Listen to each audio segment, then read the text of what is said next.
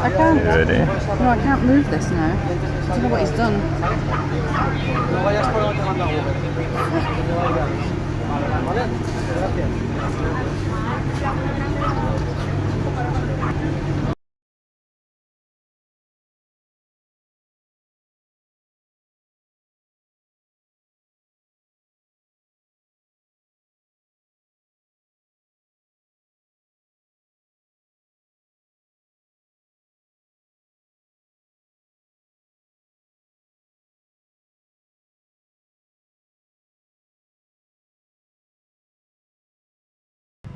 Do you want me to? Yeah, just hold it.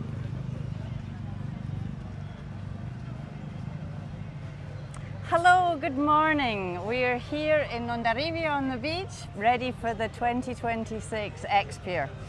I'm here with Ben Hodgson, who is our brand new roving reporter, ex-participant, knows everything about hike and fly, and is a general technical wizard. Welcome. How are you feeling about being part of the race organisation? Judith, thanks very much for having me. It's fantastic to be here. It's bringing back a lot of very fond memories from 2 years ago.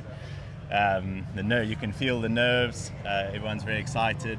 We've got, in usual X-Pyr tradition, some interesting weather to deal with. We'll get onto that in a bit, but yeah, really happy to be here and looking forward to the adventure with you and everyone. Brilliant. I mean, we've got 50 people this year, which is the biggest number we've ever had.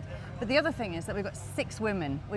No race at this level or caliber has ever had that many female participants, so that's really exciting. Yeah, I think it's really fantastic to see. The sport's always, we've had a lot of female competitors, but we've never really had such a strong following. And it's really cool to see the level of the women's race really getting really high, really competitive. And yeah, for everyone to be out racing, so really fantastic to have everyone here. So what do you think of the route? I mean, it's 580 kilometers. We're obviously we always start here on the beach in the Basque Country in Ondarribia. We always end up in El Port de la Selva in Catalonia. But this time we kind of don't have a Z. We've not got a proper Z this time. It's sort of a bit strange shape. We got rid of the X. But it's going to be a challenging course. You've looked at it quite closely. What do you think of it? Yeah, I think it's a very interesting course. I think there's huge possibility for flying, which is really exciting. In previous editions, I think it's been a bit more tricky to get big flights in. There's some real crux points. We've got some airspace to deal with. We've got the crossing. If the weather's good, it's going to be great. If it's not, it's a real tricky section. And towards the end, there's some notorious spots that are well known, some big valleys to cross. And I think we might see throughout the race 2 or 3 times when we get a lot of change in the leaders and some big moves being made, some people getting caught out. So hopefully some really exciting racing coming up. Well, I mean, one of the great things about this race is that the end section, which years ago everybody had to walk, and I mean it was 35 kilometers on asphalt where people's shoes were melting. But now it's possible to fly, and actually with the NOTAMs that have been granted to us, people could actually land in the car park next to the end of speed section at Santa Elena de Rhodes. So that could make for a really exciting finish. Yeah, for sure. I mean, already last edition we saw a really exciting finish. Was it Lars who nearly took it at the end? No, it was Christian Schuch. Christian Schuch. And Christian nearly took it, and I think that's opened up. People will be looking at that route, and suddenly you might have a very tight race into the finish on the ground and in the sky, which is fantastic. I mean, what a way to finish a race. So fingers crossed the weather plays ball and we get an exciting finish. Yeah. Well, we do need to address the weather, because obviously sure. that's a big thing. Last year it was raining. There was thick fog going up the hill. There was, nobody could fly, nobody could see the peak. But this year we've got exactly the opposite. The forecast for today is 39 degrees, sweltering hot. The guys are going to be running for more than 17 kilometers with all their equipment. The supporters can't drive up to the top of the hill, so actually getting them supplied with water is going to be a real issue. And I think, you know, it's going to really, well, and then what happens is when they get to take off, what are we expecting? For sure. Yeah, so I think, you know, hydration is going to be massive. If you get dehydrated, you blow yourself out on day one. It's a long race, and it's going to be really hard to recover from that. So I wouldn't be surprised if you saw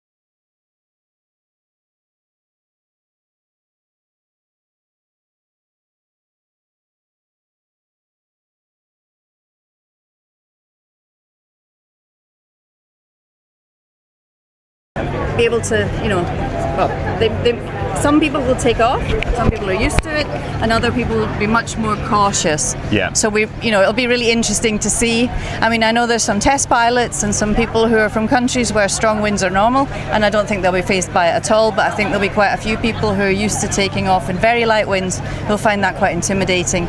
And I just hope that they make the safe decision to, you know, and some of them I think will want to walk down, so we'll just have to see what we get up there. For sure. I think, you know, you have a lot of pilot safety. Well, for everyone, safety is really important. A lot of people realize that it's early in the race, that there's no need to take unnecessary risks. I think we'll probably see a lot of pilots get lower down the mountain and do a small glide, and a lot of pilots running all the way down and trying to get further down the course line, where hopefully this afternoon becomes a bit more possible to fly. Okay, so one of the things I would like to tell you about is how you can follow this race. So if you haven't looked at the website yet, please have a look at www.xpyr.com, and if you click the button race, it's called How to Follow the Race. So there you can see all the different ways that you can look at live tracking. We've got 4 different types of live tracking. The official scoring is through LiveTrack24. That's the one that counts. The others are interesting. If you look at the last one, which is PureTrack IOU, you get lots of overlays so you can see what the weather's doing at that point. As you know, so you can see, right, your favorite athlete, what's it like there, but there's loads of different ways of seeing different things. And if I can point you to, I think what's going to be the most useful resource this edition is the evening commentary with Ben. Ben's got invited guests of different ex-participants, King Damastelas, Tom Payne, Maxime Pinot. You've got a stellar cast coming with you.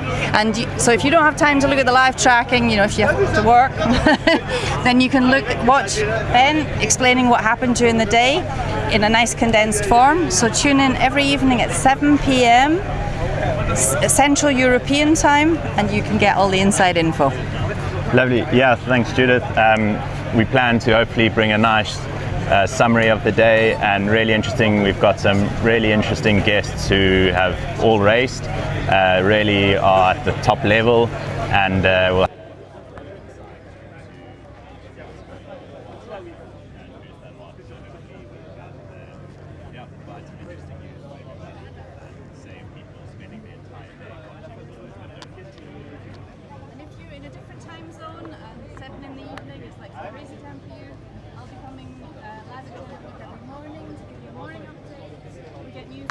at night, and I'll be watching the videos from 10 o'clock at night onwards so that I can bring you the news in the morning, so you know what happened yesterday, and hopefully we can give you some gossip and a bit of news. I'll be watching Ben to find out what's been going on. So, only joking. Okay, so we're gonna do some interviews with some of our... Yeah. Okay, so I'm gonna give you yours. Yeah, perfect.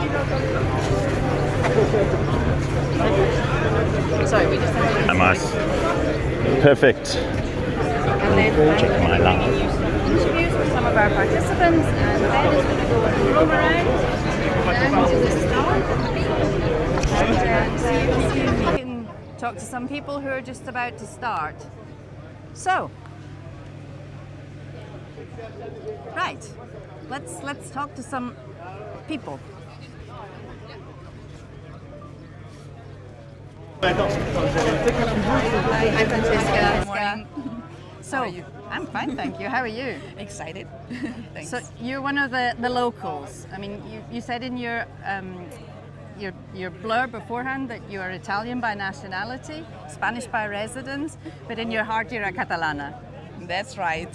3 flags in one person. Yes. So you know the eastern section of the Pyrenees really well. Quite well, yeah. How That do you is know my comfort zone, I would say. Okay. So how well do you know the western side? I spent 3-4 days during the past week exploring the Basque region of the race. I know relatively well as well the central part, and I hope to reach the final one, that is the one I know the best. So psychologically, how important is it to be going home? That is even more motivating, and I think that every day advancing towards the destination, let's say, will be warming up the heart as well. Fantastic. Francesca, I have to bring up the women's thing. You're the first all-female team that we've had in this race. How much positive energy does that bring? A lot of positive energy, of pride as well. I hope that there will be more and more females in hike and fly in general, and also extreme sports. That is important for all of us, I guess. For male as well, because mixed environments are much more rich and fun. Brilliant. Well, thank you so much. We wish you all the luck, and I look forward to seeing you in El Puerto de la Selva. Me too. Thank you very much.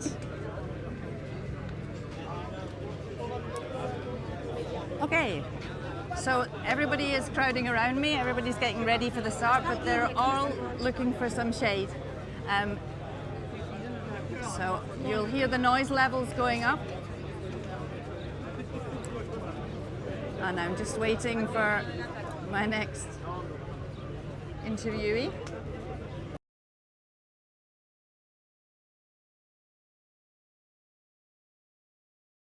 Yeah? Okay. So, Benoit, Yes. fun team. Benoit from Canada. That's it. The French-Canadian team, you were dubbed the fun team last time. Yes. We will be again. How did you get that moniker? I think we just, kept having a really good, positive attitude, and I mean, this whole thing is just a crazy big adventure. So, what's the point if you're here, if you're not having fun, if you're being overly serious and negative about it? I mean, of course, we want to do well and we want to be safe, and that's a pressure I'm putting on myself. But ultimately, I just want to have fun. Yeah. I mean, it must be really expensive for you to come and do this race. You've got Yes. 3 supporters with you, you've got a Yeah. caravan, you've got all the Yeah. flight tickets. I mean, Yeah. how do you cope with that aspect of having to Well, do the race? I've been lucky enough to have a lot of generous people come out on GoFundMe, and then I also organized a charity event night in my hometown, and that got us a good chunk of cash. And then also this year I've had the awesome support of Gin Gliders, so that meant I didn't have to buy a whole bunch of equipment at full price, and they were super helpful, and we have brand new gear that's not even out on the market yet. We're kind of we're testing it out for them and finalizing the Puma 2, so that's really exciting. And then I had a couple other sponsors come out as well. So compared to last time where I paid everything myself, it's been really helpful. Fantastic. Well, I'm really looking forward to seeing you guys in El Puerto de la Selva. I won't be joining you on the course, but I'll be watching you All from right. afar. Well, thank you so much, Julia. Good luck, good flights. Thank you. Take care. And enjoy the run today. Yeah, that's right.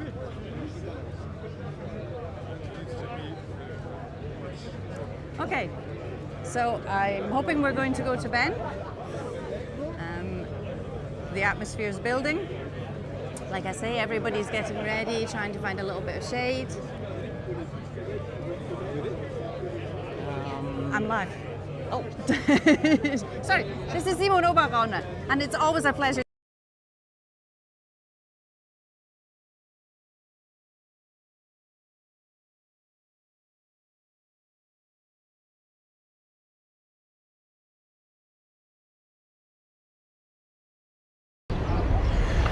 Okay, so here behind me is where all the a lot of the athletes have spent the night.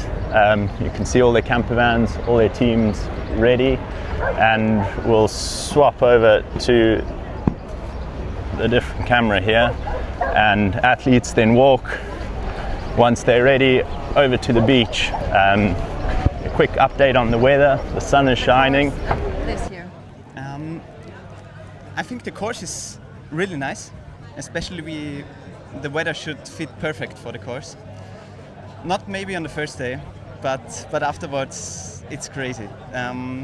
Huge thermals. I think we will have a problem in reaching the airspace limits, because it's unbelievable. I've never seen a forecast like this. Let's see if it happens. But I'm curious to the field. There are so many good athletes. It's going to be a tough race, and I'm looking forward for the adventure. Yeah. So we did an interview with each other in the lead up to the race, where we asked you some of the rookie questions for veterans, and you said that you didn't think of Larun as a flyable hill because you've only ever been there in the rain. Yeah, sure. Yeah. Today you've got like the opposite extreme. Yeah. Okay, so and the wind is going to be really strong. What do you think about the flyable conditions when you get to the top? So I think we can only judge when we're up there, because one thing is for sure, there's a lot of wind up there. Yeah. So we don't win the race in the first day, especially not on the sprint to Larun, but it's important to get into a good position. And I only know Larun as a mountain of extremes, so yeah, I'm not surprised. Yeah, so it just continues. Yeah. Okay, right. We wish you all the luck that Thank we you. can. It's going to be, well, it's an amazing field, Yeah. but I know I'm going to see you in El Portalasado. You've made it every time so far. I hope so. Yeah. I've got my fingers crossed for you.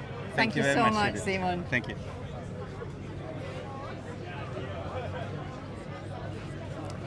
Okay, I'm hoping that we can switch to Ben. I think Ben is down at the... La bolsa, Okay, yeah. cárgale arena encima de la bolsa, esa que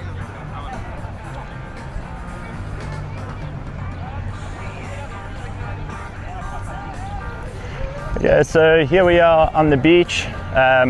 This is where athletes start from. They all come over, assemble behind the arch, and then it's a run along the sand. In case you're wondering what's on their feet, many of them will have plastic bags on their feet, over their shoes, just trying to stop any sand getting in their shoes. They've got about a 20-kilometer run until they start climbing Larun.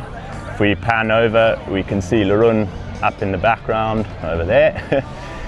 And it's a long run. It's going to be a hot run, and it's going to be very hard work on everyone.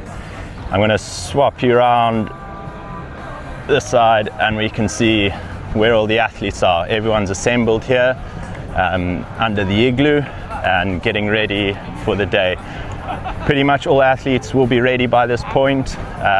They've been up for the last few hours preparing, getting all their hydration ready and getting everything sorted with their supporters. Let's walk around here, and I'll just give you some footage of some of the athletes. The atmosphere is still very relaxed. People are chilling. We've got 25 minutes until the start, so still lots of time to go.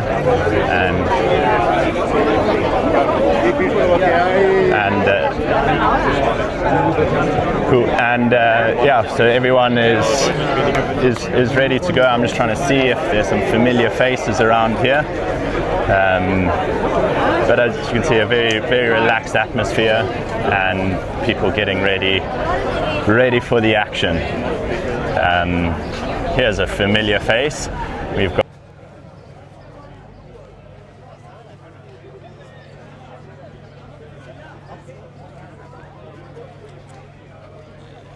I'm here with Bruno Cavi from Belgium. this is your first time in the Pyrenees. Indeed, first time. Yeah? First flight today, Okay. maybe. We'll see. What are your expectations? Big adventure.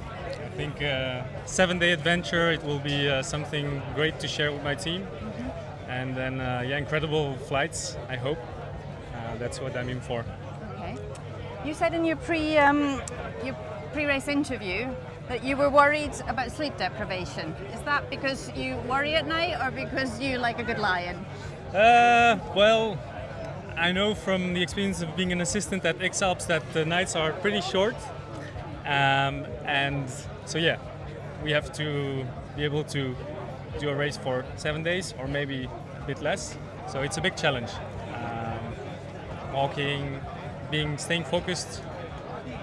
Okay. You get a little bit more rest time in our race. So. But this time I'm athlete, so. Yeah, of course, of course. We'll see. Okay, you live in Switzerland. How are you going to cope with these temperatures? That's a tough one. Also trained a lot, ski touring, so was used to the cold. But now with the heat, 40 degrees, Yeah. drink a lot. A lot. Bruno, we wish you all the luck, and Thank we'll you. see you in the Port de la Selva. Thank you. Thank you.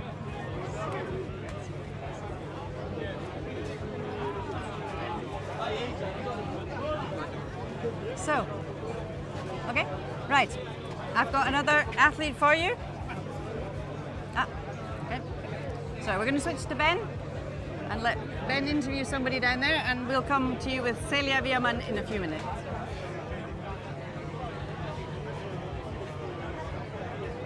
Okay, Celia, we're live. Okay. They didn't want to wait for you, so they wanted to have you now.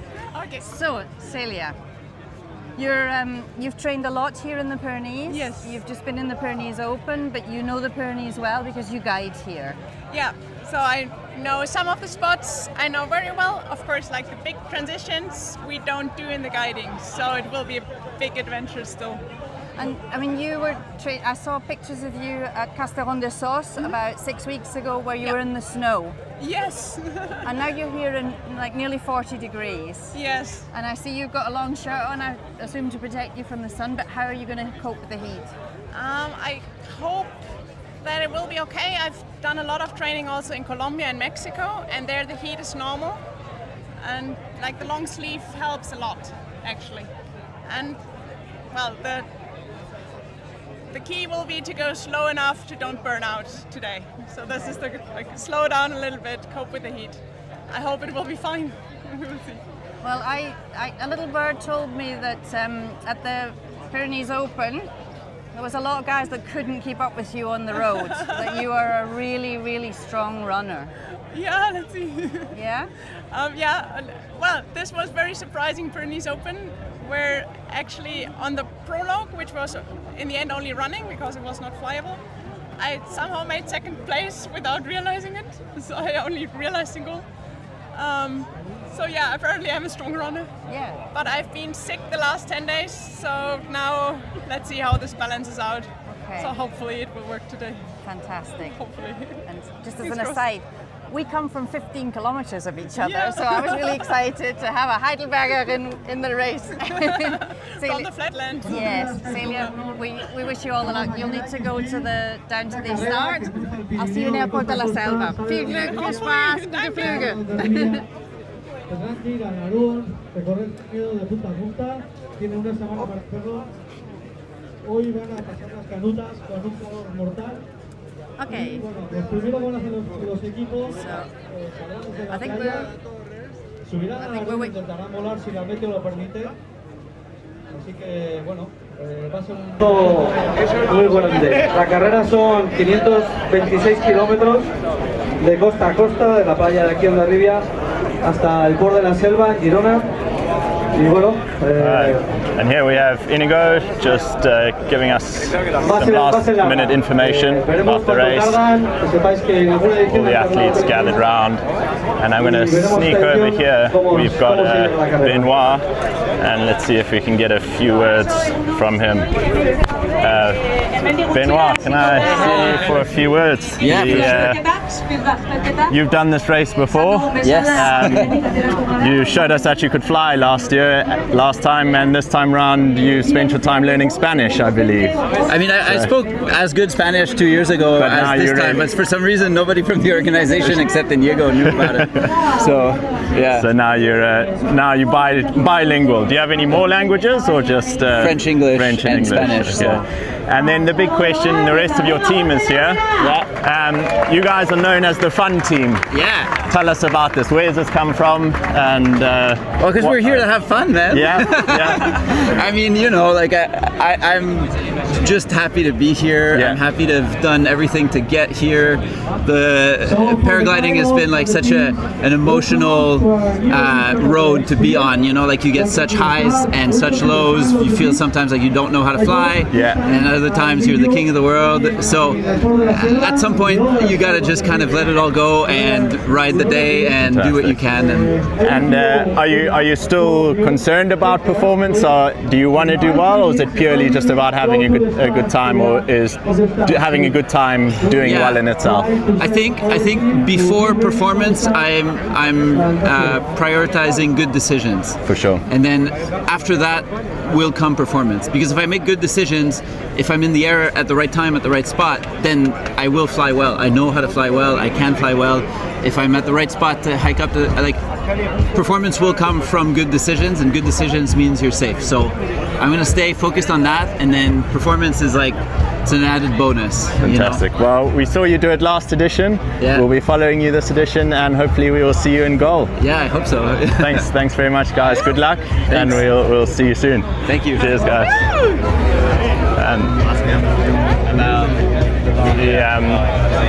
Yeah, so that's Benoit. He's a veteran now. You can hear the music starting up in the background, and everyone is starting to get ready.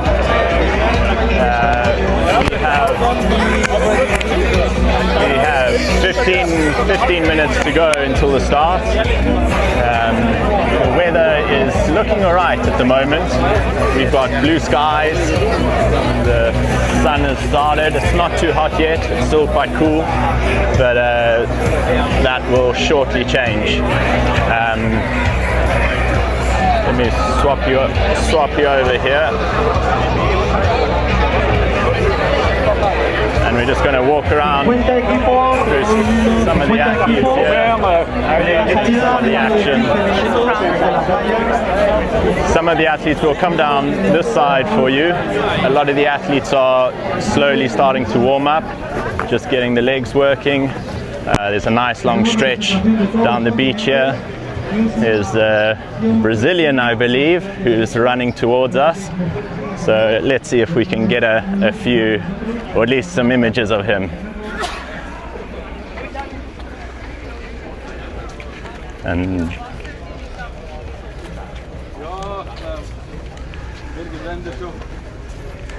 so as you can see here, we've got some guys warming up. Here's Gabby Jansen from Brazil.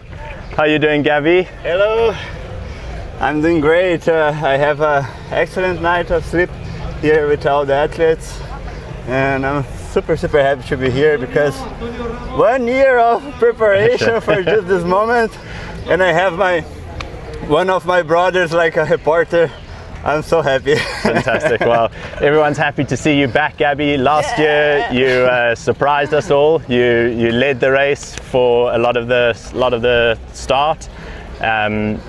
Are you hoping for similar results this year, or are you here for the adventure? Yeah, actually my mindset is never against the athletes. It's always adventure against maybe the Pyrenees, and I don't really care. I just want to have fun with my team and crossing all the Pyrenees. Fantastic. And coming from Brazil, it's obviously different weather, different terrain. How do you find adapting? You've now raced a few times. You've been in the Pyrenees, you've been in the Alps. Do you feel at home here? Is it still very foreign ground? Yeah, actually, I think the Europeans are not adapted with this heat. In Brazil, we have not too much like today. It's the forecast like 40 degrees, but it's pretty hot in Brazil. Then, but all the athletes are super strong, and I think they know the strategy and all the things for heat, and I'm happy just to be here with this guys. Fantastic. Well, thanks very much for your time. We won't interrupt your preparations too much. But yeah, but now you need to hug me flat, motherfucker. My brother. Perfect. Thank you. Nice line. Lovely. So that's Gabe Janssen, super excited. Let's see who else we can find here.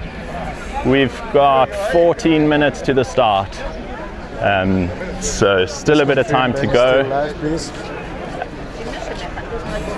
And everyone is standing by.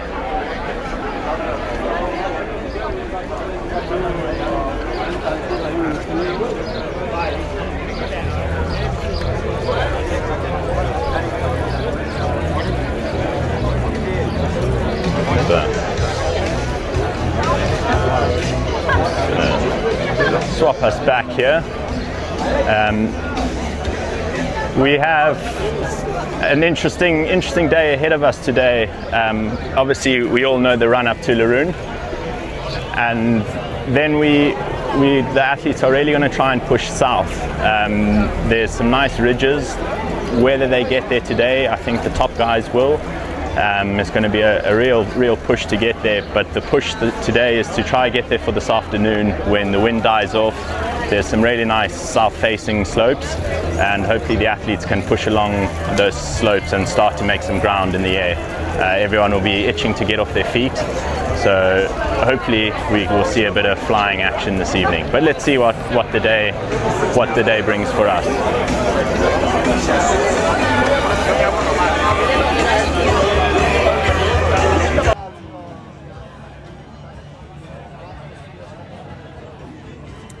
Okay, I'm here with Sander Meyer from Czechia. Sander, you've been in more editions than anybody. This is your 5th. Oh, okay. Yeah, that's true. And the amazing thing about you is you have been at goal in every single edition. So how do you do it? What's the magic that you can always make goal? Yeah, of course, it's about the flying. You need some luck, of course, and some good skills and a good tactic. And I'm trying to keep in my head staying in the air as long as possible. Not to fly far, but staying in the air till the evening, till the night, and to be really high if possible. Yeah. Is this weather-wise, with these temperatures, do you think this is the most extreme X-Pyr you've done? Or can you compare it? Well, no, 2016, I remember seeing you walking from, the last section and being on the road, and you were just with the heat. Yeah, I'm a little bit more scared about the flying conditions. I don't so much care about on the ground if it will be hot. Of course, it's not so fine, so good for the body, but the more important is good wind for us. I think not so much thunderstorm in the evenings. This is even more important, so I don't care so much about the heat. Okay, good. Well, I know you're going to make it to goal because you've always done it. Well, I shouldn't jinx it. I really hope I see you in goal again, so, yeah. Like every other time. Yeah. And I really look forward to following you in the race. Thank Good you luck. very much. Okay. Bye-bye. Okay, all the pilots are starting to congregate. They're being told that they have to move to the start line. So we will do the countdown. Oh, let me check. I need to check my watch.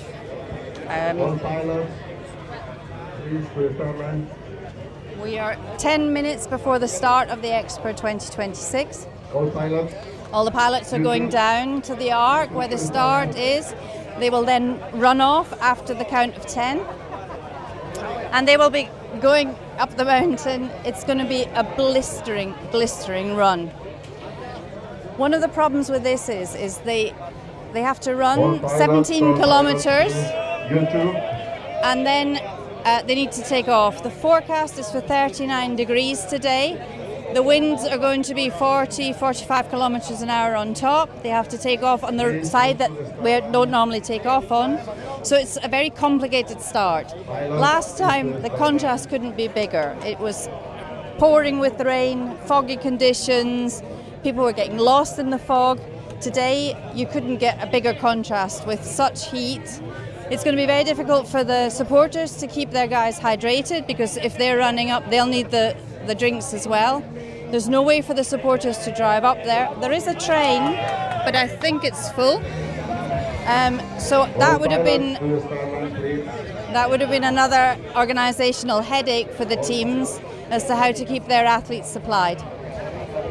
Once we start, please don't log off. We actually have 2 runners who are going to run up the hill with the pilots, so you can actually see them suffering on the way up. So we've got 2 guys running with them. Whether we can get some comments on the way, we don't know. We'll try, but they might just say, I'm busy, I need to breathe. But we'll bring you actual footage from the way up. And then the rest of us will be packing up here, and we will be coming live from La Ronde from turn point 1. So we will show you who arrives first. We've got 2 athletes in the race that have done it before. They've managed to be the first at the turn point 1. In 2018 it was Nelson de Freeman from France. He's in the race again. He was last in 8 years ago, he got in this year. He's an army guy, super fit, so we'll see what he can do. And the other one is Pyrenees. Pyrenees arrived first with Lennart Oblak last time. Unfortunately, Lennart had to withdraw from the race because he had a personal issue. So the 2 guys who did it first last time, only one of them's here. So we'll see if they can do it again. It's not significant, but it's a real.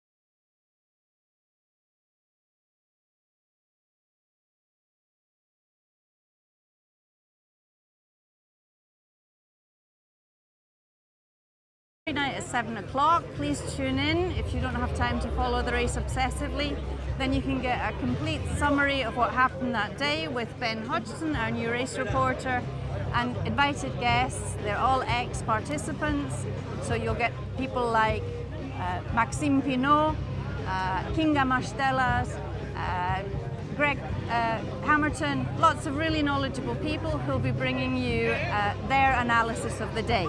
So if you don't tune into anything else, that's an hour well spent every evening over dinner, if you're in Europe, to actually find out what's happening. You don't need to do anything, just sit back and find out what happened.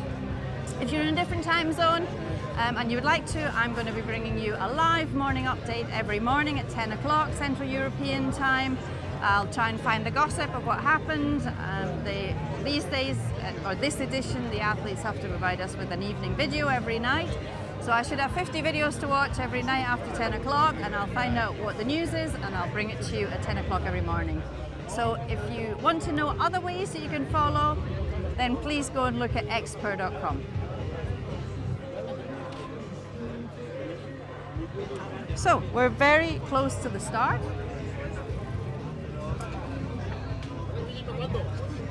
So yeah, people are going. Okay, I'm going to switch to Ben again. Ben's going to bring you the start. Okay, so all the athletes have been called over to the start line. They're all preparing over here. So all the athletes have been called over to the start line. They're all gathering behind the start. We've got the likes of the running man, Thomas Coconea. He's back again.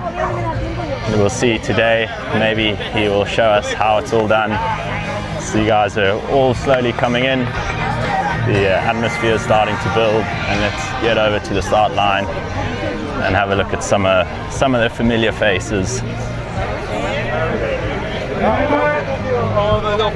We've got 4 minutes to go to the start.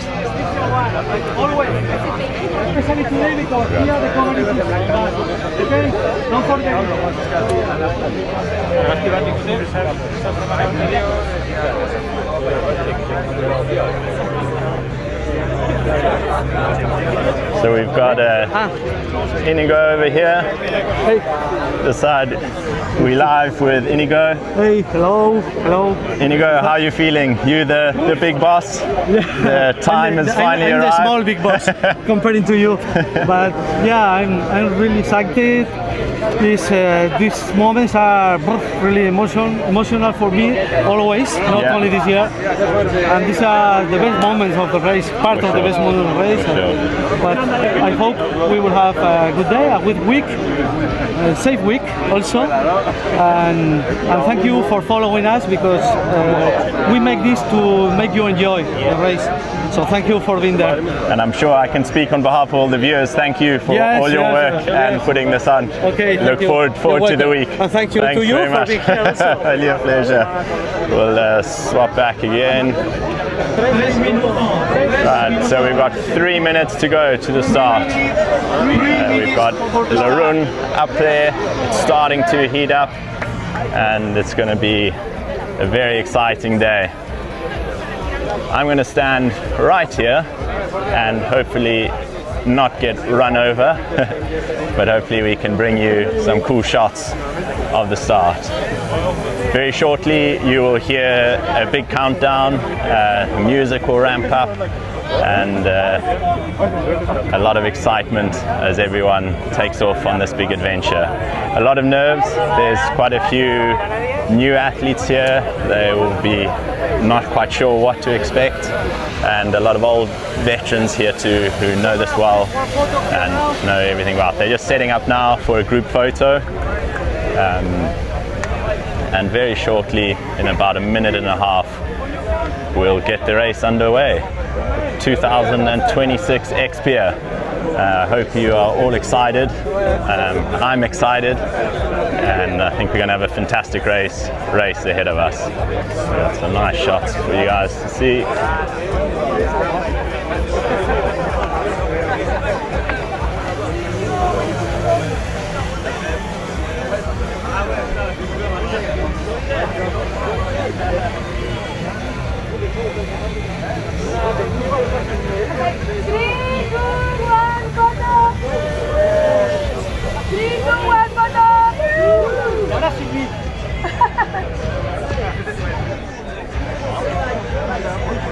One minute for the start. Un minuto para el inicio.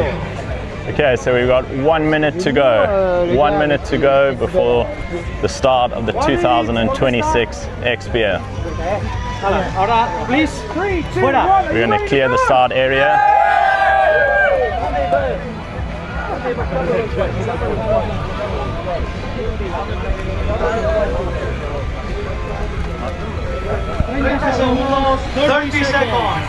Everyone, all the spectators are here. The athletes run through the channel, past the igloo, and then down along the road, past the airport, and out towards Laroon.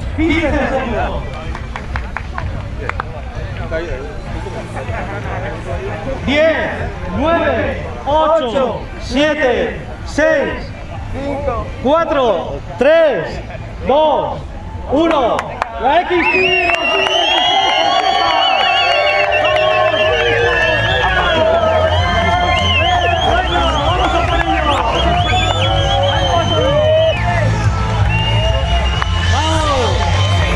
And there we go, the start.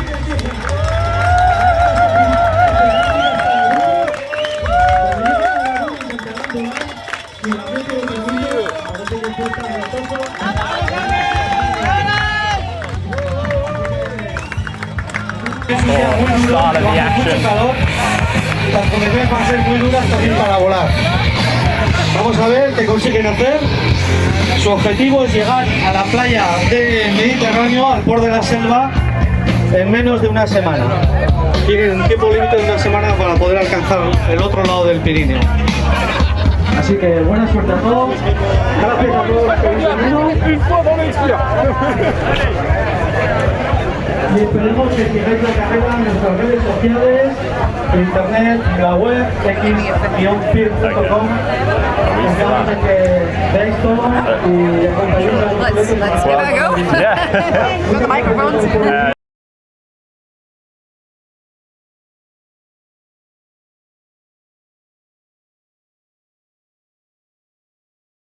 We've started. Are you relieved or is it just beginning? I can't wait. I'm so excited. I just can't wait for us to get on the road, get up to turn point 1. Like I said a few minutes ago, please keep following us. We've got 2 runners running up with the athletes, and we are on our way up to Larun, to turn point 1. We're going to be coming live for you. We're going to do some commentary. Ben's going to be down talking to athletes, maybe flying. Yeah. We'll see. We'll see if it's flyable up there. It's going to be really, really hot. So like I say, we've got guys following the action on the way up, so you can follow them as they're running, see how they're hydrating, and we'll see you from turn point 1. Like I say, if you want to follow the race, please go to www.xpyr.com, see the section on race news. You can see how to follow the race, you can see the live tracking, you can get daily weather reports from an expert in weather. So there's no excuse not to follow. And this man is going to be doing an evening commentary, so you don't need to watch the live tracking all the time. You will give a summary with invited guests every evening. Exactly. And I'll do a little morning update. And obviously there's also the WhatsApp channel, which is new for this year. Exactly. And what we plan to do with that is to try and notify you whenever we're going live, whenever live anything interesting has happened. So that will give you a notification, which hopefully is very useful, and I believe you will be behind that, Judith. Yes, I should have actually said the start was, but I was live, so I couldn't. I'll do it now. So now everything is everybody's going because they're off on their way, so we're being left alone here. We're going to have to pack up in a minute to get ourselves up to turn point 1. Yeah. So very shortly we will hand over to the guys running. 2 athletes. One is running with a Starlink on his back, trying to bring you guys all the action, a lot of dedication, and they will hopefully bring you some cool images, and you can see what it's like to run this race. It is notorious, this is probably the only race where you have such a strong or such a difficult run into the start. It's a really grueling, it's flat, it's a half marathon to the start of the mountain, and then you've got a big climb up the mountain. So on a cool day it's difficult, and on a day like today it's going to be extremely difficult. So that is the talk of the start, a really tough start to the race. Often it's raining, which in a way is not good for flying, but in a way is good for running because you cool and you carry on. I'm just going to swap you over here, and you can see all the supporters exiting the campsite, and they are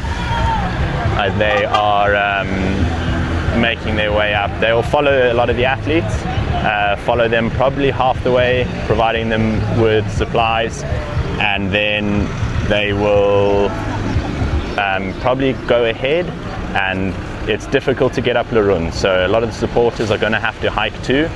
They will probably hike with their athletes, some will pre-hike up and get to the top of the mountain with supplies to look after their athletes and assist their athletes. So the action's all on. We are slowly leaving Hondarribia. We've left the beach and we are now going up to the mighty Larun.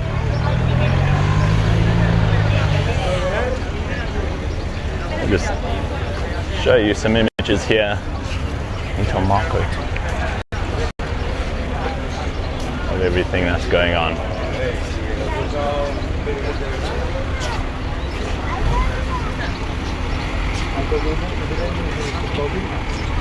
Well, thank you for tuning in with me. I'll be with you again probably in about an hour or so.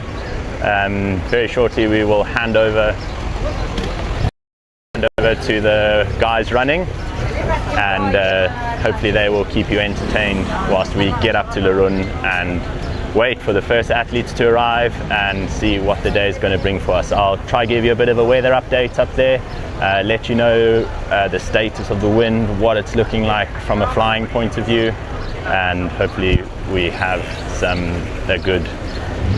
a good bit of action today and the athletes get to save their legs. But nonetheless, there's going to be some tired bodies this evening, so I suppose I'm quite happy I'm not running today. It's going to be a tough day, but hopefully we can do, yeah, we'll see some good action. On the better days, well, maybe today if it's not too windy, but on the better days I will try and get in the sky. I've got it set up so hopefully I can bring you some live coverage from the sky, which will be really cool, and try and talk you guys through what the athletes are doing when they're flying, what they're looking for,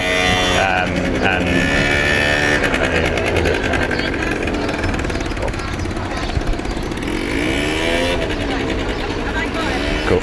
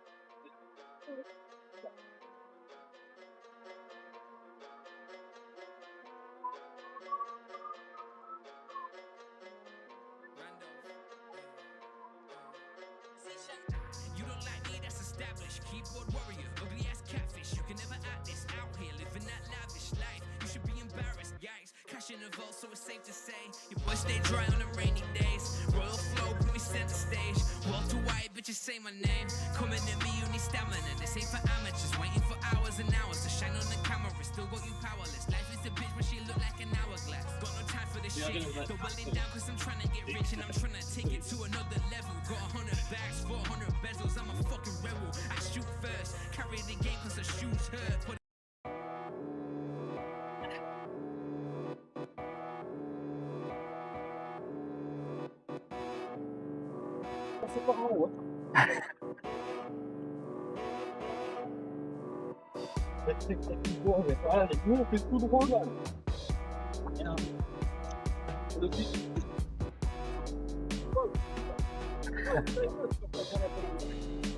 Il y a du dénivelé ici.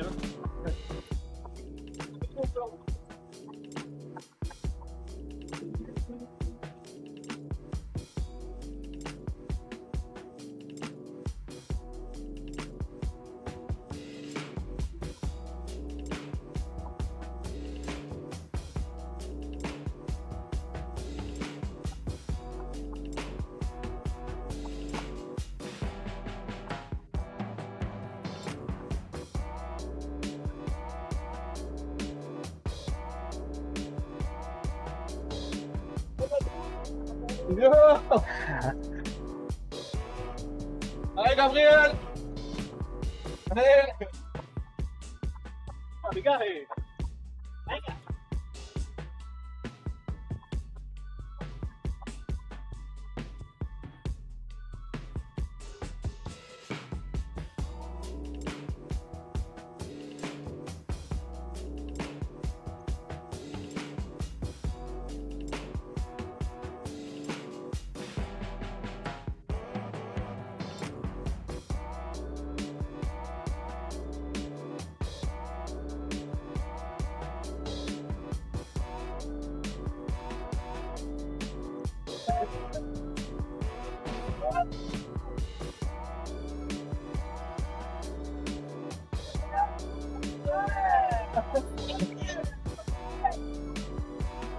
je suis rien! Pas du tout, hein!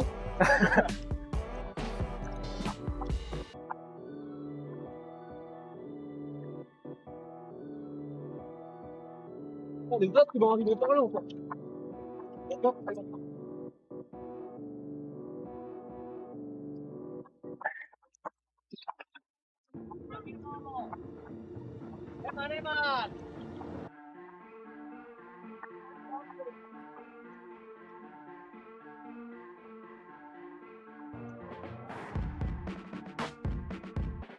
On l'a vu! Allez!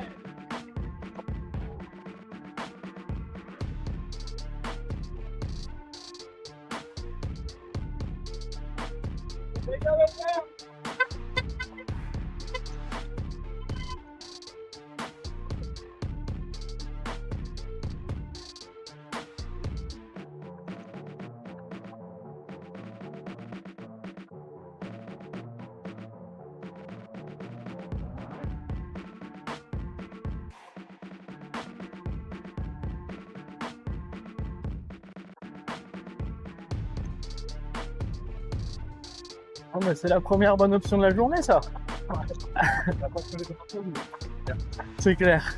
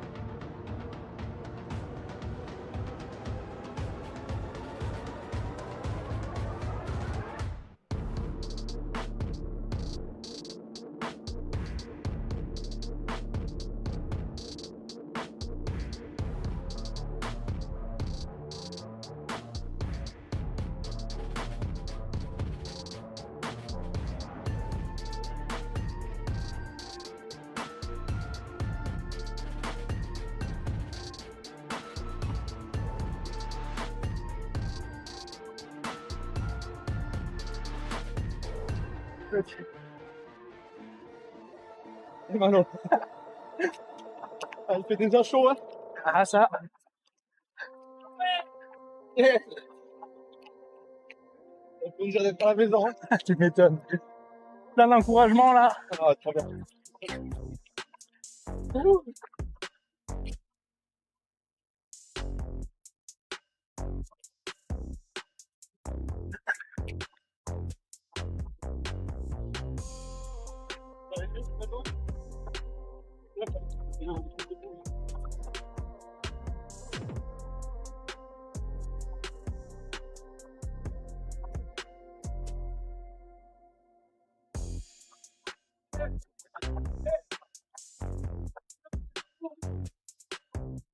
C'est bon mon sac, hein.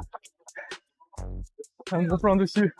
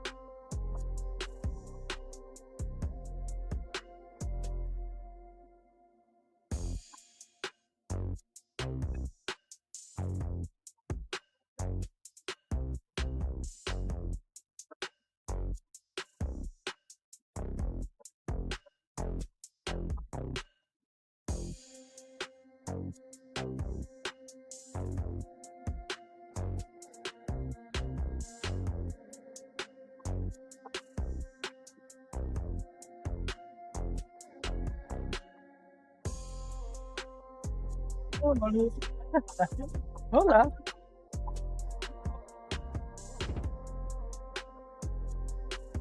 Tu peux te tromper de chemin dedans? Mais non. J'ai vu que l'autre caméraman il allait dans l'autre groupe. Ok.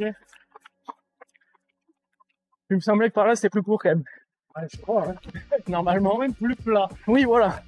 Exactement. Puis je crois pas qu'il soit devant.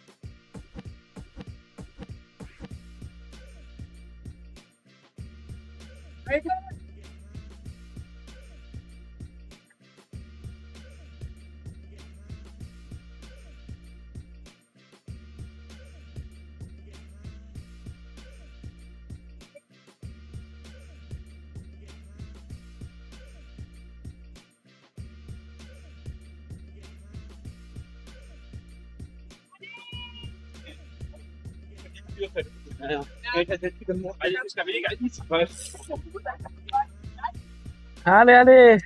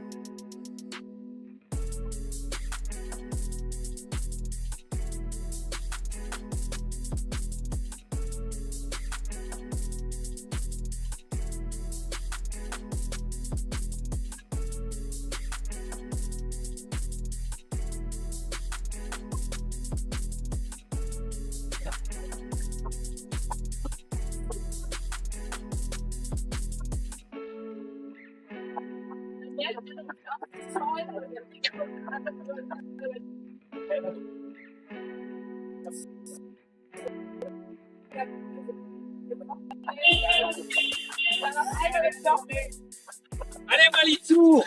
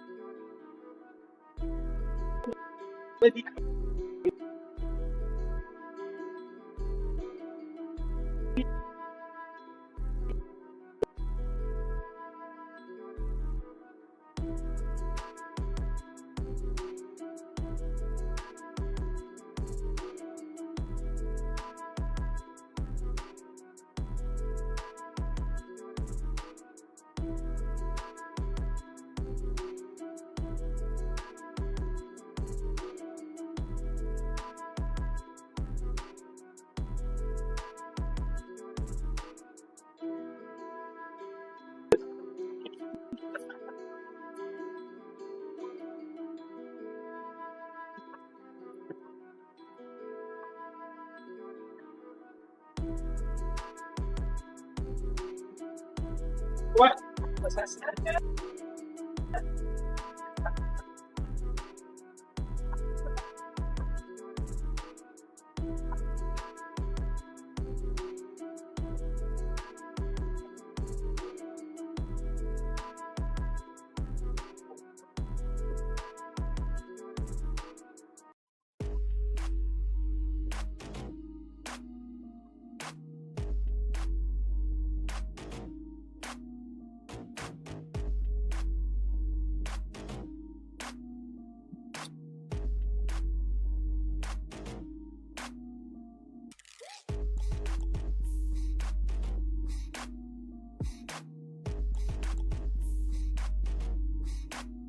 Allez.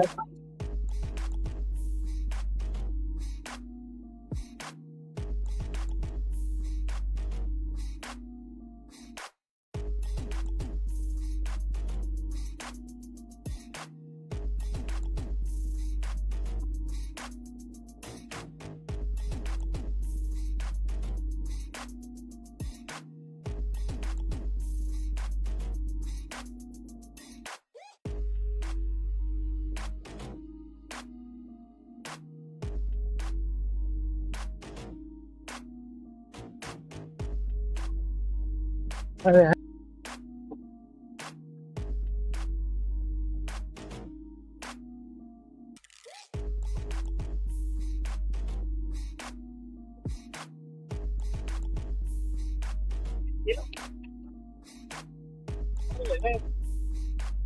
Allez.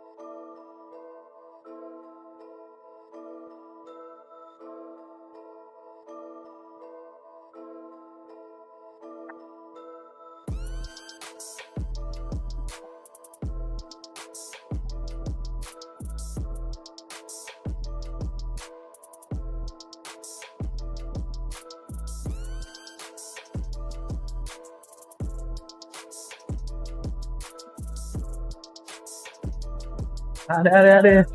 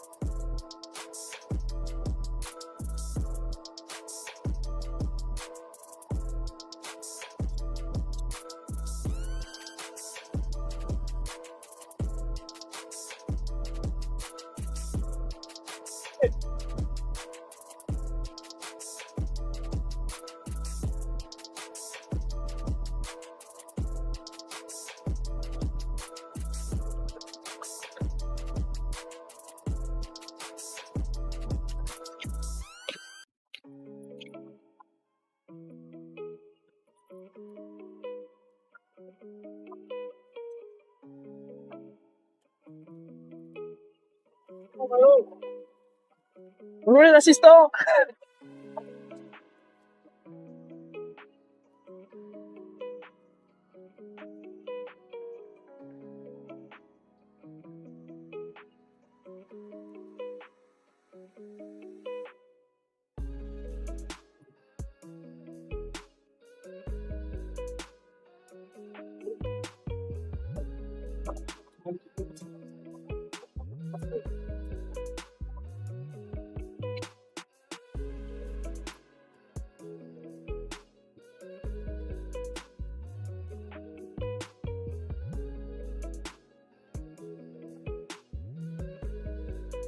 Traverse, on peut traverser.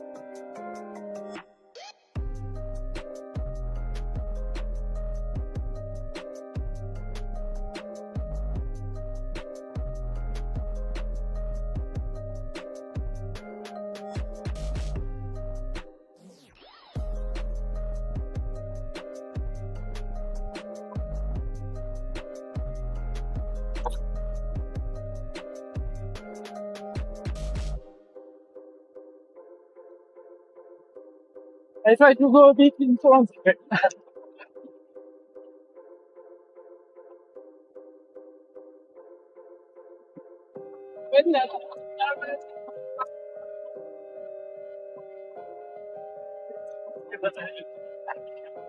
Yeah.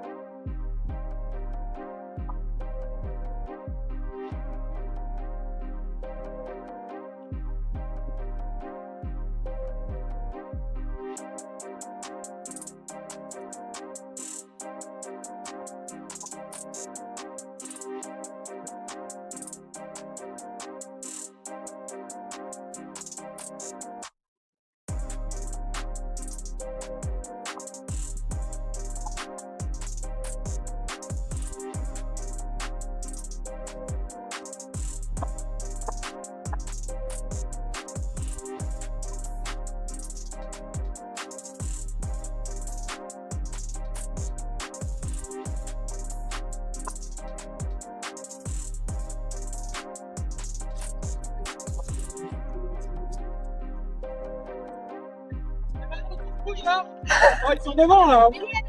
Ils sont combien devant? Ok, allez.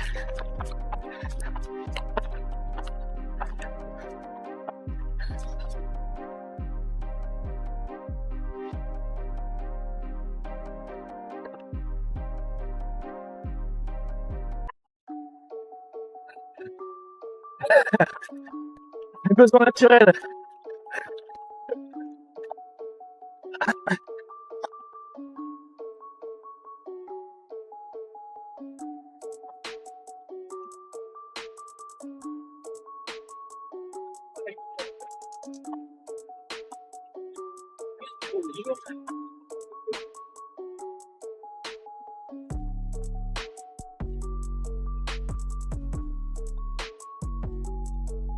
Allez là.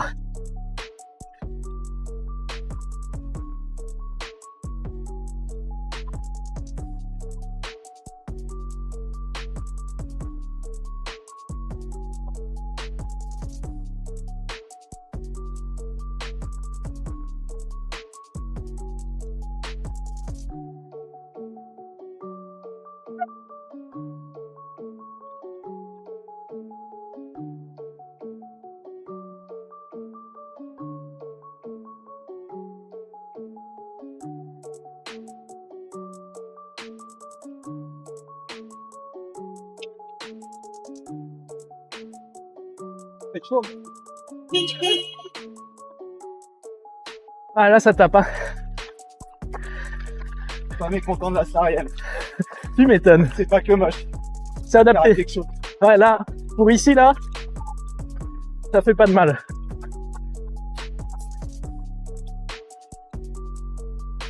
Il y a du monde devant ou ça va? 10. Ok. Pour taxe peut-être. Ceux qui se sont cachés dans les arbres.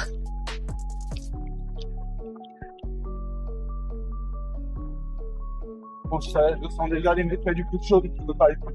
Ouais, t'as bien raison. La gestion aujourd'hui, ça va être important.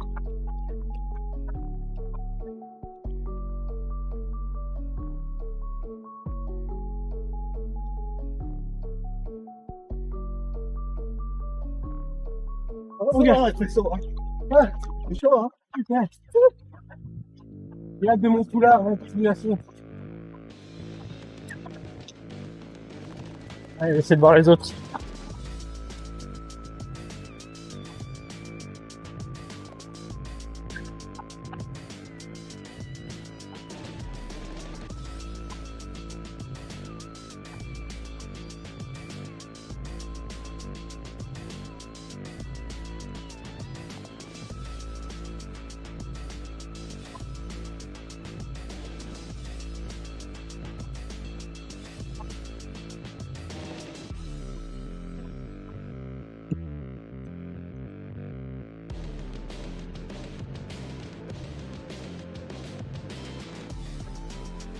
Ah, t'es encore là. J'essaie de revenir avant que je puisse plus suivre. C'est chaud, ça, mec. Ah ouais, là. Pas agréable. Ah ouais.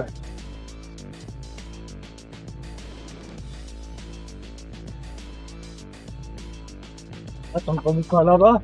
À l'ombre. Ouais. Un peu.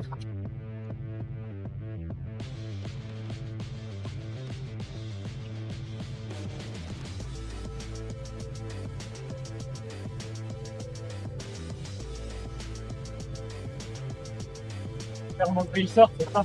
Exactement. Oui, ça va pas déjà assez vite. Elle essaie de rattraper devant, mais ça va pas être facile. Ouais, on a pas de marque. Non, c'est clair. Ouais, il s'éloigne pas, mais c'est pas mal. On va le filmer, une piste.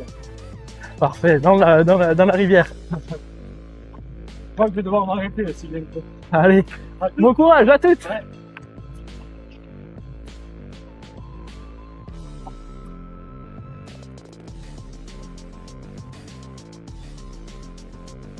Allez, allez.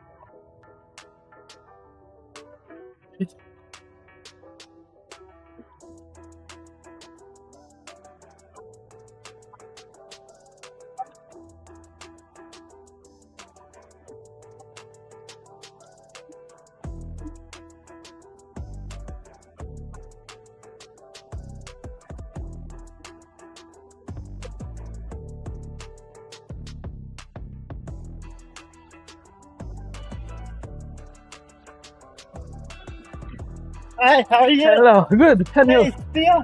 What's your name? Malo. Malo. You're Yeah. fat. No backpack today. Easier. There's the live stream for the competition. How do you feel? Oh, so great. This is runners high. I think I made it on Canada. Go that way. That's great. Thank you. You're welcome. Enjoy.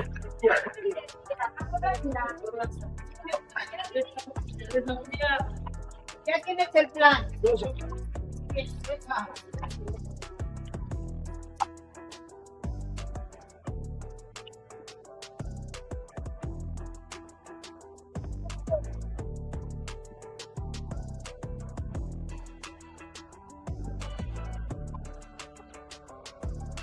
Allez, allez.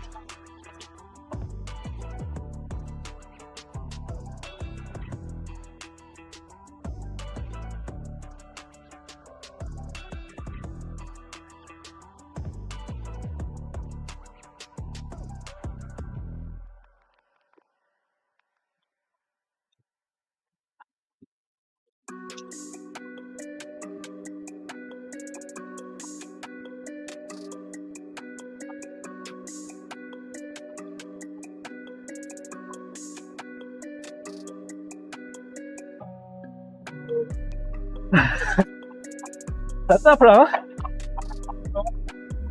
Il est devant, Romain? Ok.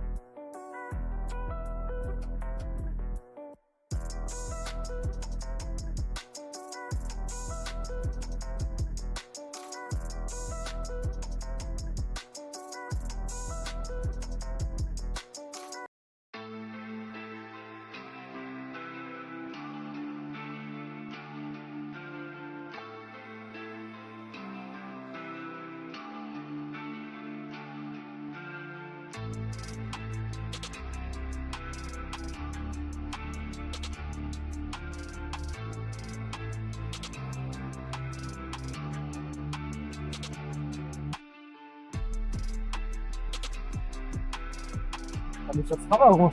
Ouais. Quand même, hein. Ah non, surtout pas.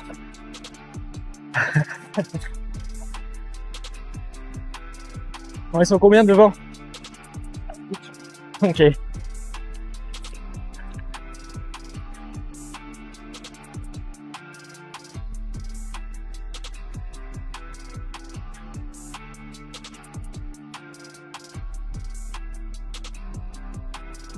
Je vais tenter de les filmer un coup avant qu'ils soient trop loin. Bon courage!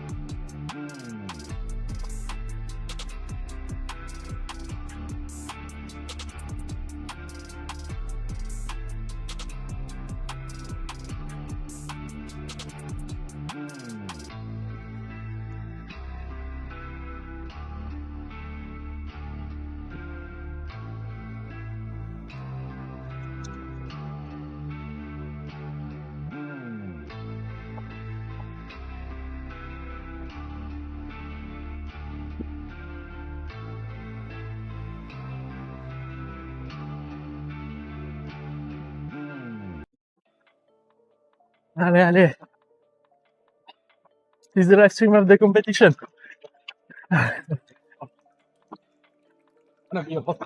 Yeah. Not typical Pays Basque. No. No, they don't.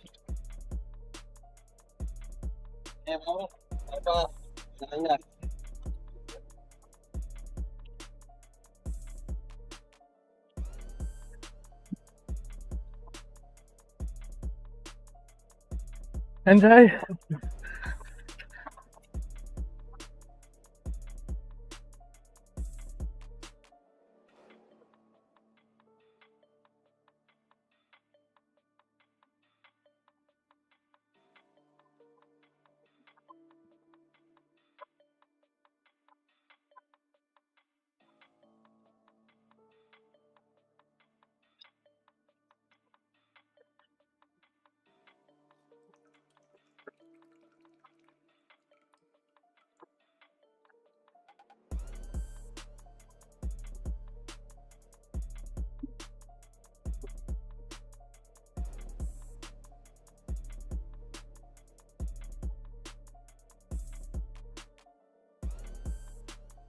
Allô?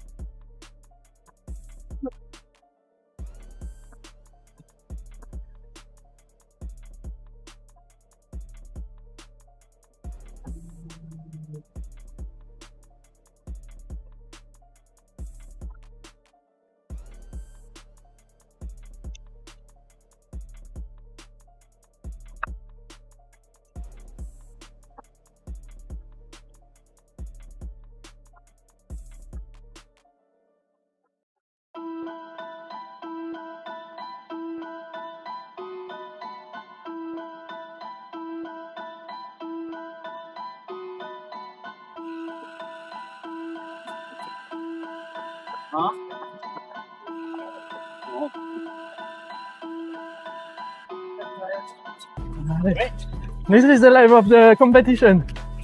Yeah. Ah, nice! Ouais, parcours parfait. Easy days. I don't know.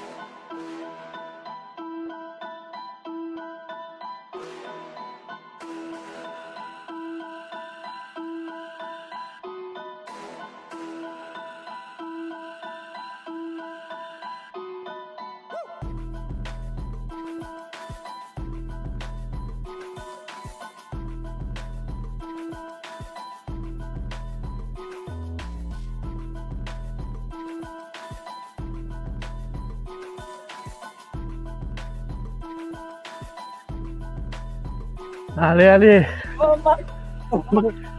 Vous allez bien? Super. Putain, la machine quoi. Cette cagnasse. Là, c'est soit tout l'un, soit tout l'autre. C'est ça. Faut choisir, pluie ou beau temps. Je sais pas ce que je préfère.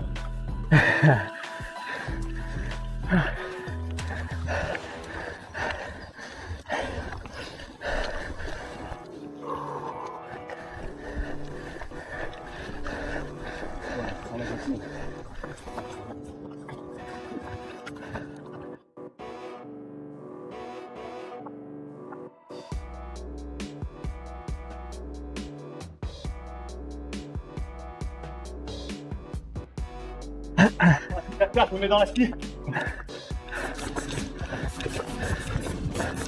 Ah ouais. Ah ouais. Ah ouais. Allez, c'est comme ça. C'est une petite bazotte le chat. Ah ouais. Oh putain. Faut courir plus vite.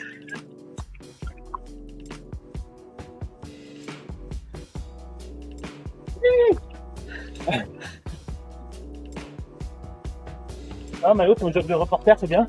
Pour l'instant, ça va. Je pourrais pas suivre dans la rue, donc j'en profite ici. Profiter, c'est un bien grand mot quand même. Ouais, c'est bien. Ah, Et vous avez mis Cannes, hein.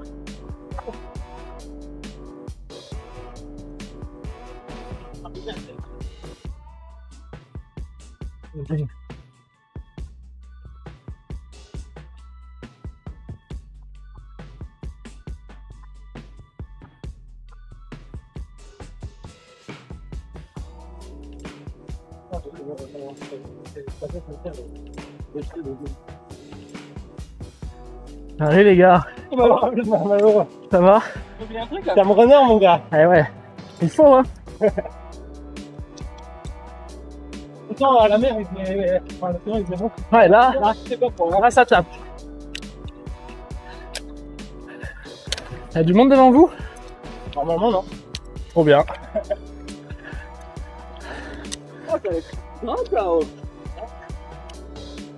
Et moi il m'a dit après quand ça tourne en pour aller là-bas parce que...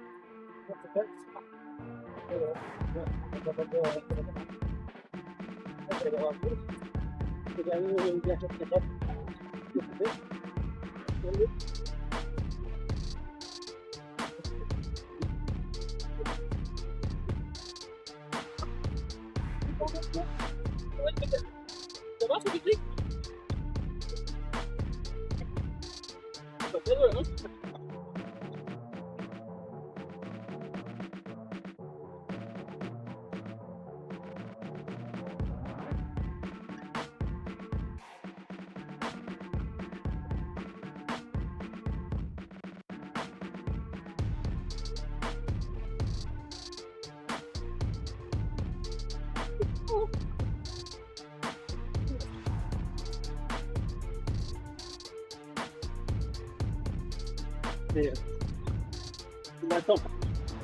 Après, je vais être très efficace. Là, pour la bagarre. Regarde. Pas la bagarre. C'est pas la bagarre. Ah oui, c'est vrai. Yes.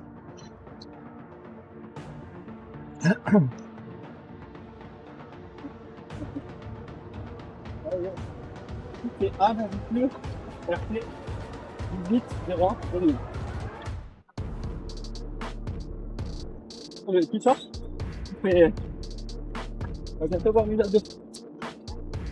C'est trop gros. Non. C'est le quartier.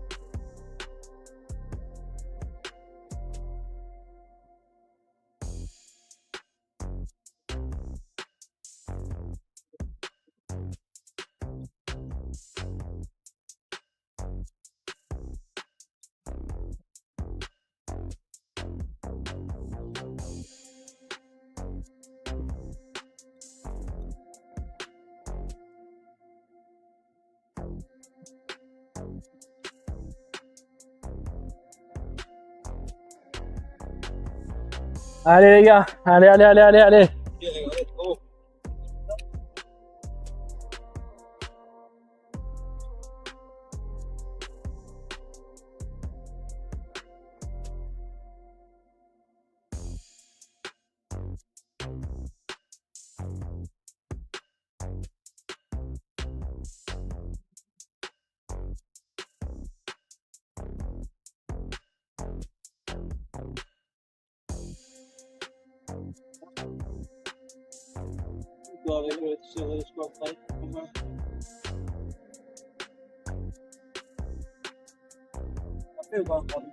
gars, allez. Allez les gars, allez.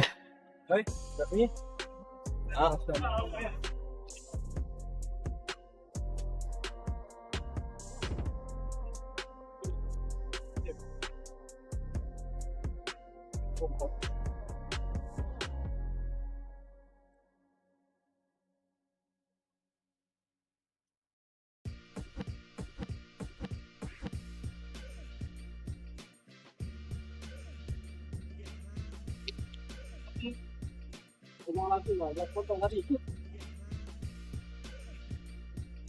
Allez.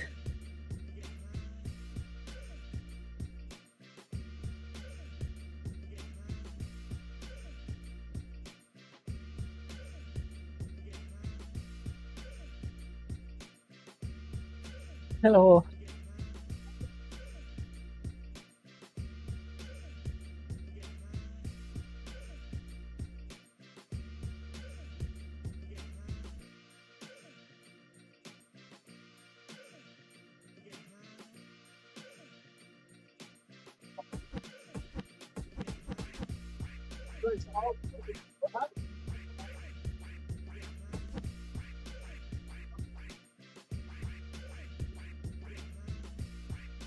T'inquiète, je reviens.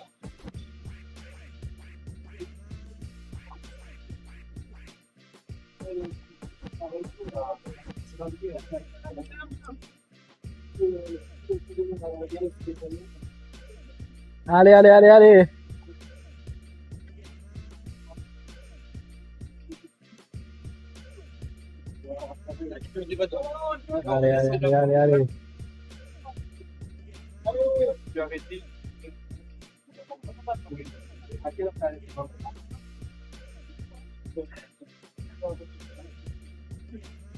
How are you? Do you want to take the bus? Maybe I will wait until not the last, but Asier is with us. yeah, I saw him. Like that, he can go with the. So he won't? Yeah, Okay. yeah, exactly. Perfect. I will wait a bit and then continue with them.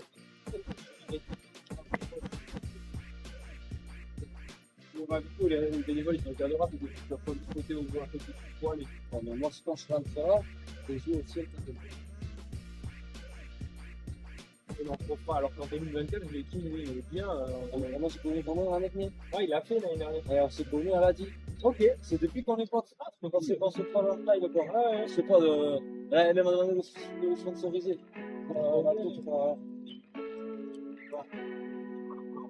Je suis partout, non, pas partout. Là, on se connaît. Allez.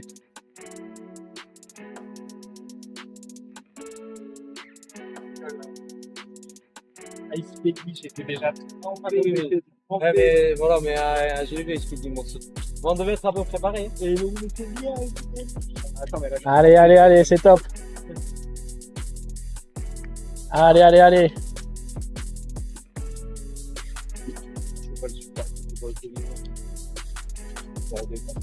Là, ils vont jusqu'à la ruine en courant, comme ça. Pour des poils.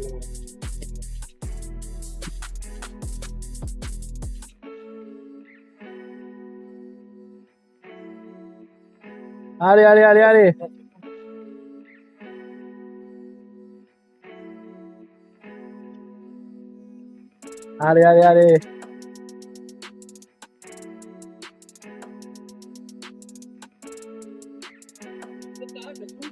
Allez, Romain. Ça va, allez, belle course, Romain. Allez. Allez.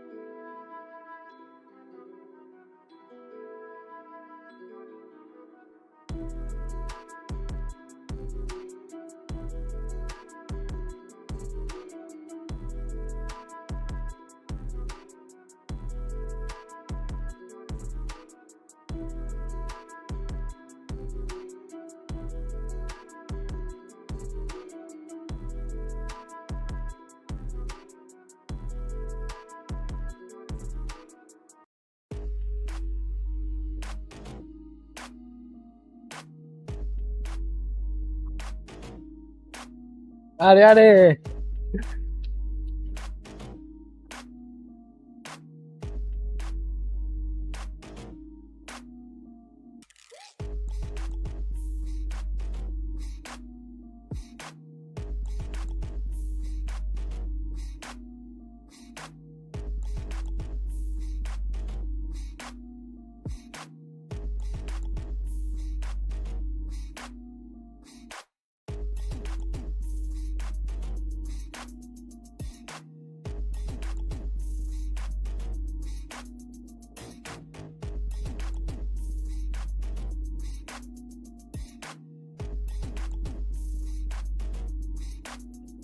Allez.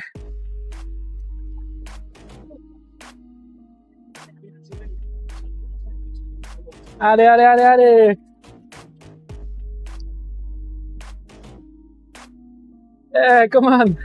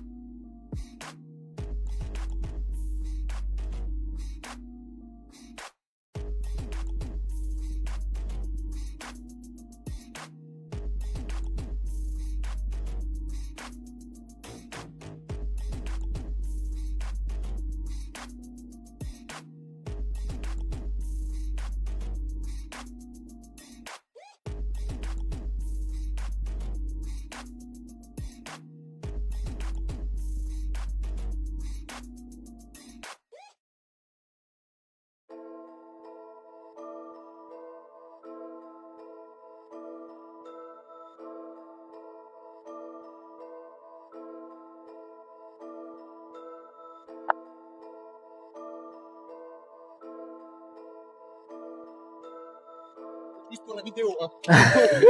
Allez, allez.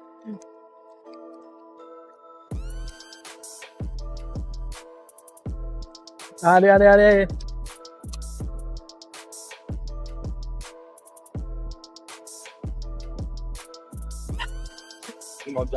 Ouais. C'est...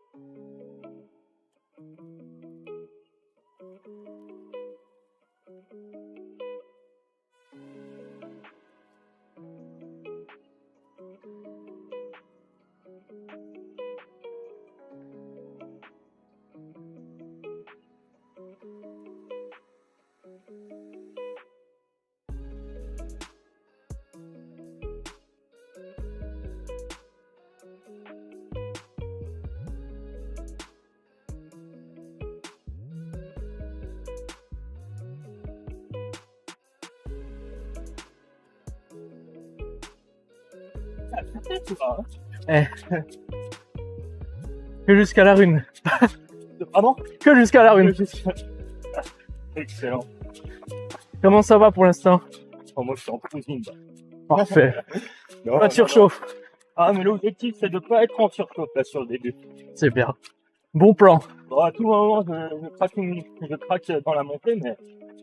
Ah, il va faire chaud là-bas. Ouais, c'est ça, pour l'instant je hydrate toutes les 15 secondes. Parfait. C'est le bon plan. Trop bien. Bah fais-y bien mon malo hein. Toi aussi. Bon courage. Merci. ¿Qué dice? Oh, very, very hot.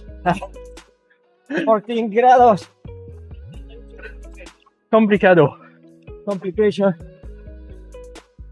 Bueno. Problem. Yeah, exactly. Long comp.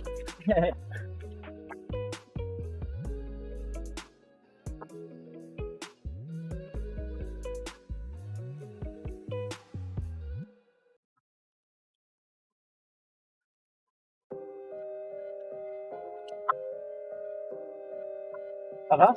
Ça va. How do you feel? Hot. I think everyone is feeling that. I'm really making a big effort. My instinct is to push and catch up, but the leaders are only maybe 5-6 minutes ahead. This weather, I think it's much better to cool down. Chill, don't burn up. That's true. Have a long day and a long week, so Exactly. No need to chill and hey, don't go in the red at all today. Except my face, maybe. That's the best plan. Yeah, I think so. And you know what? Maybe getting up there a bit later gives us a bit more chance of flying. Yeah, less wind. And then if we fly and the others don't, then we Can be a good thing. could we can overtake them in one glide easily. So That's the strategy. yeah, I mean, really, it's all about saving the heat. Yeah. And no heat stroke, no dehydration. Yeah, Everything else is beautiful. exactly. This is your... With how many X-Pyr did you do? Second. Okay, cool. Yeah. Yeah, I don't know why I'm back again. Just to torture myself. Different than last year for the Yes. first day. So, yeah, it'll be interesting to see what happens in that room, but maybe it's 2 editions. We don't fly on the first day and we run a lot. Last time it was cold and windy. Now it's hot and humid. And maybe too windy. So, Two different situations. yet somewhat the same because we don't fly. Yeah, That's the just running. downside. Yeah. So we'll see. Yeah, That is to find out. exactly. But not now. Later. So, That's true. Enjoy it. merci.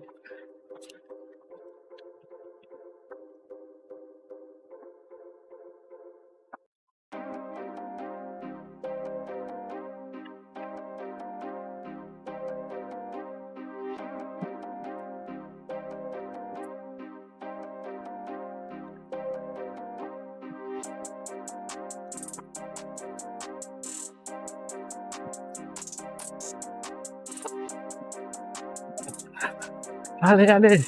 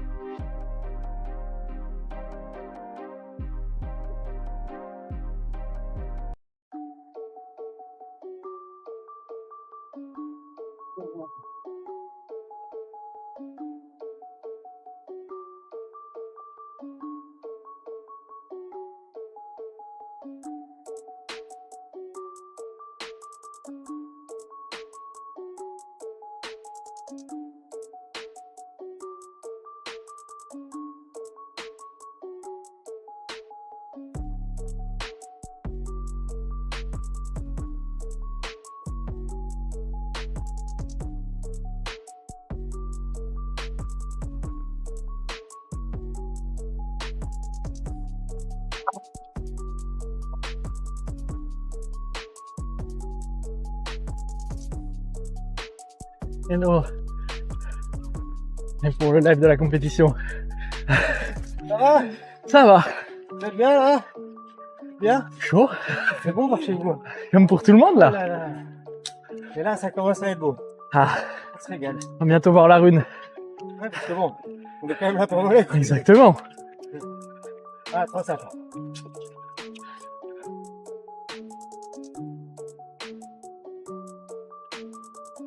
Vas-y, ça va vite. Ouais, mais en ville, ça rajoute un peu de chaleur quand même, je pense. On est plus là. On est tombé.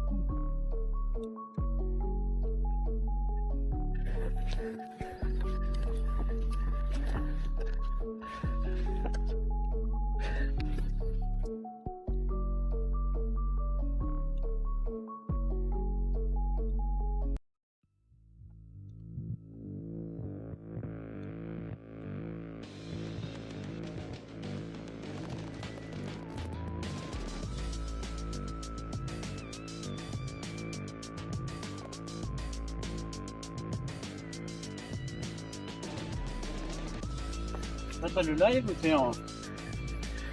Ah, le gars qui gère ça, il choisit. Ah, on va voir. Oh putain, mais loin. Objectif en vue. Déplacé quoi. Ouais, je crois qu'elle a reculé depuis 2 ans là. Fait que reculer. Et en plus, on est là, moi. C'est ça.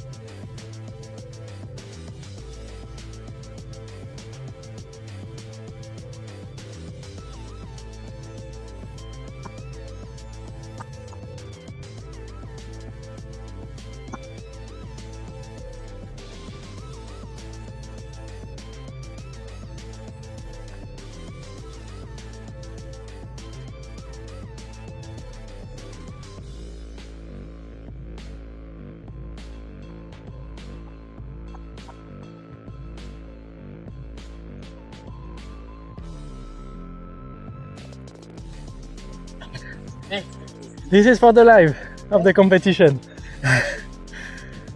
Water, the key of the day. Water, full water. Yeah. 10 minutes.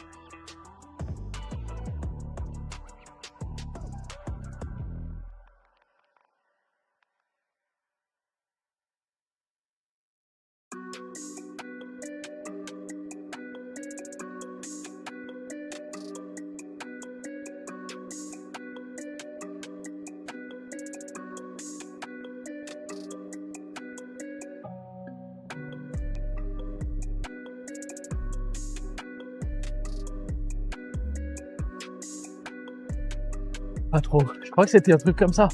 Un chemin à un moment. Ok. C'est tout à peu près. Bon, ben. Je me disais, mais qui est-ce qui arrive? C'est pas léger. Ah, ça commence à taper. Ah, encore, il n'y a pas de sac à dos. Oh. Ouais, c'est clair. La gestion de la journée.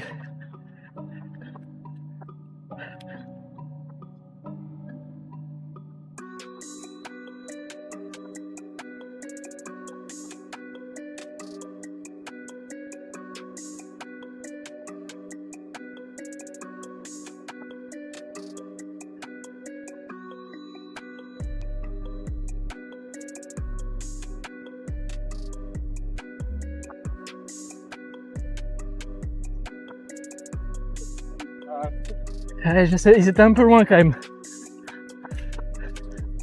Je sais pas où ils sont passés. Ok. Ouais, quand tu vois les autres faire autre chose et que... Tiens, une vidéo avec la rune. C'est ça. Elle est là.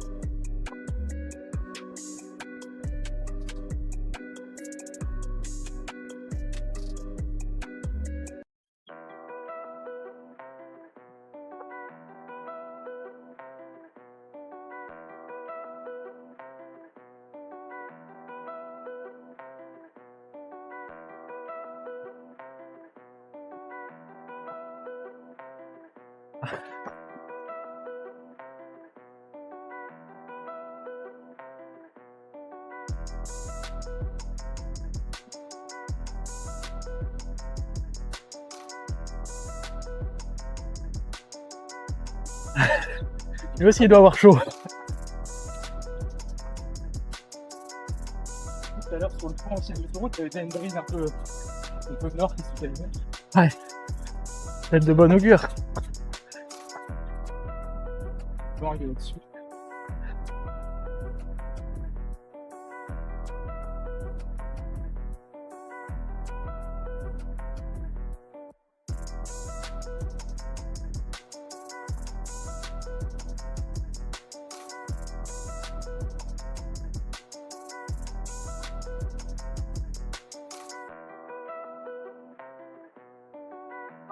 La tribu, il est à gauche. Allez, Malo, allez!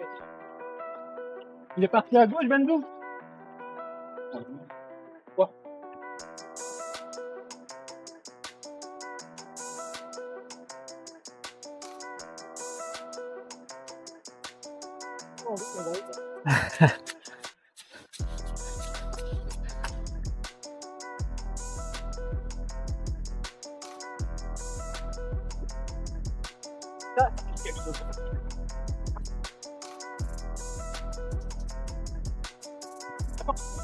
C'est vrai.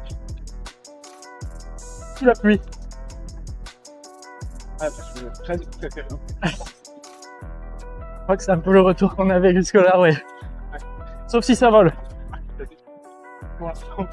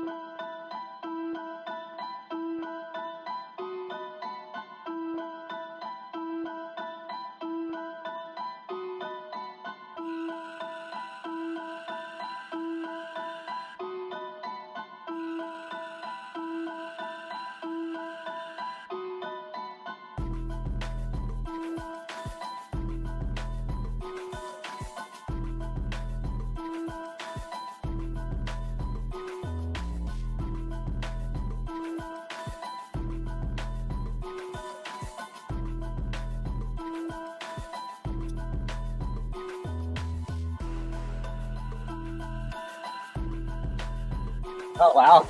This is what the life of the competition. Yeah, I mean, listen to some rap music. I got my supporter deliver drinks for me. Yeah. What else I could ask for more, you know? This is the perfect day. That's the teamwork. Yeah, I mean, if we can fly, that would be better, no? Ah, yeah, sure. Let's see. Yeah. Nice.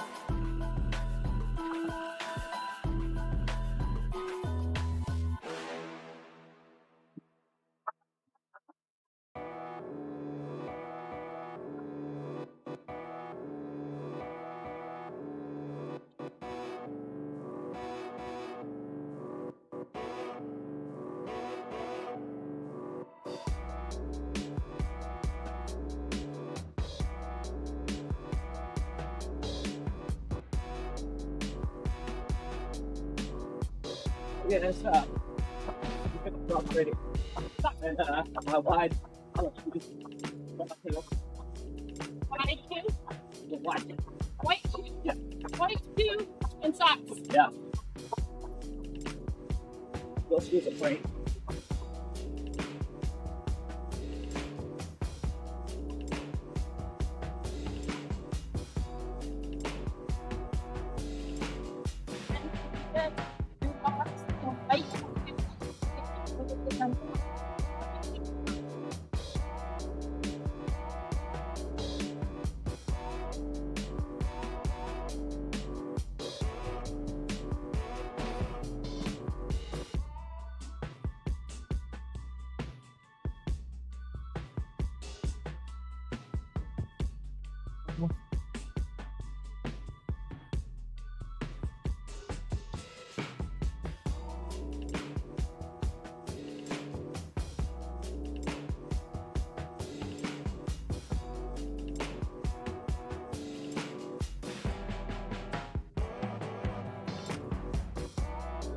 Vous allez là?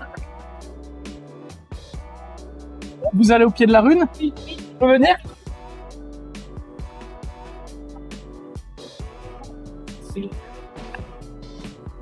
Merci beaucoup. T'inquiète, en vrai. Parce que là, à rattraper, ça va être chaud là. Ah, il y a un placard qui est ouvert, Louis. Malo, vas-y. Allez, j'y vais. Allô? Décidément, on a des temps tous les matelas, hein, si tu veux toujours pas. On est en live là? On est en live là? Je sais pas, peut-être. Ah, salut. Peut-être. Je sais pas exactement. Tu sais, on est deux à faire les images du coup. Potentiellement. Potentiellement. Genre. Je sais pas, c'est la réserve d'eau, tu sais. Ah ouais. Est-ce que tu veux t'asseoir? Ouais, t'inquiète, je crois que je suis trop trempé pour le siège là. Ah ouais? Ouais. Faire ce chaud là? Regarde, file-lui la... Ça? Non, non, t'inquiète, t'inquiète. Hein. Tout bon. De l'eau? Tu veux boire? Ça va pas. Ça c'est de l'eau, ça c'est de l'eau propre. Alors là, regarde bien, Mélion. Finir ça. Je pense que je vais essayer de trouver une fontaine en bas de la. Attends, on a le jaune. Vas-y, toi là, vas-y Malo là. Malo, mets-toi là, regarde. Viens, faut faire froid là. Ça... Ah, je les ai là. J'ai de la fraîcheur, ouais. Ah, vas-y, mets-toi là, faut faire. Ah, ça fait pas de mal. Merci beaucoup. Tac.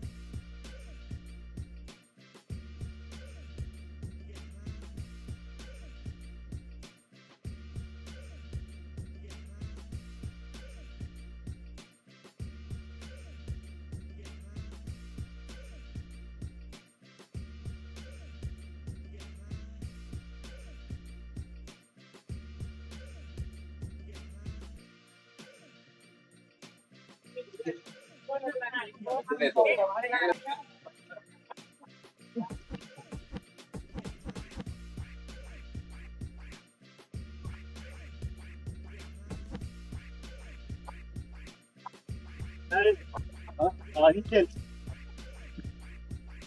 Ah, je suis content de chasser les Pyrenees. J'ai jamais vu la rue d'aussi près. Ah. Et aussi dégagé.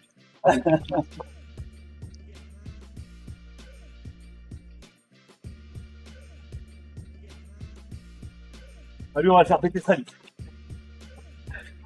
Non, c'est pas vite. Ouais, vas-y.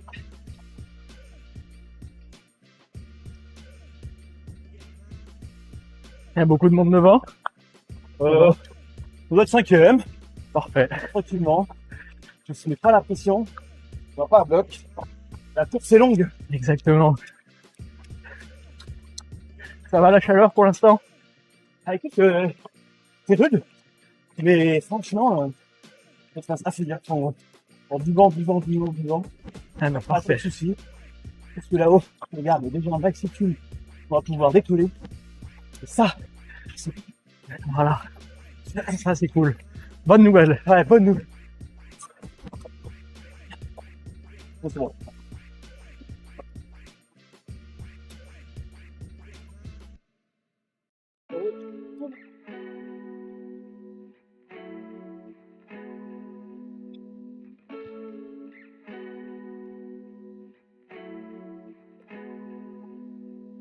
Allez, en mode tranquille.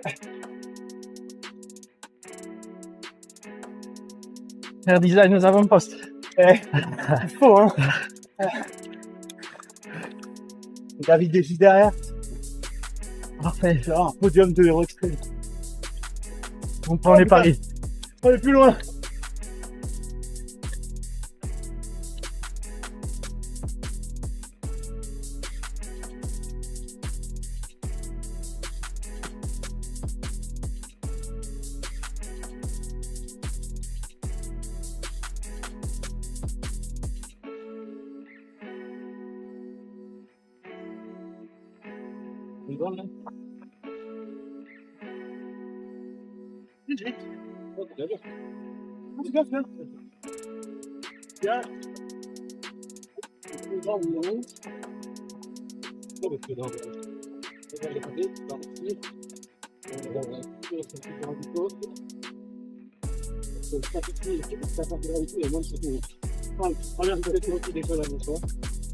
C'est parfait.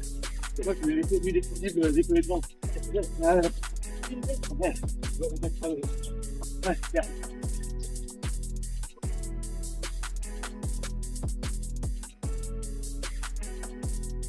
En termes de stratégie physique, j'en suis à un gel, 45 au départ. Une barre de méga, un gel au départ. Ouais, c'est à 45 grammes par heure. Ouais, on peut pas dire. Donc il y a un petit méga, il y a une bonne demi-heure. Bonne demi-heure? Ouais. Ok. Est-ce que tu as fini ta place que dans le top? Allez, méga, solide. Départ. Hello.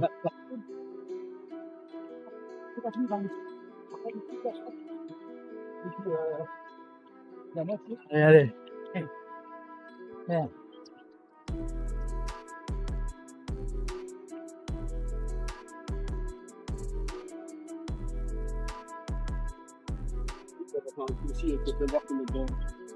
Hey.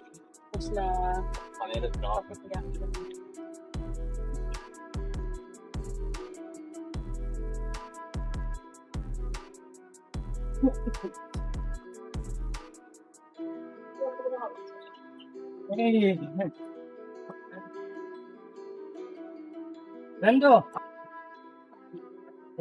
Ça va? Et toi? Super. En forme? Ça va? Et toi? Au top.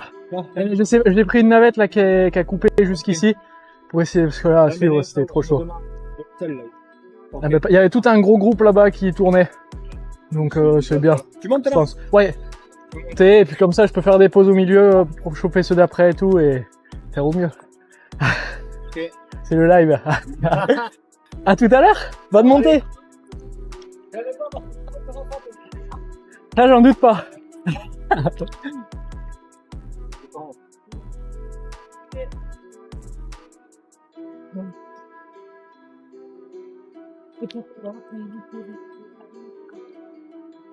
Ah.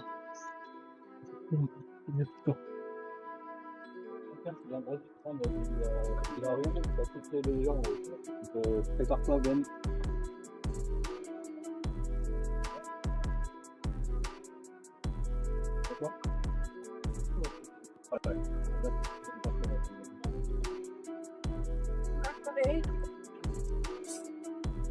Allez, allez, allez.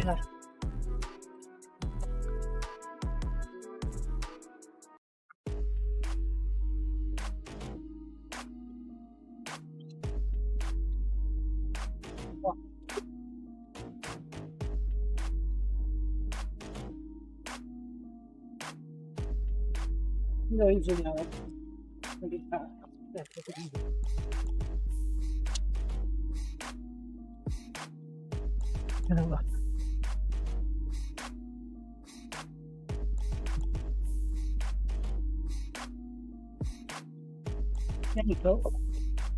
Oh. Get back at the top. Go, go, go, go. What?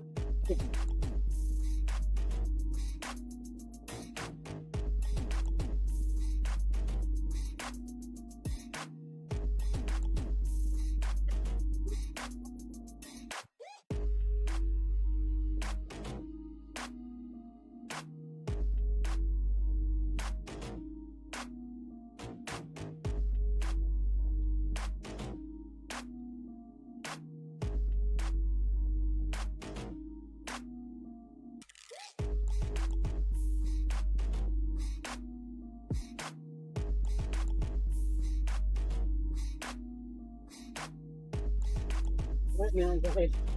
Get yours down. No, Dad. Come on.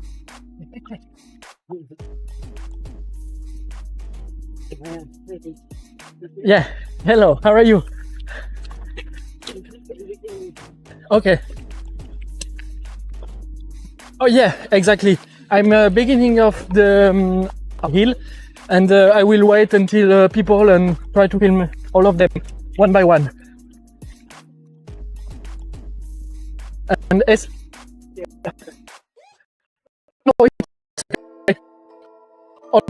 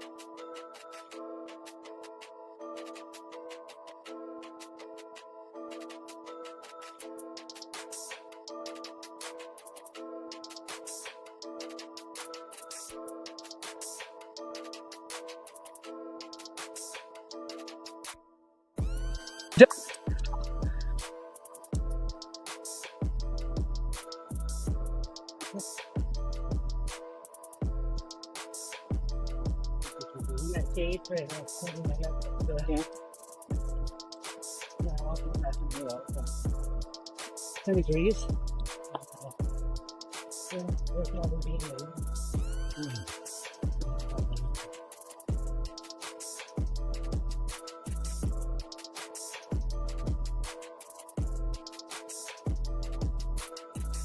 I go, you know, no one's called me.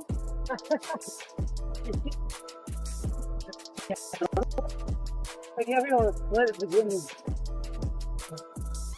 just don't understand. Well, that's trying to make it spin a lot.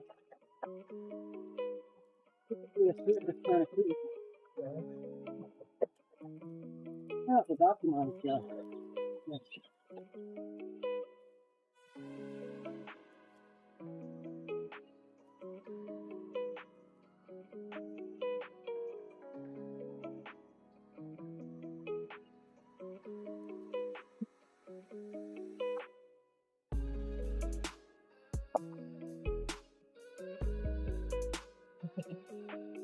Look at that one. That's this, man. What's your name? Malo. Cookie Man? He's fast. I take the ride. I take a ride to the beginning of the hill. Too hot. Yeah. Need to enjoy this moment with the shadow. Yeah, it's gonna get hot. You from Spain? No, France. Yeah. Yeah. And you? Utah. Okay. America. Cool.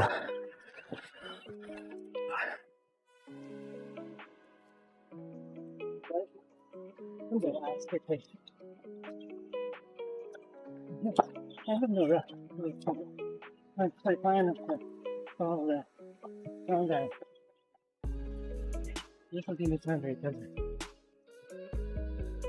Did I scratch you? Did you not?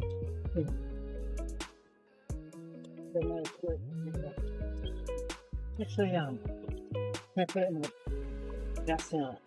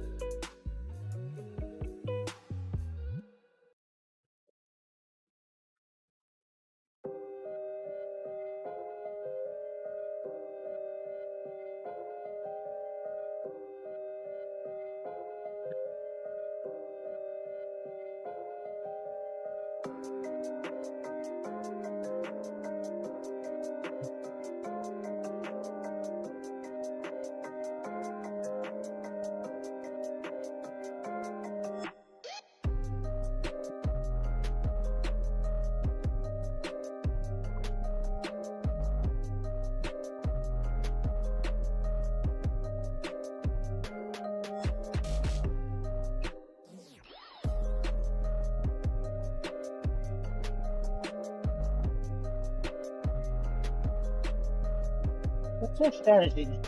Like this with shoes? Oh. What's that?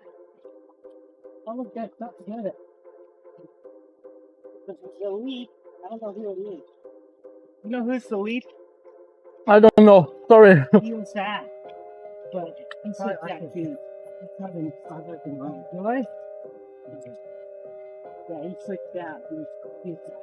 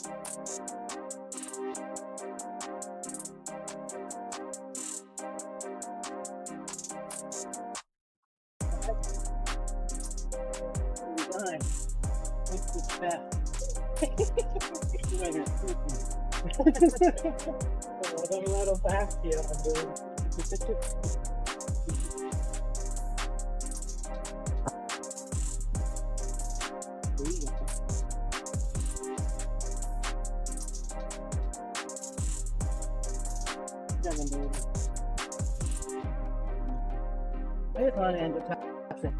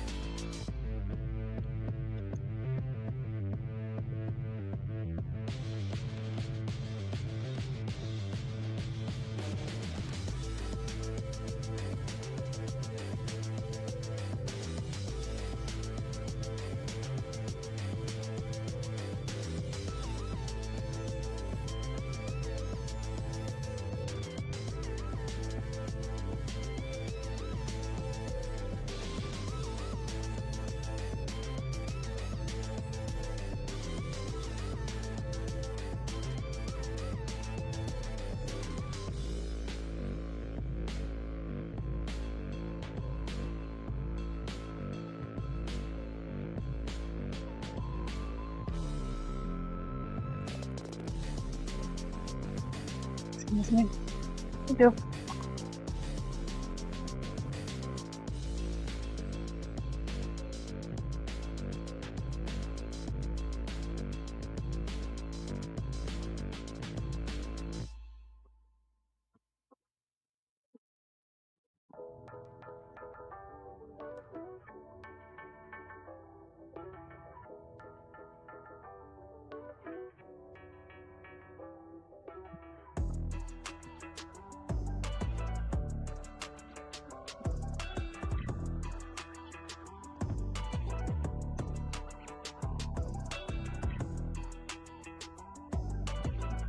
Allez.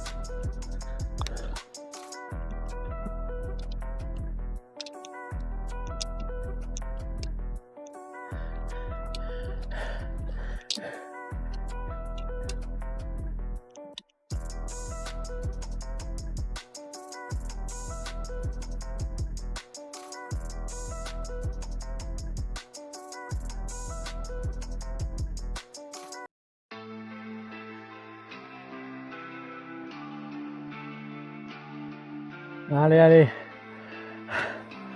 Ouais. Pas facile. Ouais.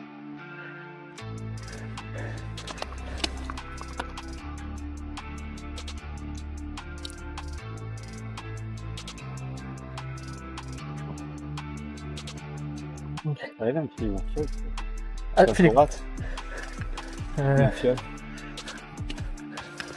Ok. Merci.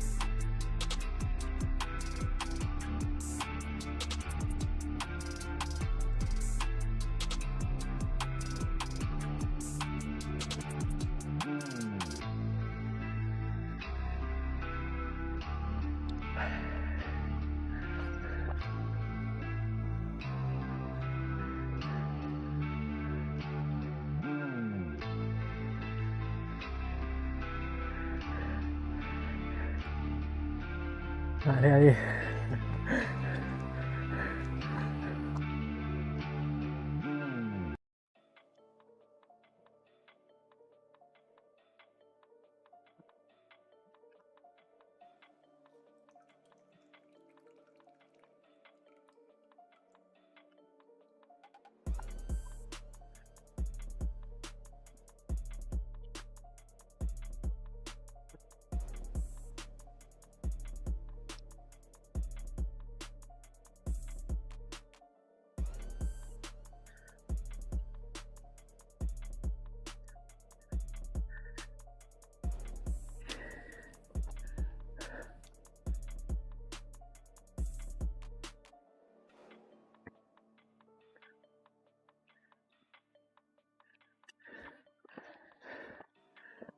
Allez, allez.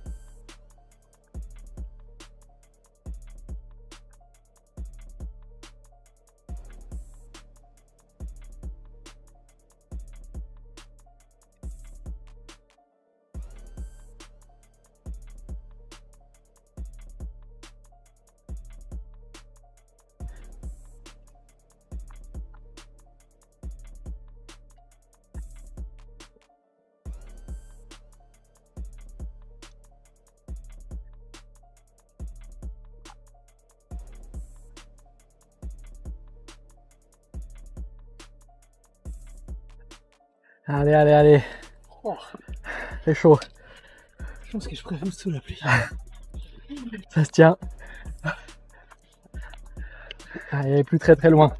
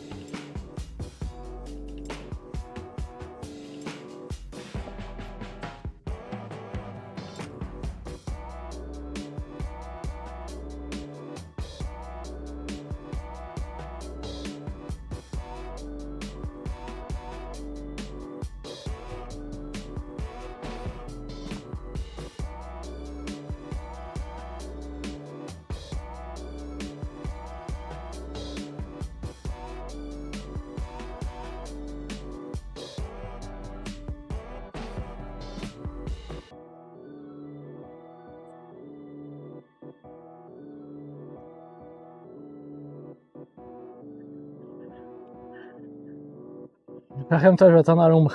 Comment? I will wait on the shadow. C'est tellement chaud. Ah ouais. Là, ça tape. Hein. Ça a commencé à marcher où? On arrive bien. Oh, Après, j'ai fait. Il y a quand même 7-8 km qu'il y a des assistants qui m'ont pris jusqu'au pied d'ici là. Ok, ouais.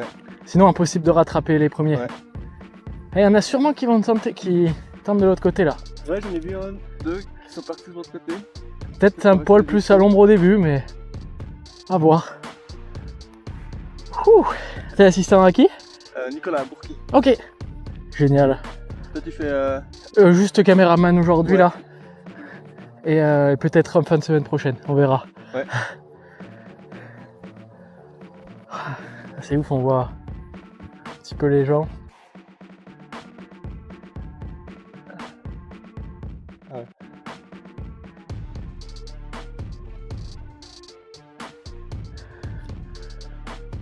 Ouh.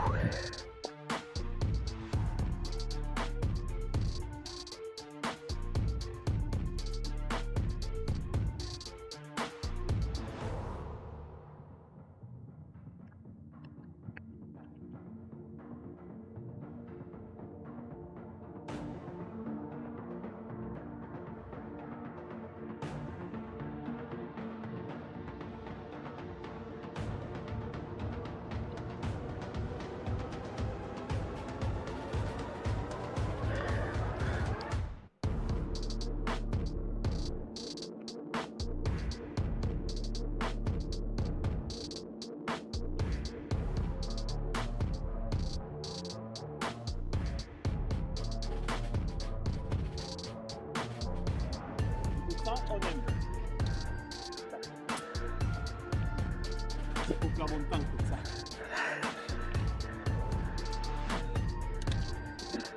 Où il va Malo? Je le retourne Malo. Je t'ai attendu dans le plat. Ouais, j'ai pris une navette, c'était plus court. Sinon je serais pas là.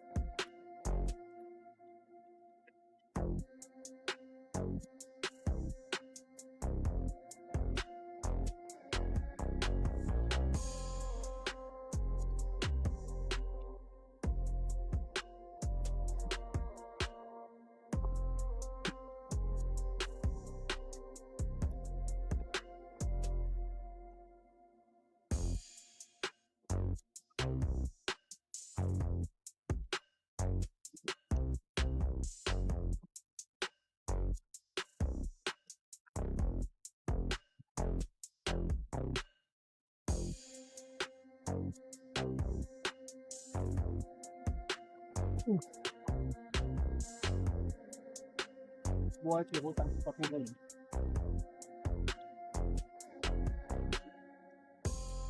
Ouais.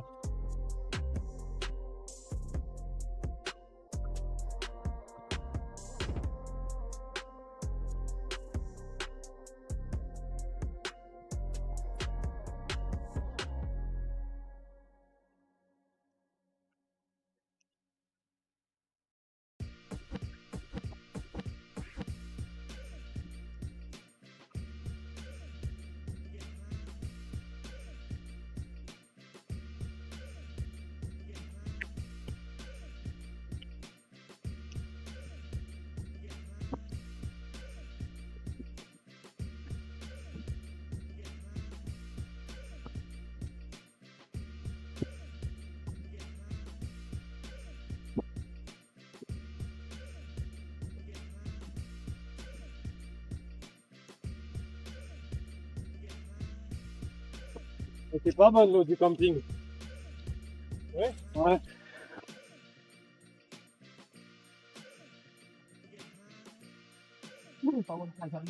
Ouais.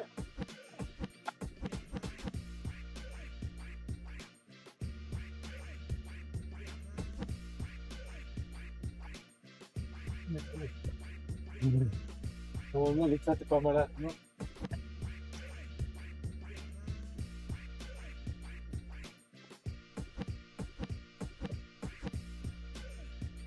Ils sont partis où toutes les mobilettes, Malo? Ah, Perdu? non, bien devant, je crois. Hein. Non, mais ceux qui sont partis à droite. Ah, il était devant après. Ah ouais? Ouais. Ok. Genre Manel et tout là. Lucas. Ah ouais.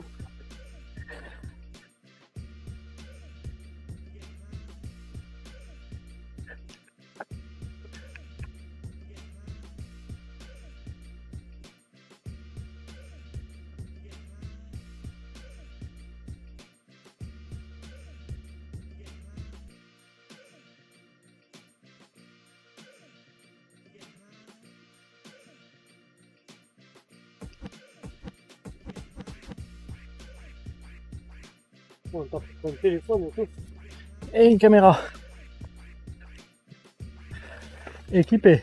Voilà.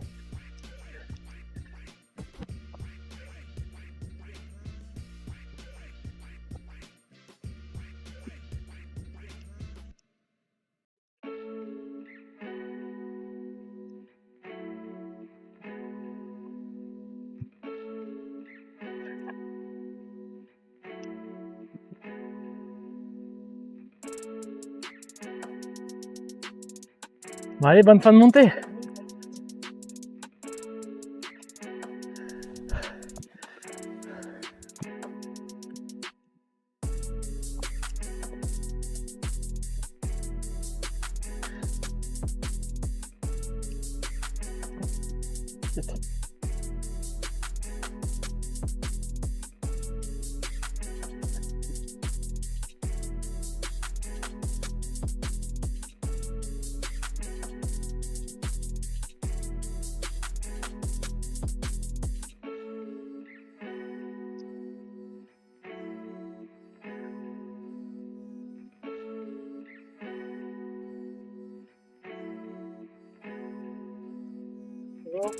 Non.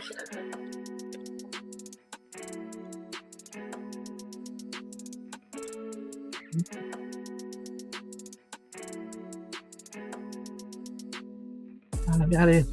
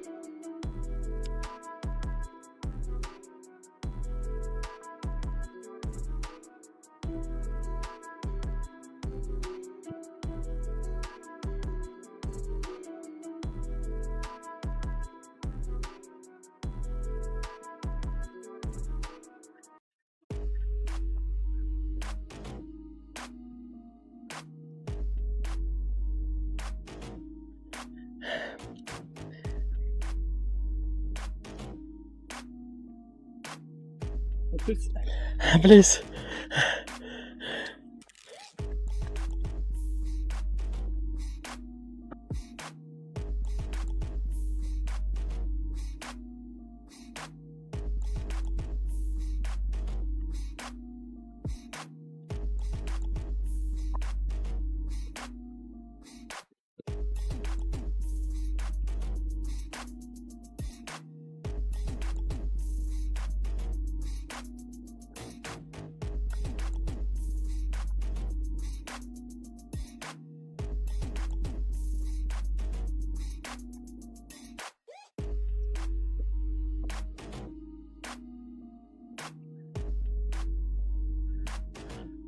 Il y a un petit drone. Allez, allez. De quoi? Ah, j'ai rien du tout là.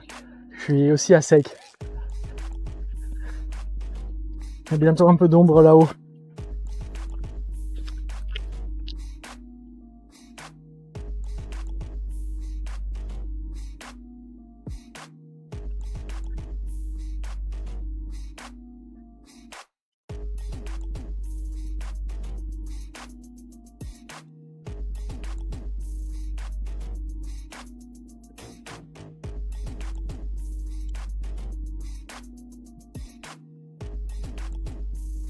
Comment ils ont ramassé un peu au-dessus les autres?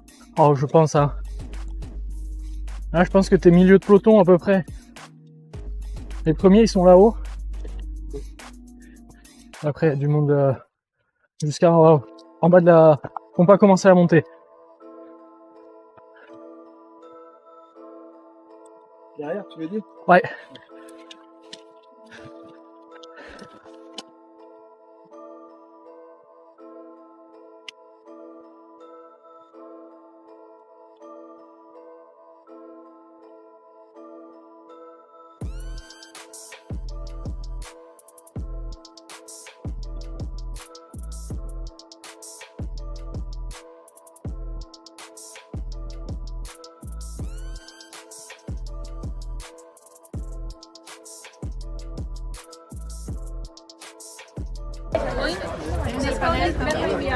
Tengo el panel, ahí estás muy bien, está un poquito torcido.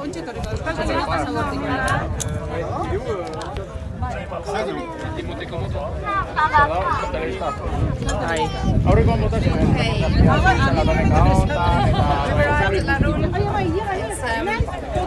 It's tricky with the internet up here, but we've got just about to arrive, which is really exciting. We didn't expect, well, we've had a lot of roadworks on the way, so it's really tricky to get up here. So we're expecting the arrival of Pyrenees, who was the winner of the Born to Fly 2026. So it's a big excitement here. Last year we were here in the rain, we were able to get to welcome the athletes. This time absolutely packed with spectators. Everybody's got their sunscreen out. The athletes will be absolutely exhausted when they come here because they've been running in 39 degrees. It's, I mean, I'm burning here standing at the sign-in board.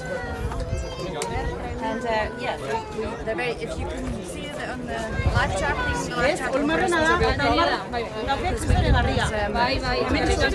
any internet on the way up. Obviously, we were hampered by a lot of road work, so it was a very difficult trip up. We're here though, hopefully you're seeing me live. So, in the X-Pyr 2026, we're at turn point 1. The athletes left 10 o'clock this morning on the dot, started running. We know that one pilot has already taken a bit of a divergent route, maybe lost, I don't know, I haven't been able to check live tracking because I was out of signal and in a very, very bumpy car going up to the first turn point. So if you're watching at home on the live tracking, you can see more. But what I do know is that Lucas Bona is should be arriving here very soon. My colleagues have got the pen ready so you can sign. This sign-in board is the first turn point, and then once everybody's signed it, it will be taken to El Puerto de la Selva to go. So there's 2 for each name.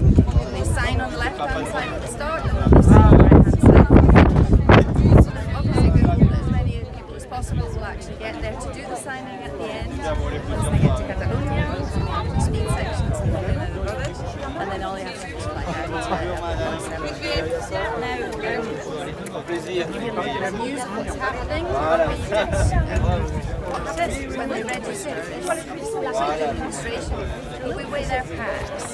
So they have to weigh their rucksack, their wing, harness, parachute, helmet, their trackers, our tracker, and their own personal tracker, and their tools, and obviously rucksack.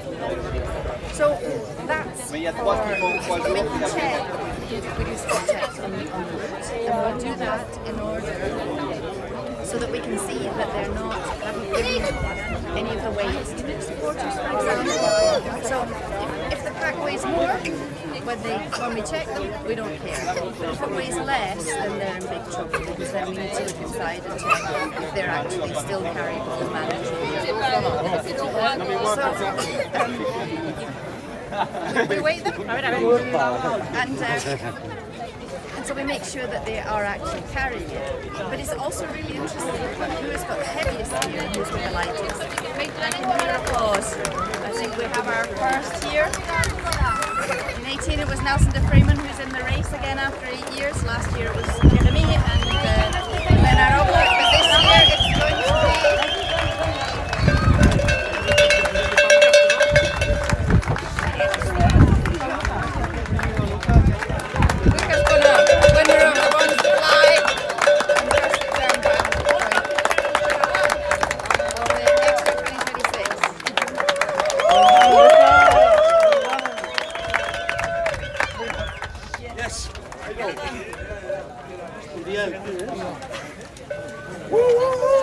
So 2 hours 38.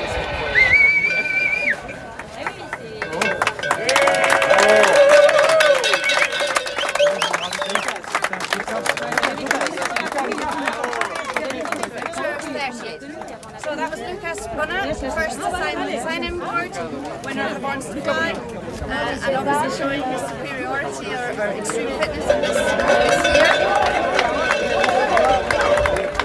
So he's done it in 2 hours 38. That's not being ready for us. The conditions are really, really good. I mean, I'm standing here sweating buckets, hoping that somebody at some point will give me some one-ups. So yeah, it's really difficult conditions. Lucas just said, oh, it's really hot. We don't do any interviews up here. We just let them get on with it. They just sign, and then they go down to the takeoff. It's actually remarkable, like winds here. I was expecting it to be blowing an absolute gale. I can see ultras climbing beautifully. There's a lot of ultras out there. In fact, I can see one in a thermal just above takeoff. I can see 3. So it's a good sign that they actually will be flying. Our expectation today was that they would be having to do this flight, and then they would have to potentially would launch. That's obvious. But we didn't know if they would actually, be safe, and if only the real hardcore crabs would do it. But it looks really good actually. It looks fantastic. It's blue. Towards the coast, on the course line, it's just totally blue.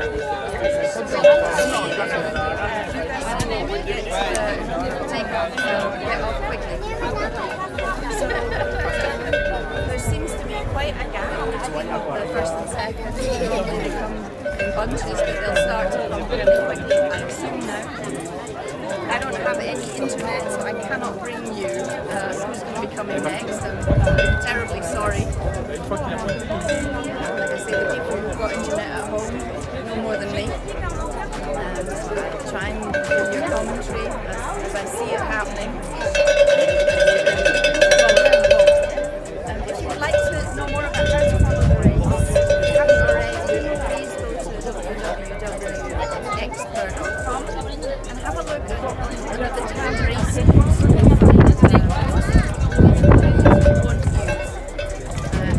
La versión español tenemos una página, se llama ¿Quieres noticias? Y tienes todas las noticias y por todas las maneras puedes encontrar las noticias. So if you want to go to race news, want news, and you will see all the different ways that you can see the news that we've got. So we've got live tracking, 4 types of live tracking.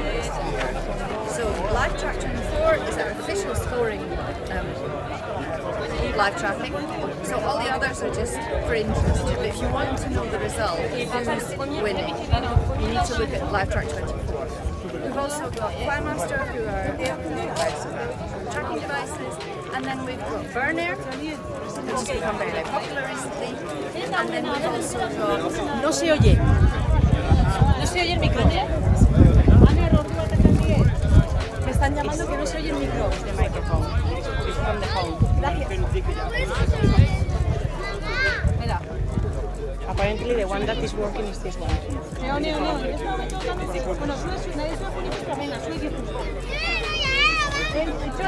Daniel, avisa, güey. Hostia, allí a tope, ¿eh? El micro no funciona. Traigo el mío. El mío traigo, está en el coche. ¿Qué quieres? Dime qué quieres. Puedes mirar si es encendido. Le digo que hable. Right. Habla. Right, we're here, we've had Lucas.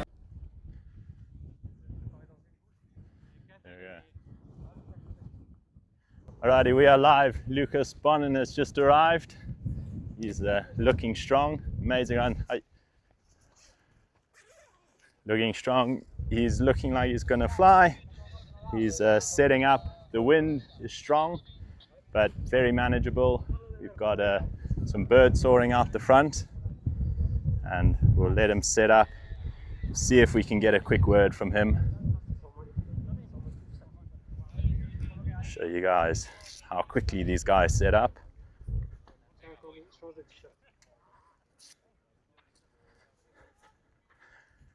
Flying a new sublight, submarine harness.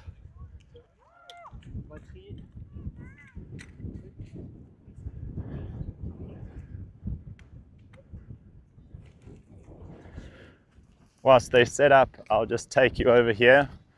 The wind has picked up a little bit. We're probably seeing 30 on the top of the gusts. The athletes, the course line heads off in this direction. Wind is a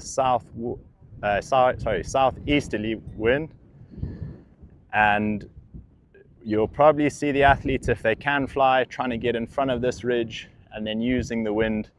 A direct line is going to be quite turbulent depending on their altitude, but we'll see them head off in this direction.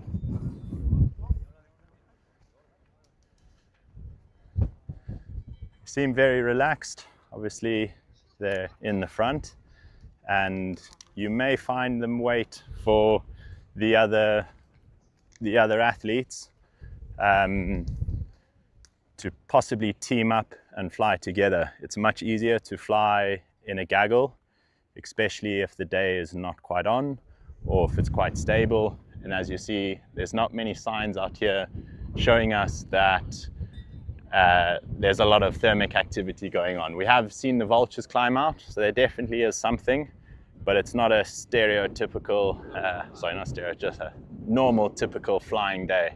So interesting conditions. It'll be interesting to see how these guys get on.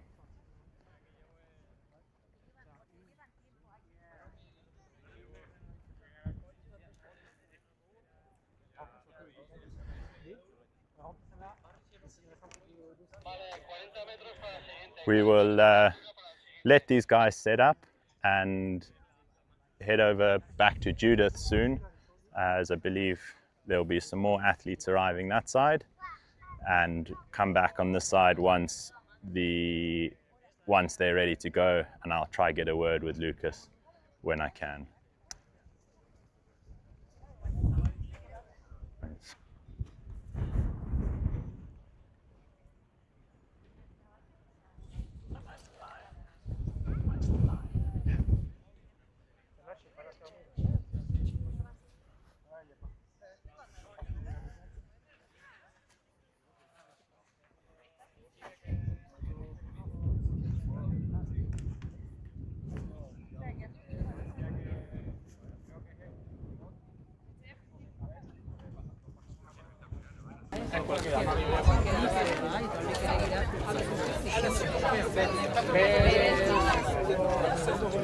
Es que Pérez iba a leche con mates, a mi codada y Okay, can you hear me? Right, we've gone back from Ben to me. I hope you can hear me. We're awaiting the arrival of Charles and Benjamin Gaudry.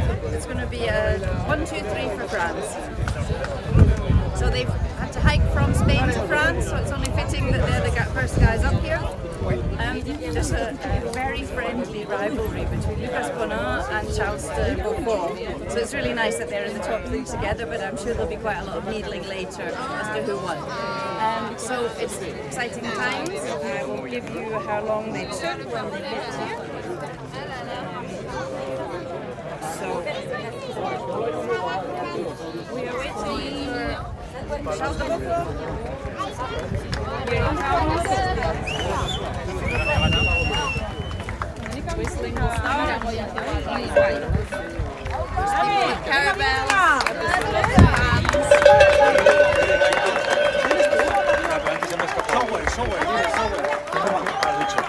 Yo no estás en directo. Toma, te sale la sombra. Running, looking really good.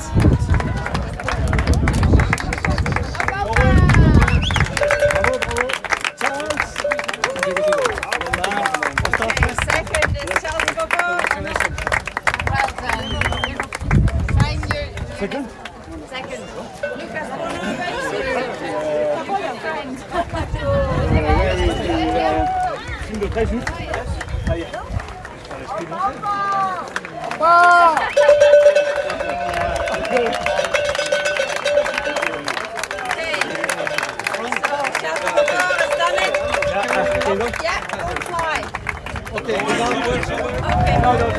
Wrong microphone. Can I bring my microphone?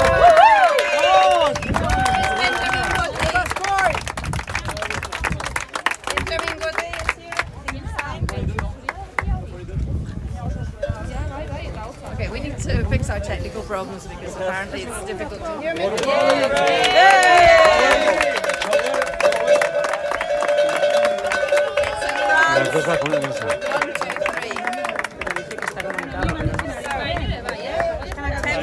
After the first, the third. Gaudry, and Charles de Beaufort. Cool. Right, if we right can, up there. We can change.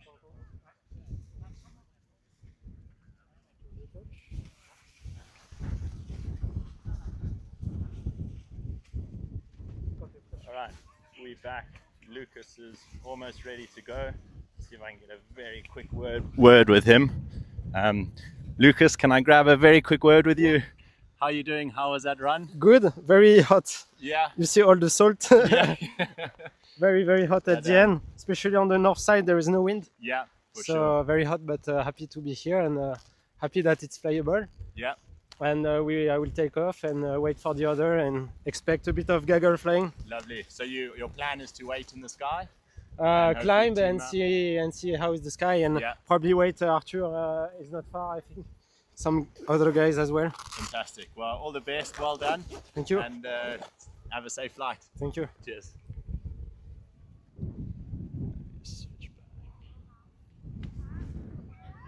Right, so there's a few words from Lucas. He seems in very good spirit and obviously very hot run. As he said, they're coming up the north side of Larun, which is obviously sheltered from the south wind. So they've got no wind to cool them off coming up. So a really tricky run coming up. I'm going to swing you back round and let you watch him take off. So you can see he's just checking his lines, making sure everything is ready. And now he'll find a spot to lay out his wing and take off.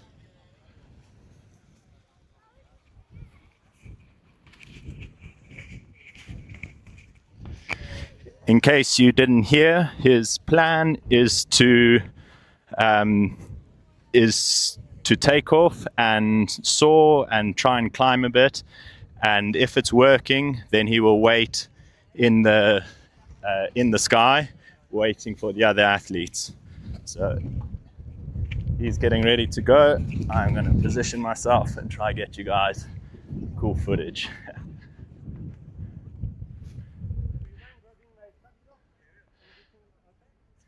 The wind is not super strong. He'll probably do some form of cobra launch, which is up from the side, just to take a bit of power out the wing.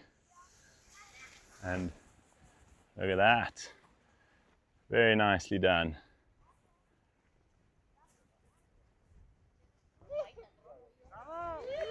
Yeah. Bon vol. And there we have it. Our first X-Pyr 2026 athlete is in the sky. Conditions are flyable. I think he's very happy to be flying. And let's see what they can do. He's going to hang around here. He will soar this ridge. As you can see, he's already gaining a little bit of altitude. So he can maintain here and wait for a thermal to come through. And then he'll climb out in that thermal.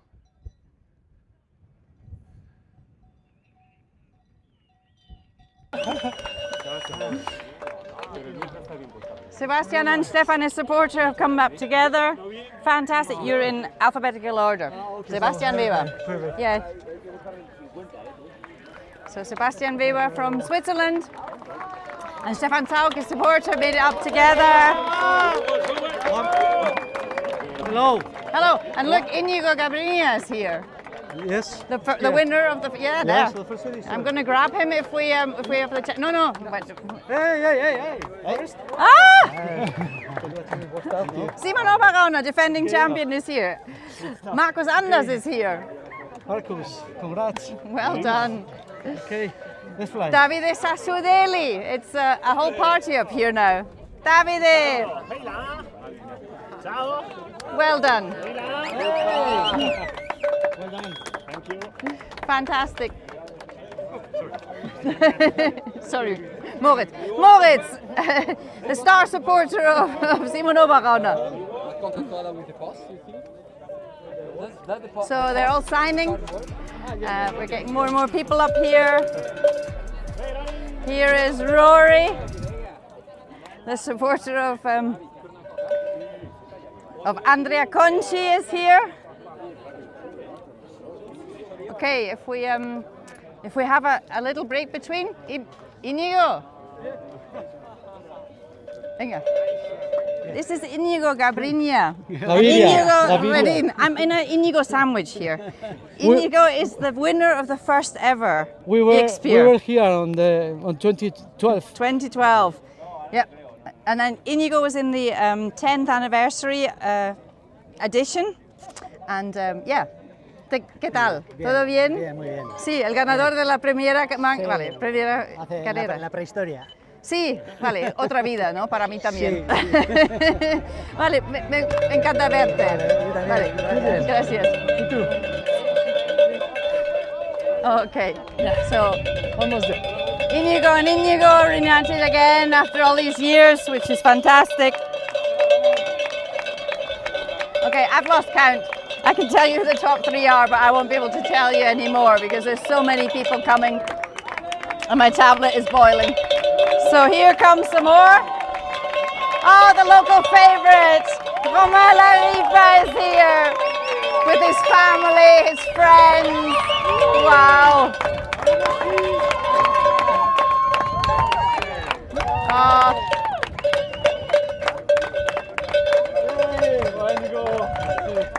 Oh, this is lovely.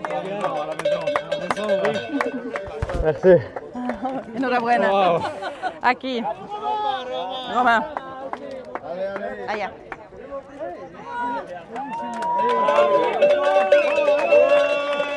Ah, Kriegel Maurer, 4 times winner, is here. No, I'm live. So, Kriegel Maurer. Manel Gras.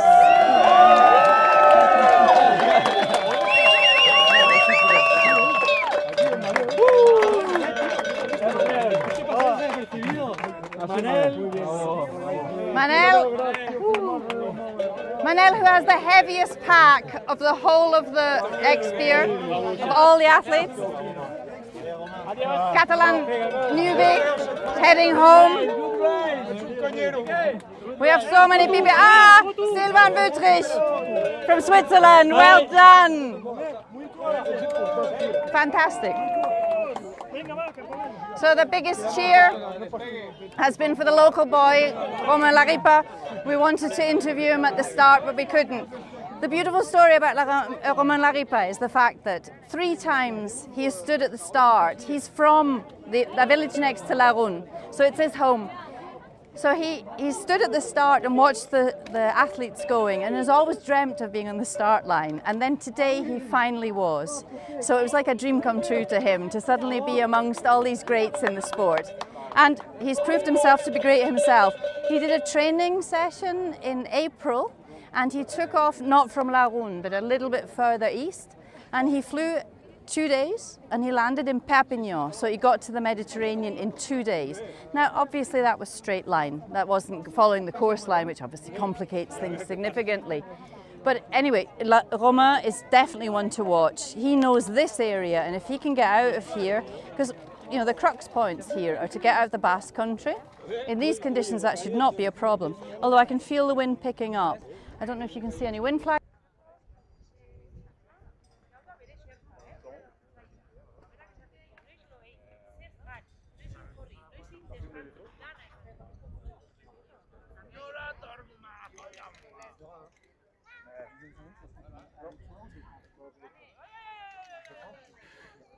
Alright, so here we have Charles de Beaufort and Benjamin Gouldry have arrived, and Sebastian Weber has just arrived on the scene.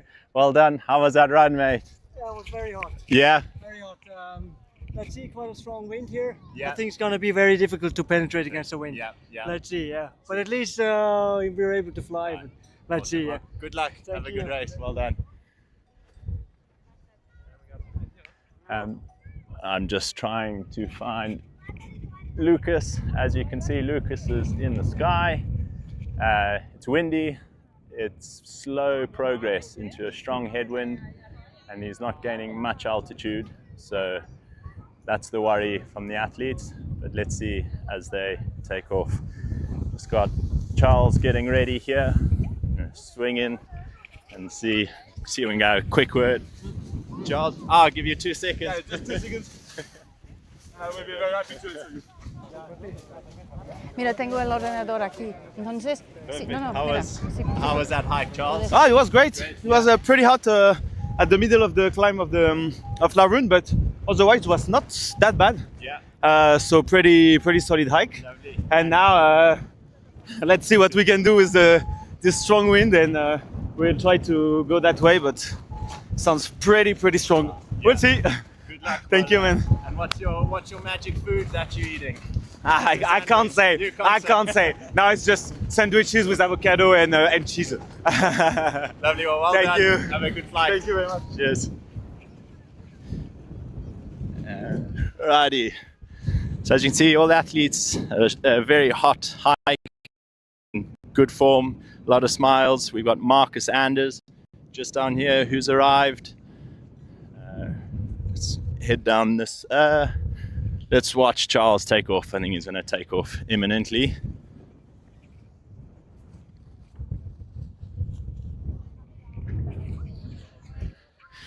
You'll notice the majority of the pilots are flying lightweight submarine style harnesses.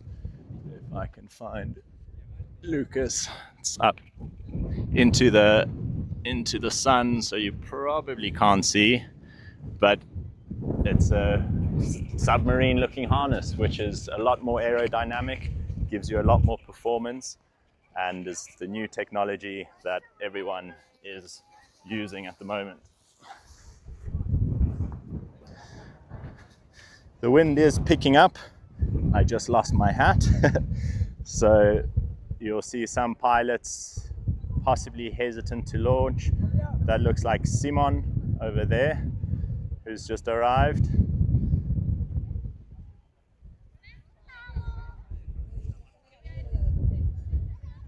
And we're going to have 2 launches. We've got Charles here and Benjamin down this side.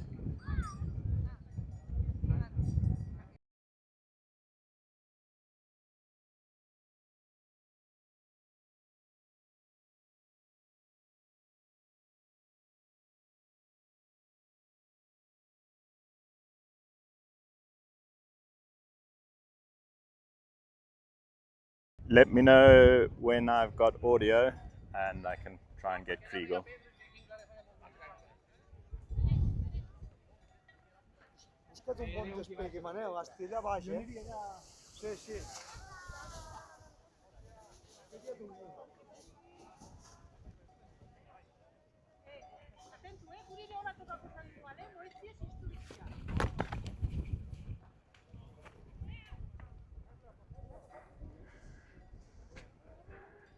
Okay, so as you can see, very windy. Charles struggling to penetrate a bit there. He's fine, he's safe, just quite a strong gust. So yeah, really at the top end of the conditions here. And pilots will really start to think about whether it's worth taking off and trying to get in the air with this kind of wind coming through. I will try and see if we can get some of the other pilots. As you can see, some pilots are moving lower down. Generally, when you move down the hill, you're going to get out of the compression zone, which is how the wind compresses over the top. And the athletes will come down to get into easier wind conditions to take off before then soaring up into the stronger stuff.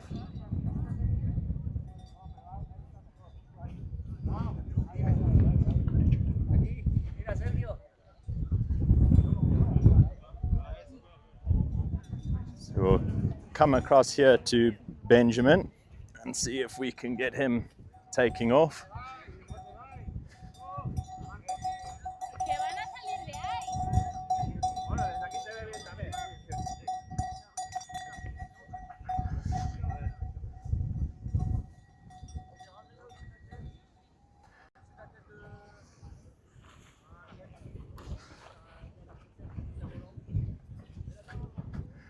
Yeah, so we have Benjamin taking off. As you can see, he's going for a Cobra style launch. So he's got the wing over with the side of the wind, and he's going to tease it up and show us how it's done.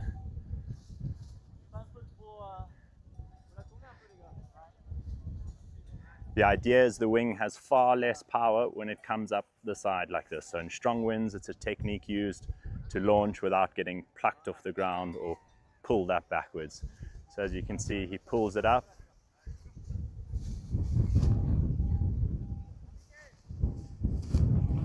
It's a strong gust just coming through now, so he's holding it, waiting for that opportune moment to launch.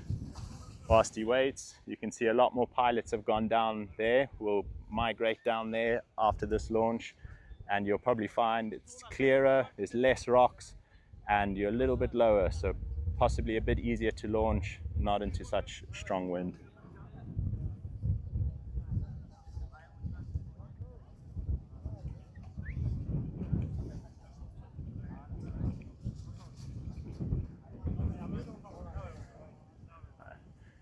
There goes Charles. He's got a little bit of a tucked wingtip, but sorting that out. And he'll pull his wing up and over his head, and away he goes. You can see there, he's just releasing his tail flap.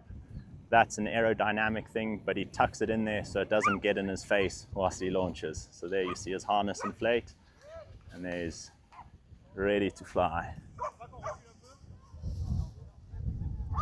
Back to Benjamin. Here we go. You can see really strong conditions, but these guys know how to handle it and show us how it's done. Hey Benjamin, on board! Also flying submarine harness. This is Ozone Sublight, very popular harness. We've got vultures flying, paragliders flying, a lovely sight. Fantastic to see us flying in Laroon. So it's really nice that one of our former worker, in this race, in the organisation, we have what are called worker bees, and one of our worker bees has brought a camp shower so that they can actually get a bit of refreshment. Here comes Noikort. Swiss legend. Well done. Noah was once our youngest competitor at 21, 4 years ago. He's now become a real legend in the sport. He does incredibly well, both at cross-country competitions and hike and fly. And here he is signing in at turn point 1. But God, they're looking, you know, this has been one hard slog. I've been doing this since 2018 and I don't think I've ever seen conditions quite this brutal. I think actually I mean everybody complained about the rain last year, but I think actually they might look back to that edition quite fondly now. You know, they're saying how brutal this is. So they're coming hard and fast. I'll just count up how many there's been. 1, 2, 3, 4, 5, 6, 7, 8, 9, 10, 11, 12, 13, 14, 15. We've had 15, so we've got 35 to go. So I can tell you who came first in case you're only just tuning in. So first to arrive at goal was, let's have a look, Lucas Bonheur, winner of the Borns to Fly this year, followed by Charles de Beaufort, his close friend and rival. If you look at the website, you'll see a little video of them that we shot at the super final, where they were talking about their joint preparation, and they're really good friends. I mean, the warmth between them is obvious from the video. So it's, and you know, they were kind of, oh, who's going to be first? So Lucas beat Charles de Beaufort to the pip, and then we had Benjamin Gaudry. So the three French guys at the top have come from France to Spain. Ah! Sorry, they creep up on me. You started fast, like you know your name? You know your name now? Aye.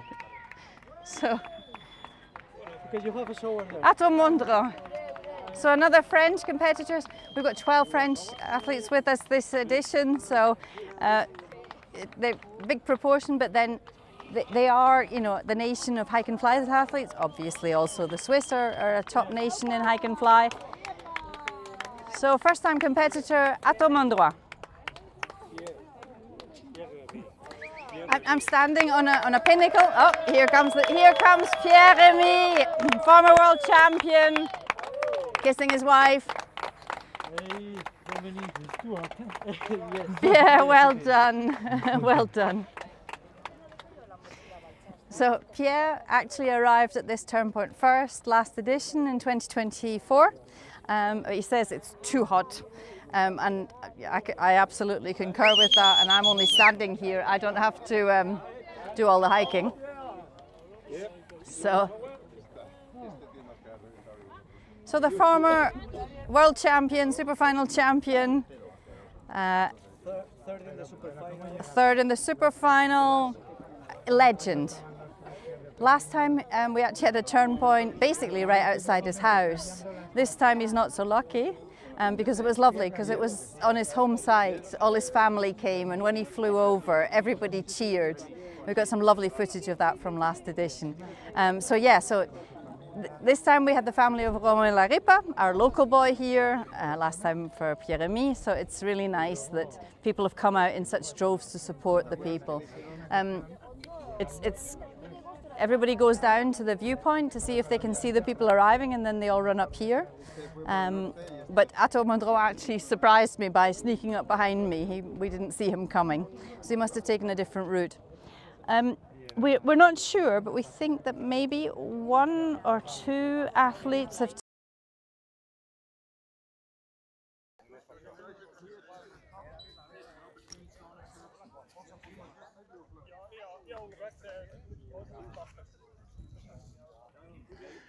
Okay, so here we are on a slightly lower launch. A lot of the pilots have come down here. We've got Kriegel setting up over there. We've got Marcus Anders. Lars Meerset has just arrived. So a lot of top athletes arriving here, choosing to come lower down. It's much more open, and the wind, well, you can't tell, but the wind is a lot lighter here. The athletes already in the sky are maintaining, but not getting much altitude.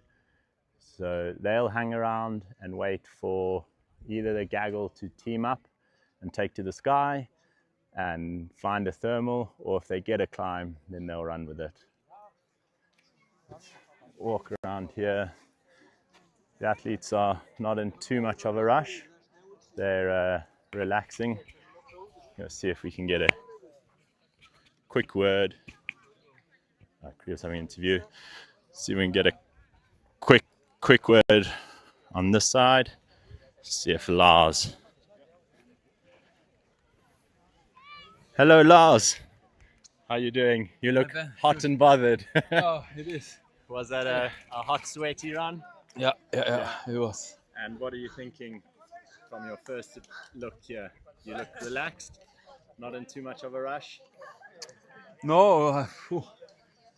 For the last 8 years, so you skipped the ridge and won't make many progress. I will go soon, but not rushing for every second. Maybe it gets better. Lovely. Well, hopefully. Well, hopefully. Luck. Hopefully we see some thermals popping off and see you guys climbing out. Thank you. Lovely. Thank you, Have a man. good flight. Thank you. Cheers, mate.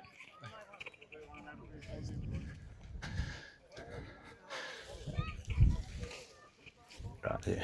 And I'll just swing around here, see if I can get a quick word with Marcus. Marcus, how are you doing? I'm fine. Fine. Are you going to take off soon? I see you've got an egg in hand. Yeah. Refueling. Some proteins. Yeah. I hope for a long, nice flight. It looks actually way better than the forecast said. Yeah. Not that windy. There were some clouds. Now they dissolved. Let's see. Chill a little bit. We are like in a good gaggle, and then I guess we take off soon. Lovely. Perfect. Well, good luck. Wish you all the best, and we'll see you along the route. Have a good flight.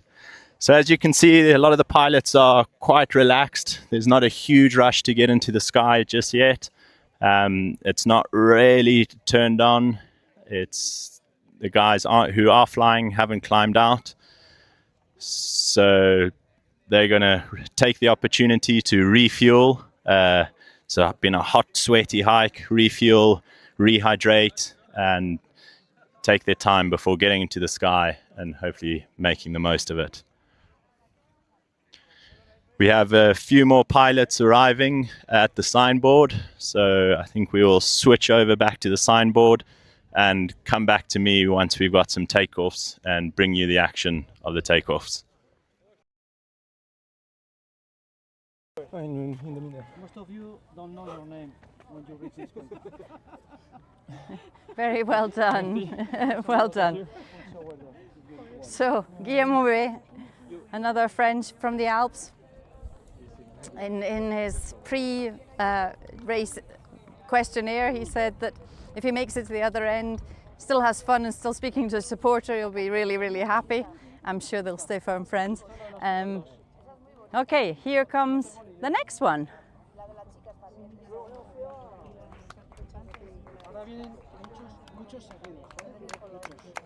Okay, now we're going to have people coming one after the other.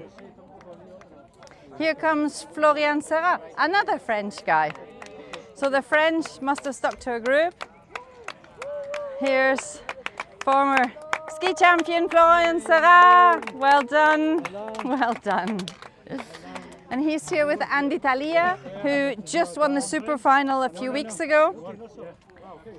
So, yep. So Florian and Andy Talia have come up together. Oh, Andy Talia, sorry. I pronounced it badly. They're going to get a well-deserved shower. I would turn it around to let you see them. So, yeah. So people will come again and again. I'll just check if we're halfway through yet.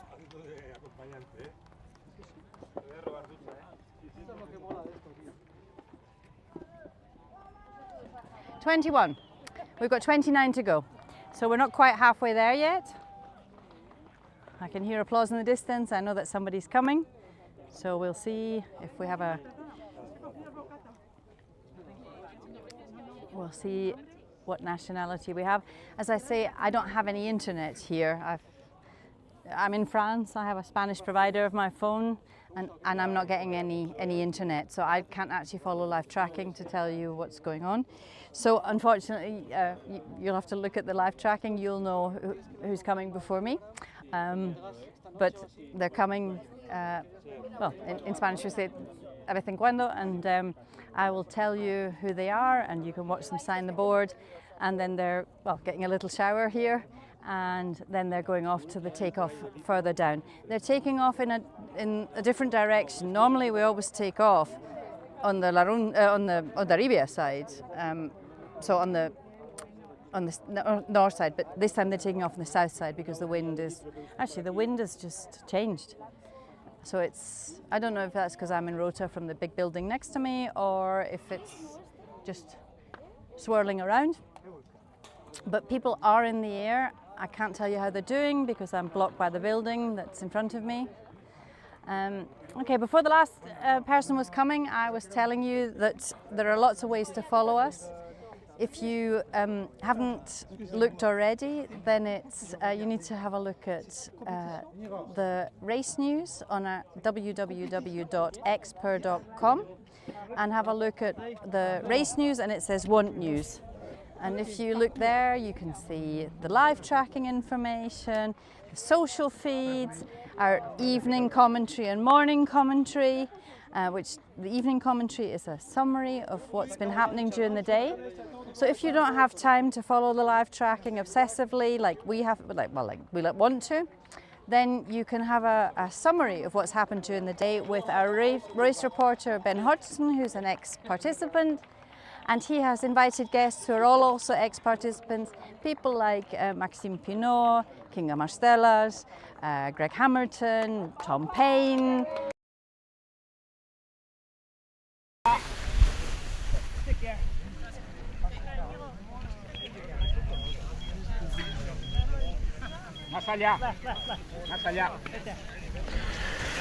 Right, so we're starting to see some athletes take off. A lot of athletes are still very relaxed, waiting for better conditions.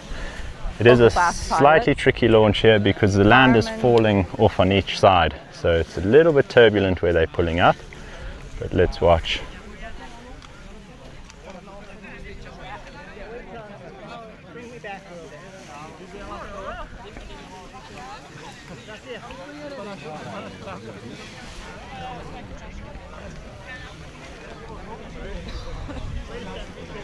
So as you can see, with a bit of thermic activity and a little bit in the lee, there's a steep cliff down the front here. You got a little bit of backwind that keeps coming through. So the supporters are just keeping the wing laid out and waiting for the moment to pull up.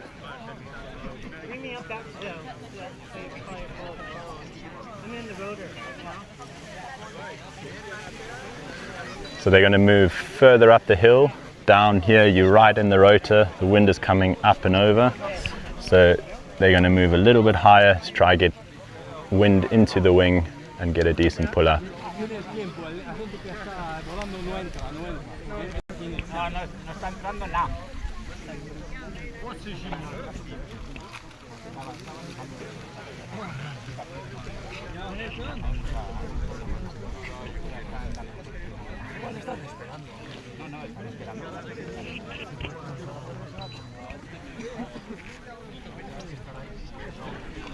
As you can see, we've got a number of athletes who are ready and just waiting. We've got Sebastian, Marcus, I'm not sure who this is in orange, we'll see when he turns around.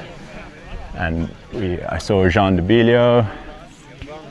So we have a lot of athletes just sitting, waiting for better conditions to fly. I'm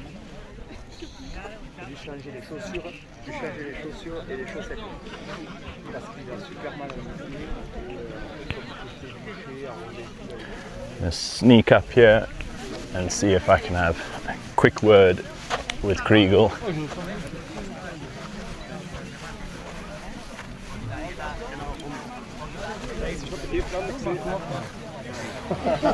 They're just doing some other video work, so I'll just show you Kriegel getting ready.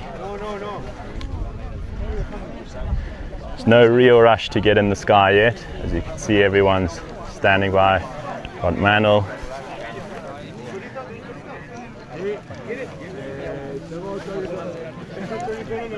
And Simon Oberauner is here. Let's see if we can catch a quick word with Simon.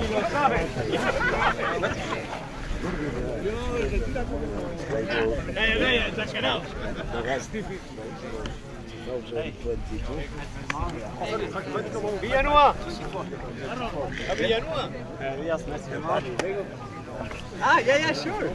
I know. Yeah.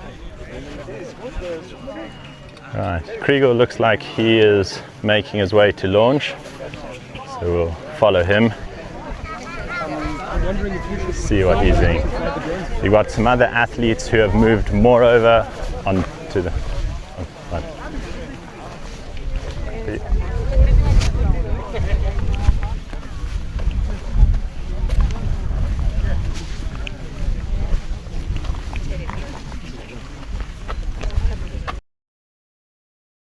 So they're both here, Belgian and Chinese, New Zealand.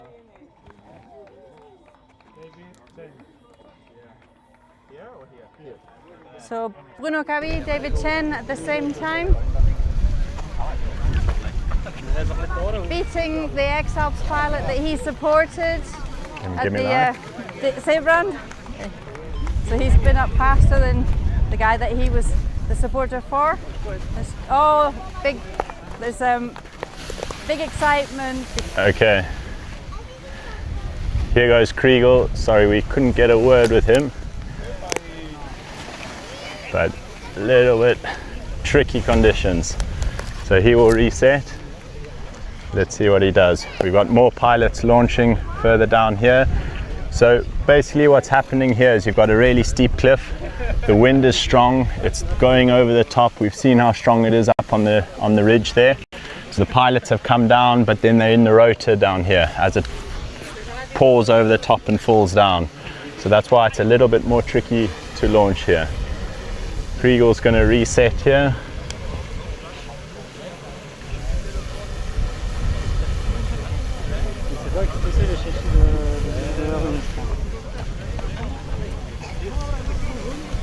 This is always one of the funny games. Everyone waits around, waits for that sign that it starts working. You can see even the vultures are struggling a bit.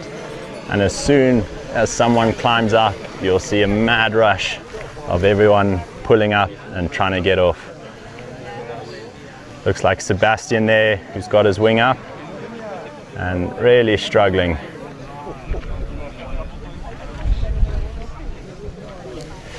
Kriegel has decided to go higher, so let's see. The man of wisdom will show us the way it's done. The idea here is getting into cleaner air and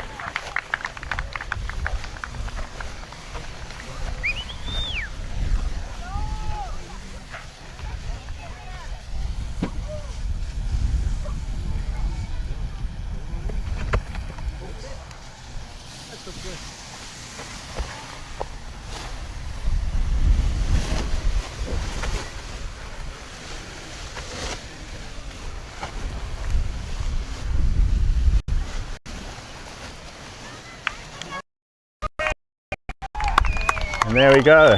Kriegel's in the air. As you can see, it's still tricky, but much more laminar air further up. So I think you might find a lot of pilots come up this side and launch a little bit further up this slope in a bit of cleaner air. We currently have 5 pilots in the sky, still maintaining. They're about 100 meters above launch and just soaring around, letting their legs recover and trying to find that first climb of the day.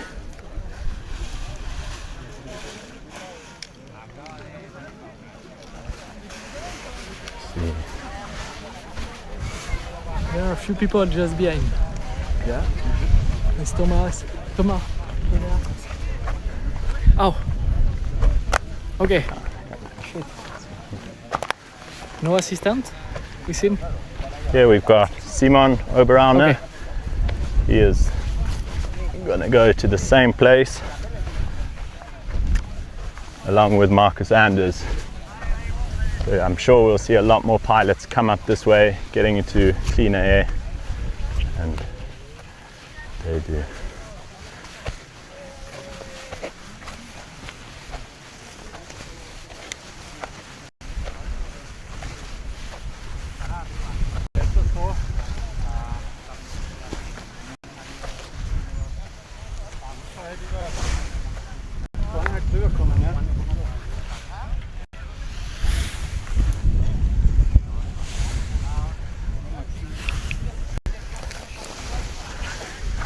Just waiting to see, obviously now that they're launching is not a good time to interrupt them, but if they do pause and wait, we'll see if we can get a quick word out of some of them.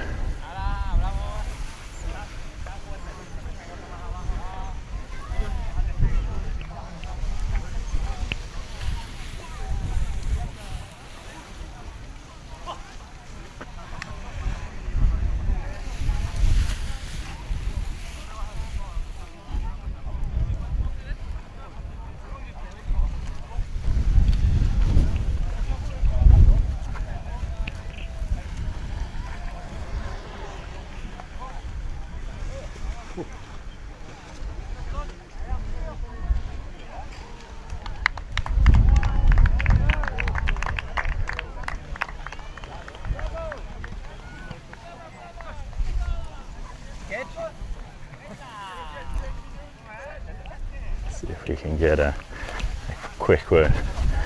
Simon, can I grab a quick word, or is now a bad time? Sure. Are you? Sure, it's bad time. Sure.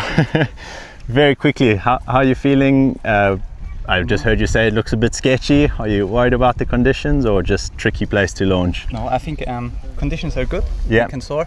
We just have to watch out for the takeoff here. Yeah. And be concentrated here. Yeah, perfect. Well, I'll leave you. I know it's not a good time. Yeah, have a safe flight, and we'll see you along the way. Good luck.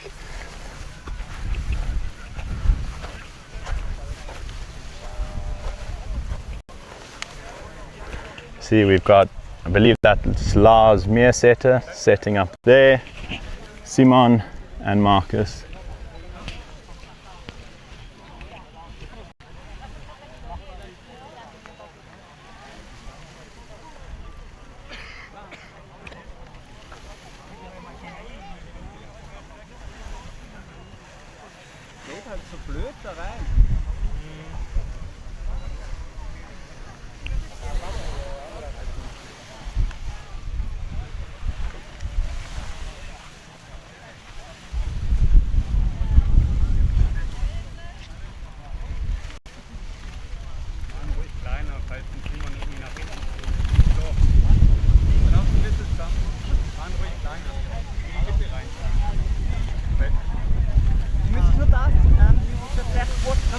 You have to watch out.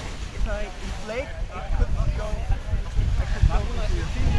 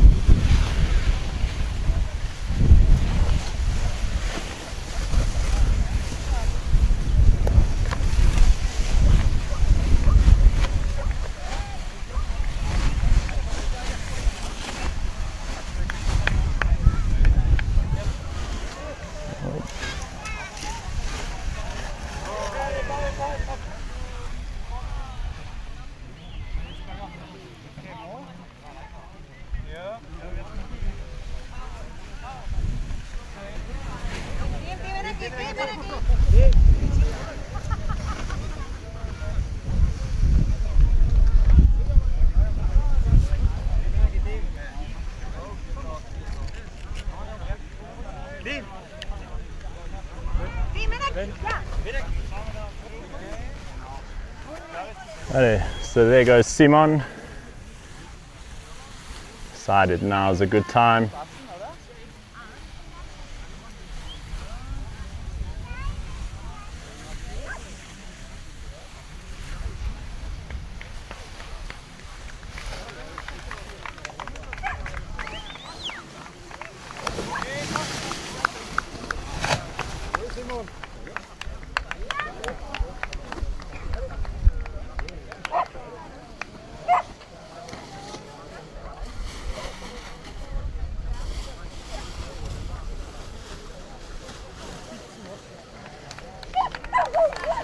So as you can see, not the easiest of launches.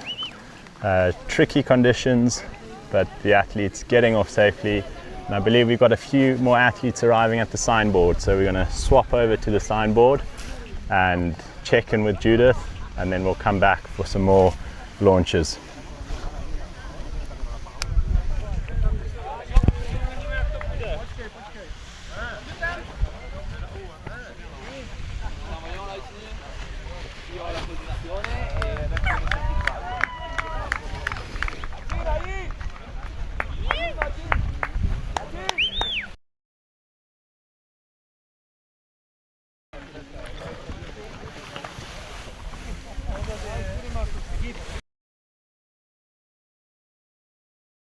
You've watched some takeoffs and you've unfortunately missed a few people arriving, including Christian Schock, who was last time edition was second. He did a blinder of a move last time and leapfrogged Pyrenees. And he's been through, we've had several, they all came in a big bunch. Now we have our Brazilian pilot Gabriel Janssen. ¡Ánimo, Gabriela!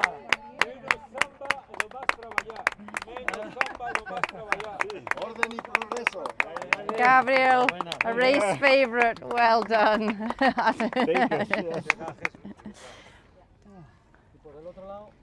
Gabriel, in the last edition, was a real early front runner, and he got a lot of attention, a lot of respect for the way he was, you know, really pushing at the front with the others.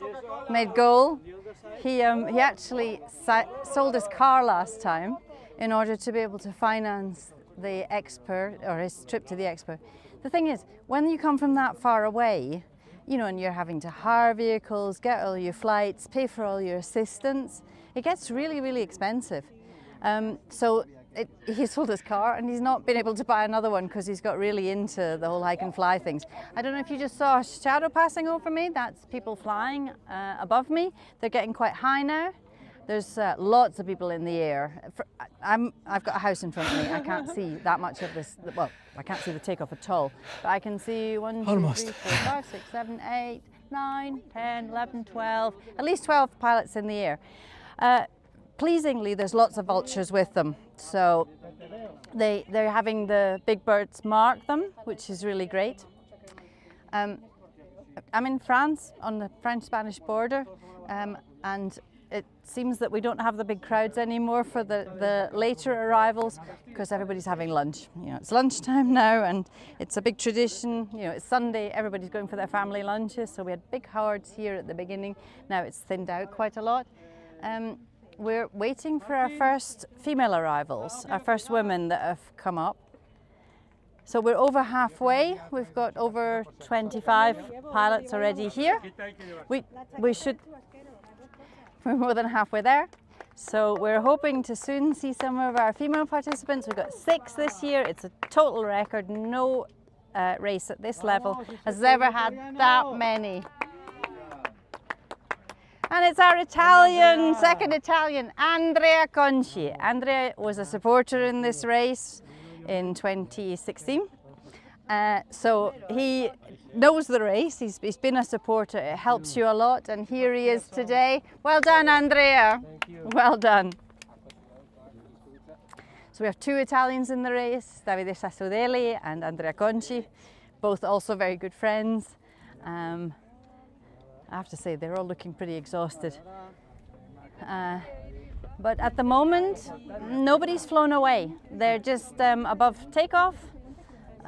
So the conditions are still, I mean, when I look at them, they're not pushing massively forward. I think there's probably wind at altitude.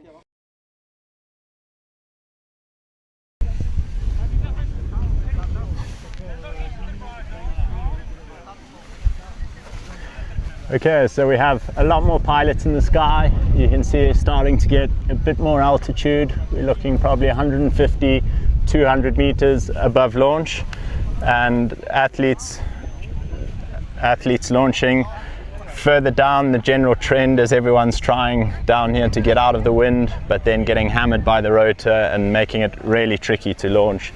so they're coming halfway up. It's not the best launch site up here, but there's enough open and the wind's a lot more laminar and making for an easier launch. I'm going to move up to the top here and get you a view from higher up. Some of our first athletes launched from up on this ridge, but most of the later athletes are coming down into this area. So you can see we've got guys finding little sections just big enough to lay their wing out. That seems to be in strong enough wind and giving it a go.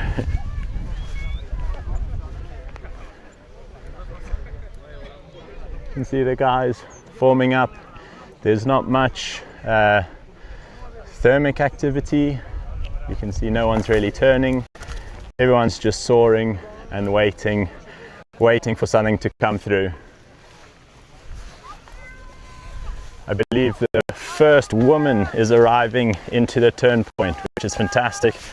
Amazing effort, and we're going to swap over to Judith quickly to check in with how she is doing. Mugianesi is here, first woman to get up the hill. Fantastic effort. Gracias. Muchas gracias.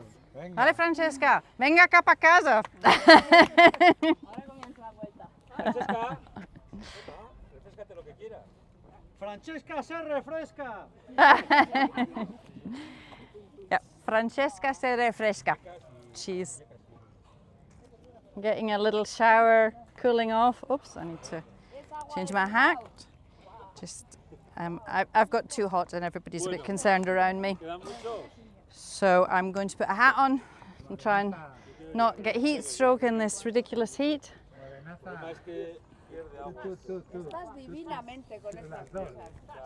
So excuse me a moment while I just try and sort myself out with this hat, because it is actually just too hot.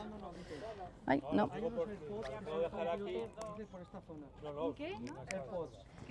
So, okay, I'm here with my corporate hat. I can talk to you again without collapsing with the heat. It is boiling here. It was 39 on the beach. It was supposed to be climbing even higher. It is ridiculously hot here.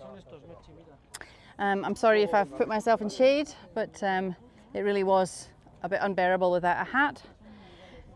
So I'm coming to you. We've had the first woman up on top. We've got 6 women in the race this year, which is a record for any race of this level. We've had 1 or 2 before. We've never had 6. And Francesca Mugianesi from Italy, she says about herself, she's born in Italy, lives in Spain, but her heart is Catalan. So she's heading home, and she said that this was the start of the return home. So we hope that she gets there as fast as possible. I'm seeing some more athletes coming up. We have our Canadian, the fun teamer here.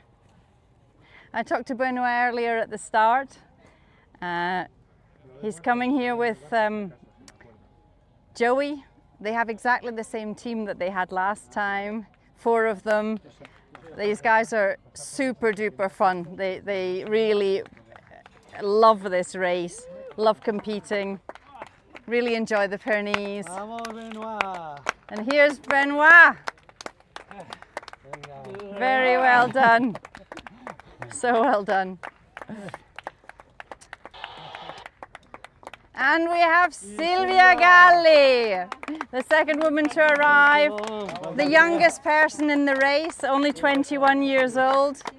She came very late to this race. That we had somebody, Lennart Oblak had to retire, and at 2 weeks' notice, she jumped in and came. She came, enhorabuena, well done. She was first woman in the Borns to Fly. So super fit, and she was obviously ready. She had everything organized, and so at very short notice she could actually be here, and she could be here and compete. And so she's the second woman up here, actually looking a lot stronger than some of the guys that arrived here. you know, she's yep, going down to the takeoff. We're still seeing lots of people in the air. As I say, nobody's actually managed to penetrate forward yet. They're still all above me. I mean, they're getting high. Oh, somebody's just flying right over us. And he waved at us. Unfortunately, Skywalk, no X-Alps marking, so I don't know who it is. I'm sorry, I don't know the wings yet. So we'll have to see. Yeah. So if you have only just tuned in now, let me just remind you that first to arrive here was Lucas Bonin, who won the bestair.ai recently. Then his very good friend and friendly rival, Charles de Beaufort. And then third was Benjamin Gaudry. The 3 French guys, we've got 12 French guys in the race, and they came 1, 2, 3, having come from Spain to France. We have had a lot of people through. We're getting there. I'll tell you how many are left. 1, 2, 3, 4, 5. No, I can't count. It's too hot. But we've had the majority through. We're waiting on a few more. So we're still waiting. Let's go. Perfect. See you guys. Safe flight, mate.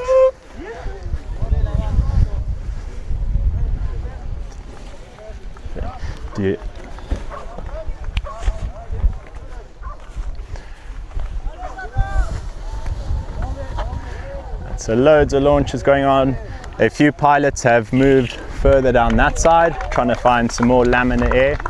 And as you can see, if I zoom in here, the guys out in the distance there are starting to, sorry, that's not very good, are starting to tease, pushing forward a bit, trying to see if there's something possibly coming off the valley or off the valley in front, and if there's actually climbs further out in front of the ridge. But it still seems very stable. No one really gaining enough altitude to leave the ridge. And we have Francesca. She's looking a bit tired, and I believe she's the second girl in. How are you doing, Francesca? She's gonna probably head over to that side, I think. It's a really tough climb for them. We'll see if we can get a word with one of the girls in a bit.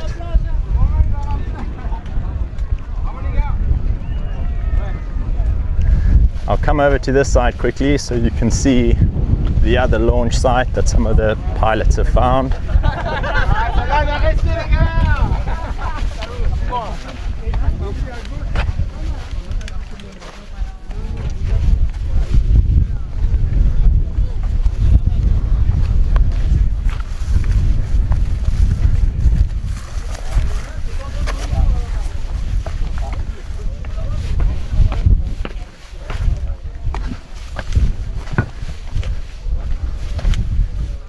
So as you can see over on this side, much more open.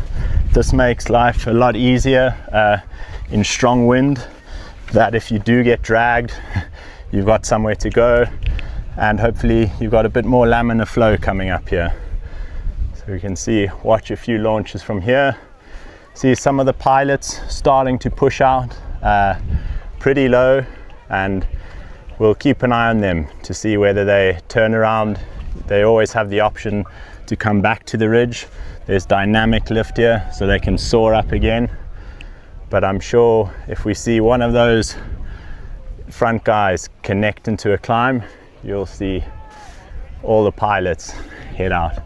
Some lovely scenes here, really cool to see everyone flying. Not easy conditions at all, but great to have most of the pilots in the sky. Still a lot to come.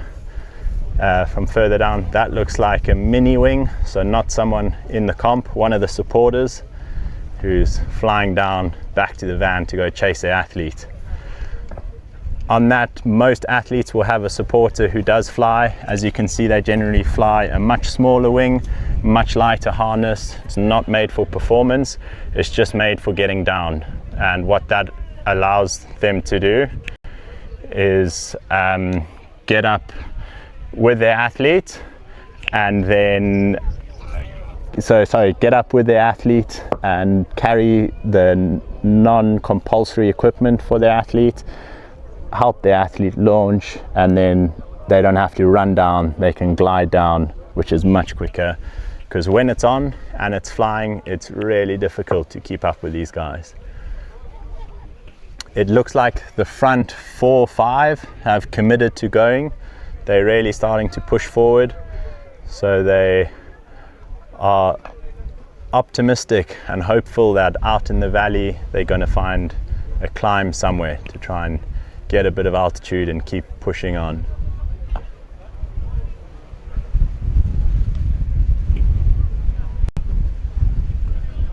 The wind, if you don't know, was forecasted to be upper end, up to the 40-45 km/h wind speeds today. We haven't seen that yet. I would say the high gusts are 30-35, but it is still only 2 o'clock, so we could very well see those strength of winds coming through this afternoon. A lot of the pilots will have their supporters keeping a close eye on that. Obviously, if those sort of winds start coming through, the valleys get tricky, landing gets tricky, turbulence increases massively. So the pilots will be keeping a very close eye on what this wind is doing and managing the safety side, managing their decisions, and trying to manage really tricky conditions here. We've got a few guys who are following the front 3 who've turned around. You'll see them coming back to the ridge. You see how much faster they fly because they've got the wind behind them, and they will just link onto this ridge again, soar back up instead of going on a death glide into the valley, and wait, game of patience, and try and get a climb. Out to the right here, you can see we've got a gaggle forming. There's a little bit of a climb going. You can see everyone going around in circles. That's them trying to core in on a thermal. And the dynamic lift, the wind that's coming up the hill will take you so high, 100, 200 meters above the ridge. And a thermal is really what's going to give you the height to go cross country. So straight away, you see these guys are identifying it, and everyone is congregating here. So we've got the first real thermal of the day coming up here. And let's see how high this takes the athletes. The guys out front, you can see they're really in search mode. They've slowed down, not just pushing straight into wind, and they're searching for a climb. It looks like they might have something. It's really, really light. They're hardly going up, but they're maintaining, and often you need to just maintain until you link into that thermal. So with the strong wind, your thermals will be very broken up by the wind, unless it's a really, really powerful thermal that holds its shape. You can see now how everyone's kind of spread out, and basically that thermal's released, it's been hit by the strong wind, and it's blown the thermal apart. So it's not strong enough to really form a nice core and let everyone climb. So although they've made some good altitude, you would generally want more than that to leave the hill, but sometimes you've got to take what you've got. So it'll be interesting to see. Some of the guys look like they might start heading out and maybe try and link up with these guys out in the valley. Got some more launches going on.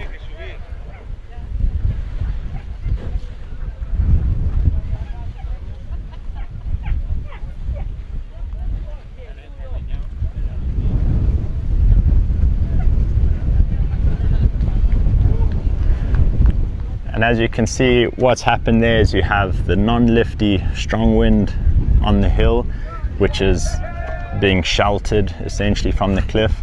And then a bit of acrobatics there, as they hit the strong wind that's lifting high off the front ridge, you see the wing come back over the head, and they really get into that lift. And that's what's pushing the wing back above the head, and that initial sort of surge and climb and that's a really typical sign from wind coming up a sheer cliff and connecting into that. Our front three, see if you can see them.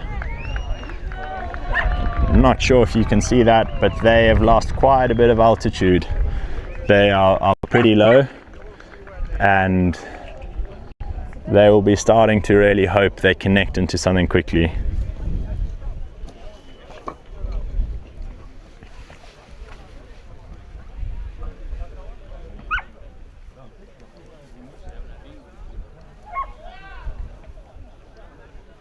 We have about 30 pilots in the sky.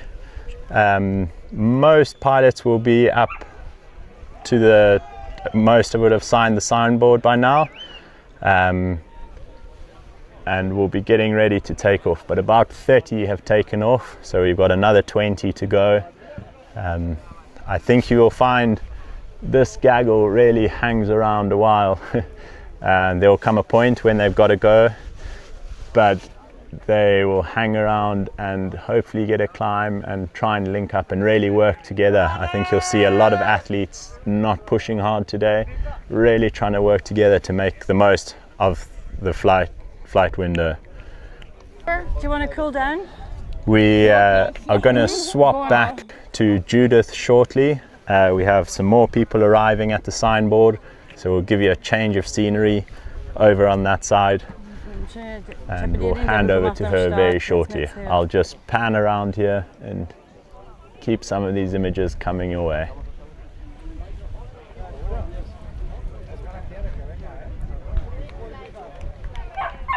Oh, we've just had Celia Biermann arriving, our third woman up here. Just give a quick wave to the folks at home. Yeah. Celia's here! Ta-da! Congratulations! Yes, well done. Well done. It's brutal, eh? Okay, perfect. The Who was the idea that first it's gonna girl? be Celia? Crazy winds has not materialised. So have a rest, have a fly. This was like, now we're having this really hot slope and then seeing the wings up there, it's like, yes! Yes, I know, you get that reward, don't you? Well done. Go and have a sit down. Well done. Everyone is waiting for you in the air, so you didn't miss anything. Yeah, so they haven't actually gone yet. Somebody went a bit over the back, and they're still all congregating here. It's like a cross-country competition here. It's not. Oh, there's one very low. So let me introduce you to Malo Richard, who was a competitor last year. Thank you. And Malo ran up the hill for us today. He's still got his camera on. He was live when you saw people running up the hill. It was Malo who was bringing those images. And also Asia. Also Asia, yeah. So we had two runners. Yeah. So exactly. Tell me how was it? Describe to me. Oh, sorry. It was hot. Yeah. How hot? It was very hot, like very humid, not too much wind on this face, and not a lot of shadow at the end. So yeah, that was quite complicated, but we had just a small bag, so it was easier for us. And yeah, and now they are flying, so that's pretty cool. Really nice. And you have your wing up here? No, don't have it. No! So no, oh, no. I will not fly today. Oh, what a shame. Yeah. What a shame. And I mean, you wanted to be in this race, but you had a foot injury, Yeah, I believe? exactly. Yeah, exactly, on the right foot, so not easy. And I will try to prepare and be ready for in 2 years for the next edition. I hope Let's so. see. I hope so. Let's see. We will do the best. You were a pleasure to have with us last year. You're a pleasure to have with us this year. Thank you. So come next time. Thank you very much. Can I say something? Yes. Thank you very much for being here. You're yeah, welcome. we appreciate it so much. You're welcome. And Was nice. Really nice. We understand that was a really tough day today. Not easy. Not only for you, but for all of us, all you. Okay. That was nice. Now okay, let's enjoy the fly. Yes. See the people flying. Okay. Yes. Okay. Thank you. Okay. Great. So, oops. I'm just about to be knocked over by the signboard. Someone's coming. Oh, and somebody's. Oh. Pauline Müller is here, our Austrian athlete. Paulina Müller is here again, somebody who's sneaking up on us. Congratulations. Herzlichen Glückwunsch. Wir haben eine kleine Dusche hier für dich. Dann kannst du dich erstmal, das Wasser ist ein bisschen warm da drin, aber wenigstens ist es etwas. So Pauline Müller from Austria is here, our fourth woman to make it up to the first turn point. Luckily nobody's left yet, so you haven't missed anything. They haven't gone yet. They're waiting just for you. Oh, thanks. Yeah. That's really nice. If you want to have a shower and cool down for a bit, okay. Well done.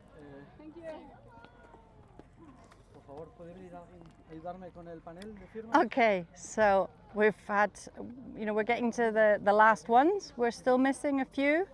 We're missing running legend Tomako Kanea. We're missing XC competition legends Idris Birch and Tilen Senglar. Who else? Sabrand Warren is not here yet. He was in our last edition as well. So we're missing about 8, I think, and we hope that they should be here. We have one pilot who seems to have taken the wrong route and is lost and may not arrive here for some hours yet. They haven't gained much altitude yet. I mean, this is at 900 meters above sea level, and they've come from sea level, so it's quite a big climb, which is, you'd think that it would be nice, a bit cooler here, but it's not. It's baking.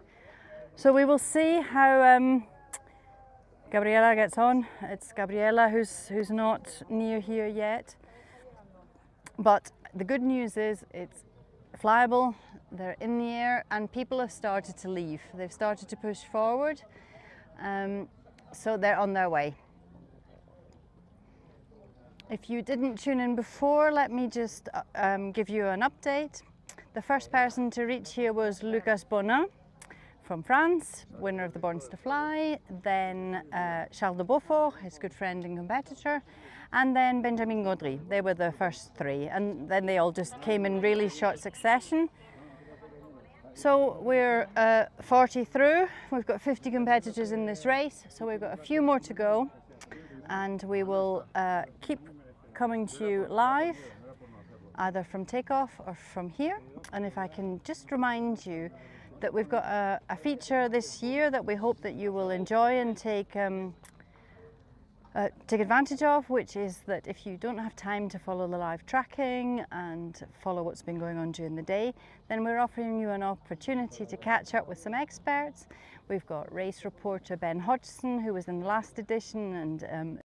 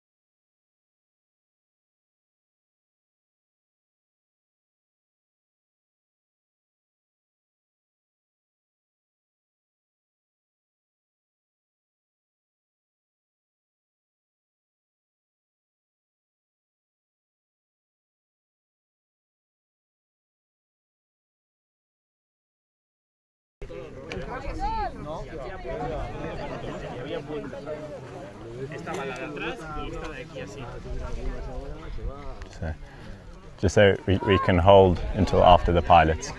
Until? After the pilots have arrived there.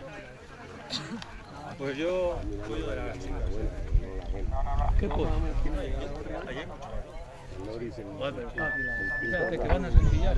Termina de enseguida.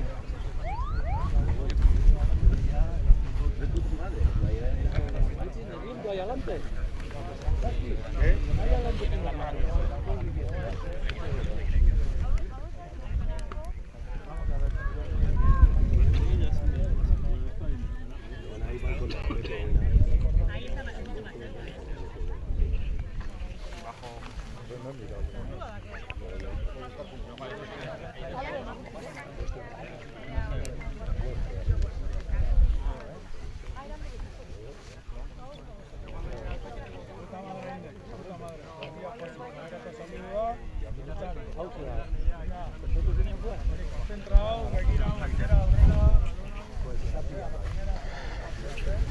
Okay, so we've come over to the other launch. We've got our first female athlete, Francesca.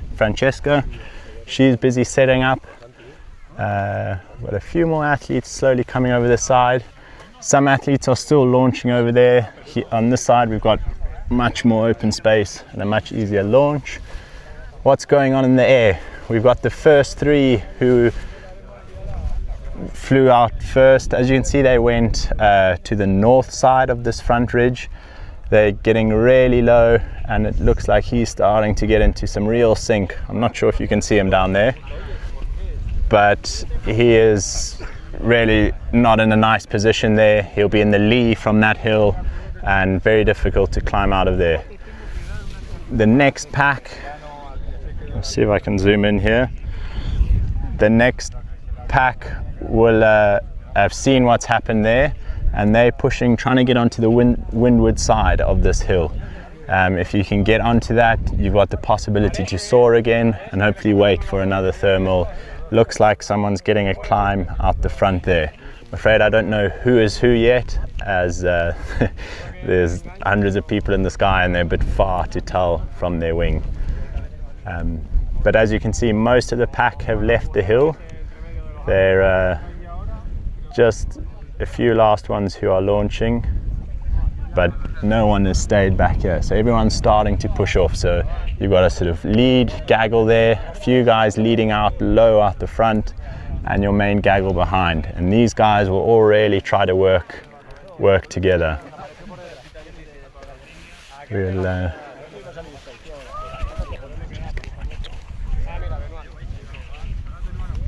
if you want to.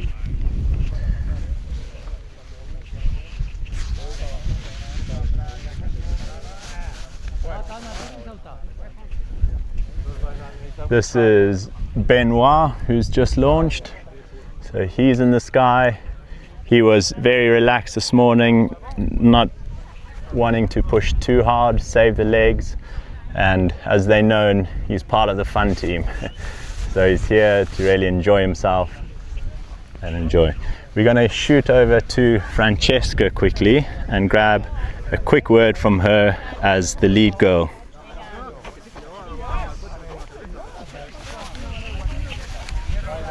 Just come over here to Francesca. Hey. Hi Ben. How are you doing? Well, a bit tired. It was quite a psychological challenge as well for the heat, I would say. But here we are, and we're gonna try to fly as best as possible, hopefully in a group. Do you know you're the first girl up here? Yeah, but the others are very strong as well, and I'm sure they will arrive very soon. Right behind you. Does that give you a confidence boost? Are you happy that you're in the front, or still too early? No, I mean, no. I think that the key is to try to fly as well as best as possible, as usual in hike and fly, right? Perfect. And the last one, I don't want to take too much of your time. What do you think of the conditions? Are you nervous? Do you think they're sketchy, or are you quite happy? Well, we expected much more wind. Indeed, we are trying to fly with a bit of ballast for the first time, actually. So we'll see how it turns out. Lovely. Well, good luck. We're all cheering you on, and stay safe. And we'll see you down the course line. Thank you. See you later. All the best. Ciao. Bye. Ciao, Ben. Lovely. Well, great to hear from Francesca. She seems in good spirit. She spoke about ballast there. Some of the athletes will be lighter on their wings, so I'm just going to swap you around because there's someone taking off. So some of the athletes will be lighter on their wings. Your wing has a weight range, so different sizes have different ranges, usually a range of 20 kilograms.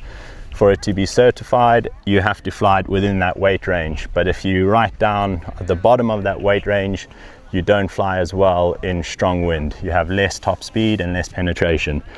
So sometimes pilots will take ballast, take extra water to try and increase their weight to make sure their wings fly a bit better. Obviously though, in hike and fly, that's more tricky, as you've got to carry that, or someone has to carry that. So that becomes a whole nother tricky element. The guys earlier who had a little climb out the front there, I'm going to stop pointing because it changes the focus. I'll try and zoom in. I'm not sure if you can see them. But we have a gaggle out the front there who are all linked together. They're not really climbing out, but making slow progress forward. We've got another wing down on the ridge there, also super low. He'll probably try saw that spine and see if he can get higher. And the front guys look like they've gone down. I'm just gonna get out the way here. We've got a launch coming.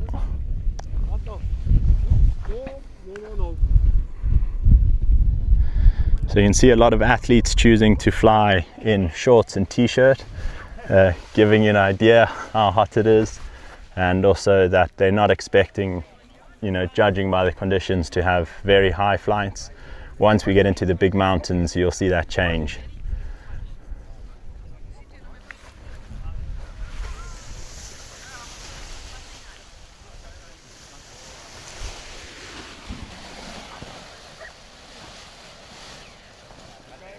Lovely, really nicely done, and that's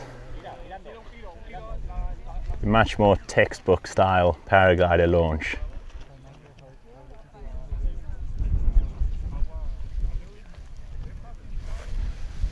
Our vultures have come back, and these next pilots will team up and try and link back up with these front guys. Further up the field, there really is not much going on. It looks really tricky conditions out there. So you'll see the guys really just try and fly slow, stay in the air, and push forward as much as they can until they get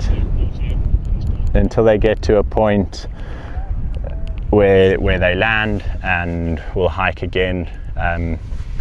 The direction they're going is towards that big peak out the front there. Once you get out there, you start to get a lot more south-facing slopes. Here we have all these little ridges and no real nice, all these little hills and no real nice ridges to run. So they'll be really pushing today to try and make as much progress as they can. Tomorrow looks a lot better. Looks like high cloud base, good thermic activity. Still a bit of wind to deal with, but much better conditions tomorrow. So they'll try and position themselves to make the most out of that tomorrow. We've got Francesca is almost ready to go. She's just doing her last little setups, and we'll get her in the sky, get her takeoff.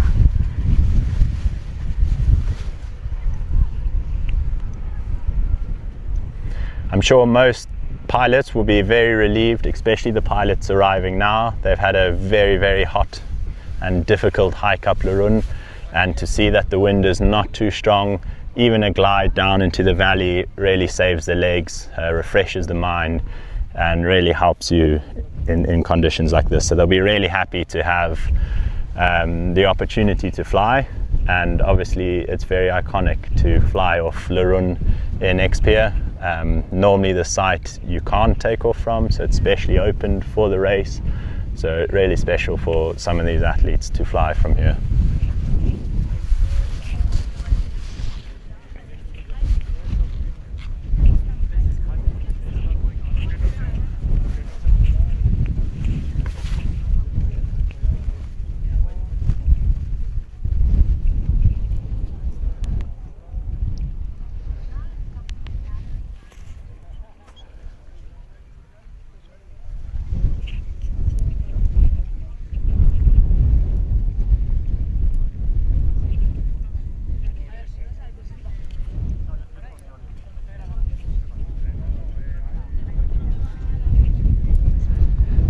I'm just trying to zoom in here. There you can see the main gaggle. Everyone in front of that, you've got a few pilots lower, but no one's climbed out ahead of that. So that main gaggle is staying together, working together, and trying to make the most of, you know, trying to turn a glide into a valley a little bit more.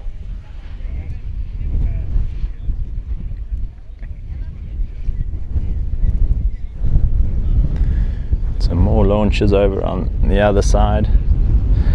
So some athletes still choosing to launch from that side. Sorry, that's actually a supporter who's going down. And I believe we've got Sylvia Galley, who is just over there. She's taking off. Another launch here.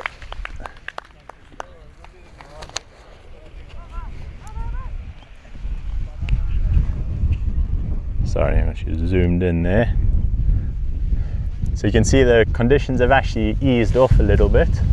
Not as aggressive as earlier, making the launches a lot more smoother and less wing management to deal with on takeoff. The guys here are starting to climb out quite well. We've got some vultures that have been getting little bubbles coming off the spine to the left here. You can see these guys in front are thermaling around, but really not going up very far. So a very stable day, very slow day.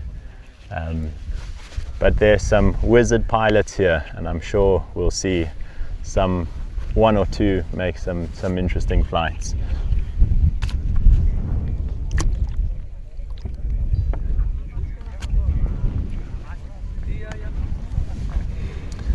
See, Sylvia's just walked a little bit higher up there. So we've got our first two girls, I believe. Francesca was first, and I think Sylvia was second. I need to double check that.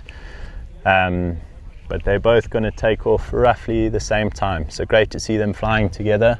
I'm sure they'll try and link up together and chase down this front pack. There goes Sylvia.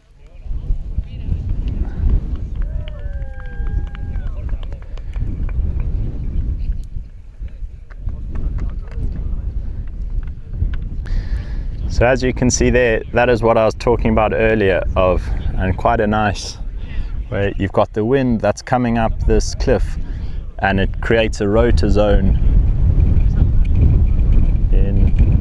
in here. So you're in light wind in here, sometimes wind from the back, and then as they enter that strong wind, the wind pitches back and they go up into they get a bit of an exhilarating climb out. Once they're clear of that, you can see it calms down. So that's one of the dangers of launching in front of a cliff like that.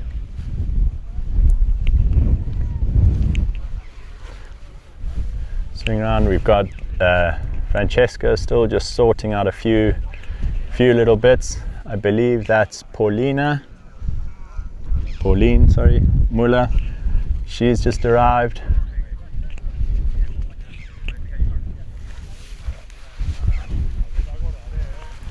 Let's see if we can get some shots.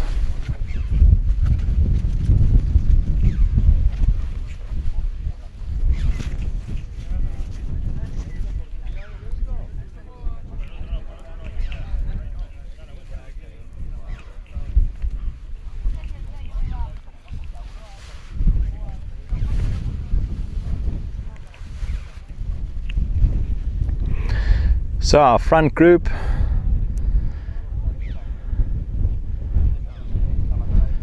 have made it to that next little hill. As you can see, they're very low, and hopefully working together they'll be able to find some form of climb there and see what they can do.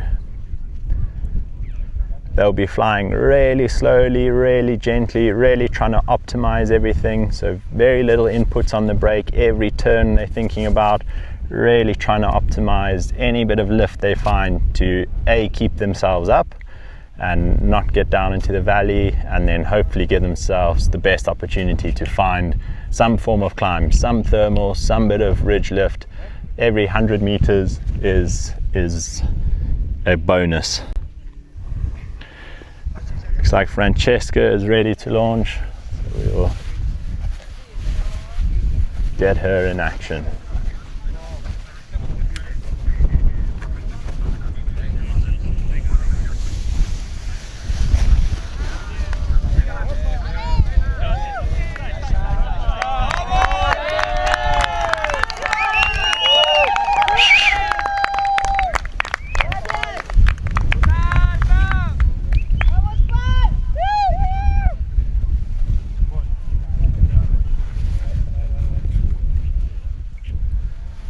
There we have our two girls in the sky. We've got Sylvia just over there and Francesca above us, and let's see how they get on.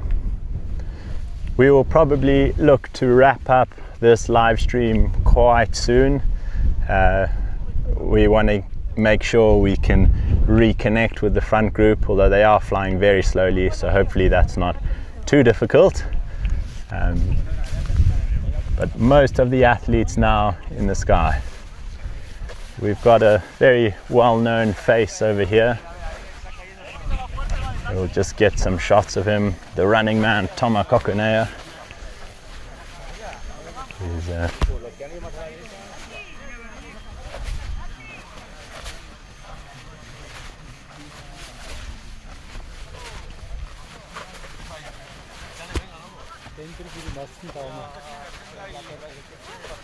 die meisten bekommen vor allem mehr wieder mal, oder?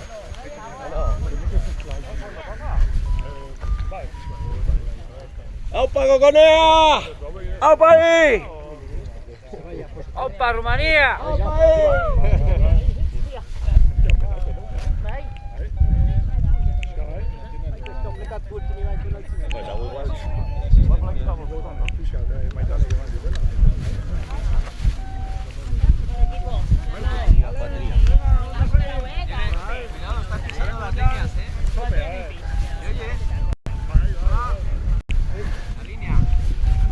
So we have Pauline and Celia's just arrived. So most of the girls opting to come to this launch site. Much wiser choice if you ask us mere mortals.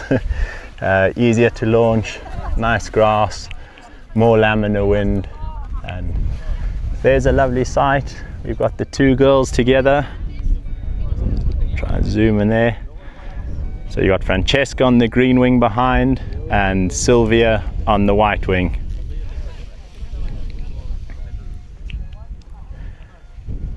The rest of the pilots are in front of them, so they will stay together and try to get a bit of height and use each other to help each other to cross this valley.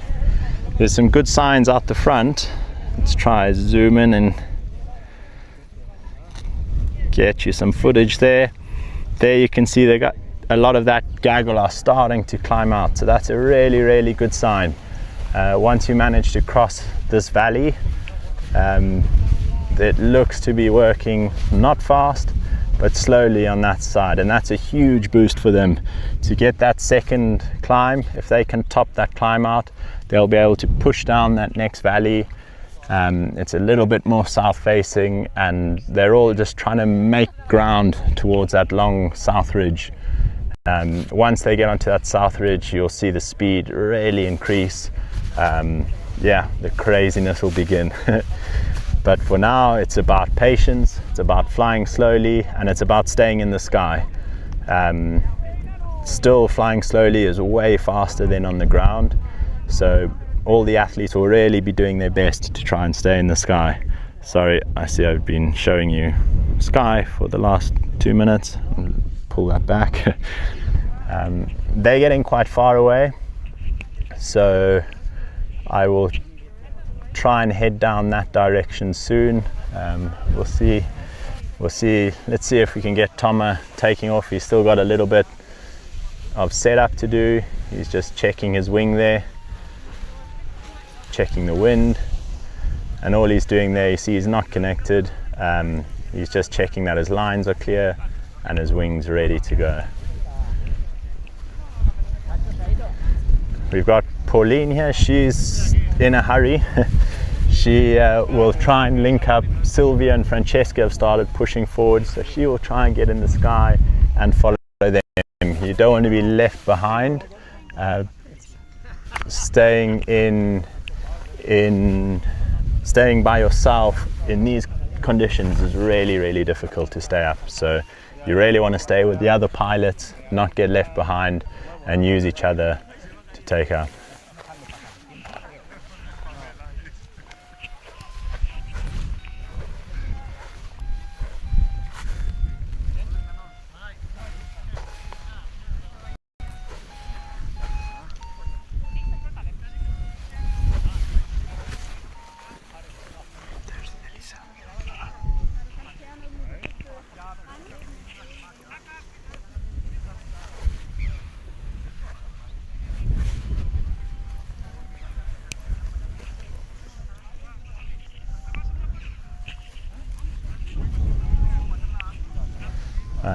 Here goes Thomas.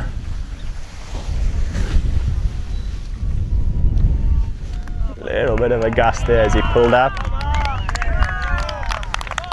And get a good shot of him.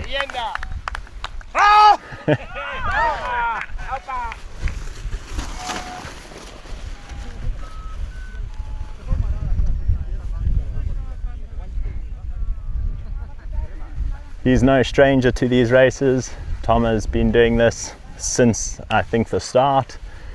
He was one of the early X-Alps athletes, done many editions and done many X-Pyrs. So he's no stranger and he knows what this is all about.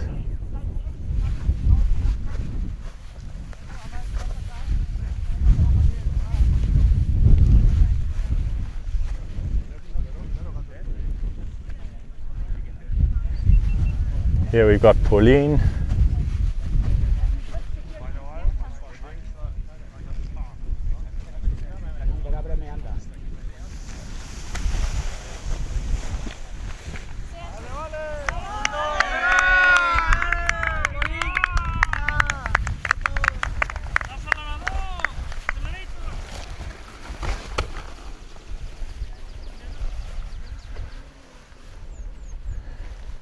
Lovely footage there. So she will link up with Thomas and they'll try and work together. You can see Francesca and Sylvia have pushed out forward.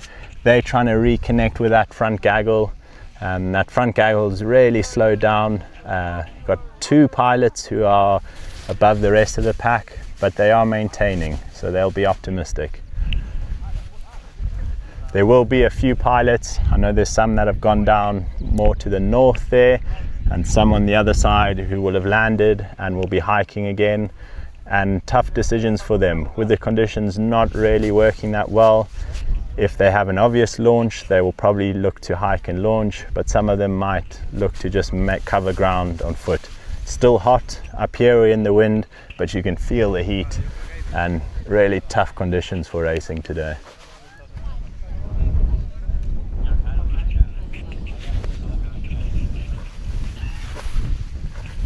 We've got Elisa Deutschmann here. She's joined the scene.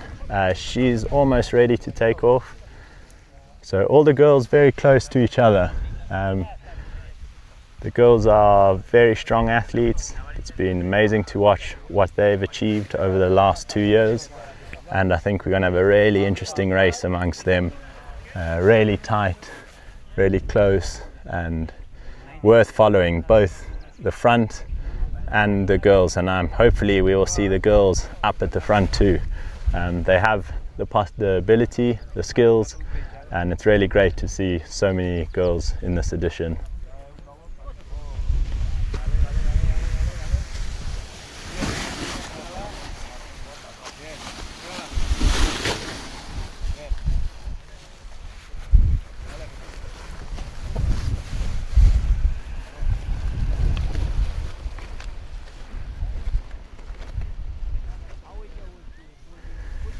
So you can see a really nice little thermal up here. We've got a vulture, Thomas at the top, Pauline, and these guys will try and climb this as high as they can, and then they'll push out following the others.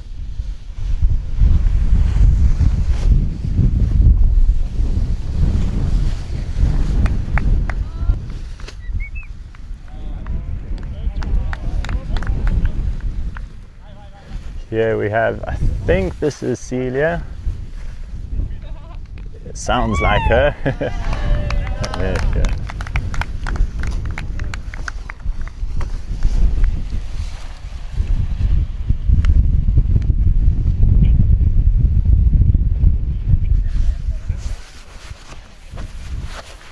And here we've got Lisa. She's going to do the same.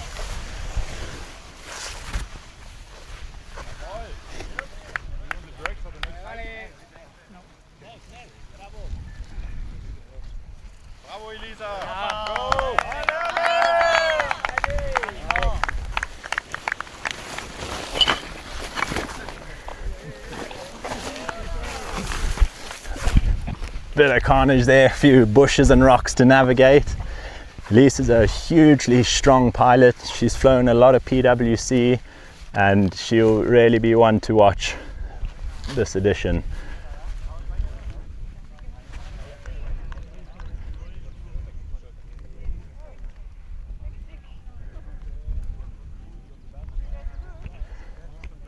So we are going to hand back to Judith.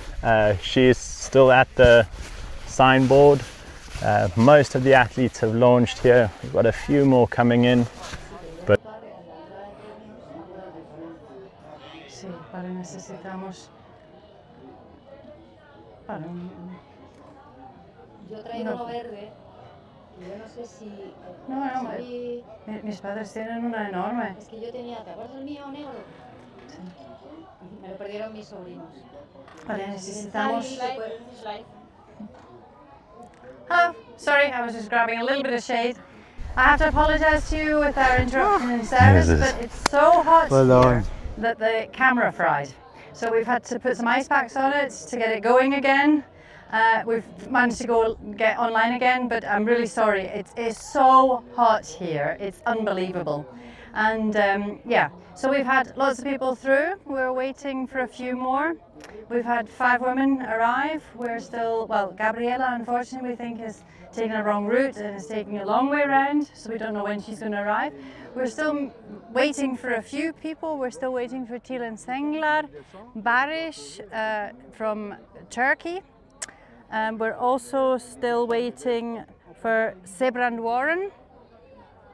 So we've got a couple more to come.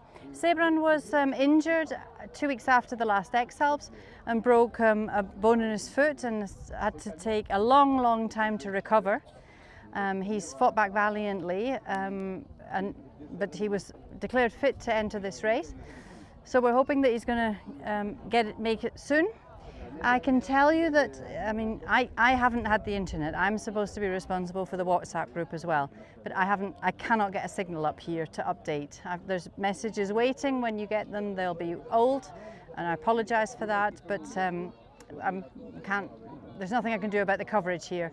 I don't have data, and I don't have, I'm standing too far away from the restaurant to actually use their Wi-Fi. But I can tell you that the first groups of pilots have flown off into the distance. They've managed to penetrate through. I can see they're getting quite low in the distance. You can follow the live tracking, obviously, to see where they're going. We've got 4 ways of doing live tracking this year. We've got Live Track 24, which is what we use for our results. So that is the official tracking software that we're using. Everything else is just for information. There's a delay on some of them. Then we have Flymaster, you have Burn Air, and you have Live Track 20, Faster. It's so hot, I can't even think anymore. But if you look at the live track link on the X-Pyr.com website, you will see, sorry, I'm being distracted because I can hear a helicopter behind me. And it is a rescue helicopter. Now that's probably just a walker or something. But anyway, one gets distracted by helicopters. So yeah, you can look at the live tracking to follow where everybody's going. You can also watch us live, like now, on YouTube or on Paragliding Live, who are sponsoring us. And there's lots of other ways to follow us as well. If you look at the link on the race news site, oops, there's a gust coming through and it's blowing away our signing board.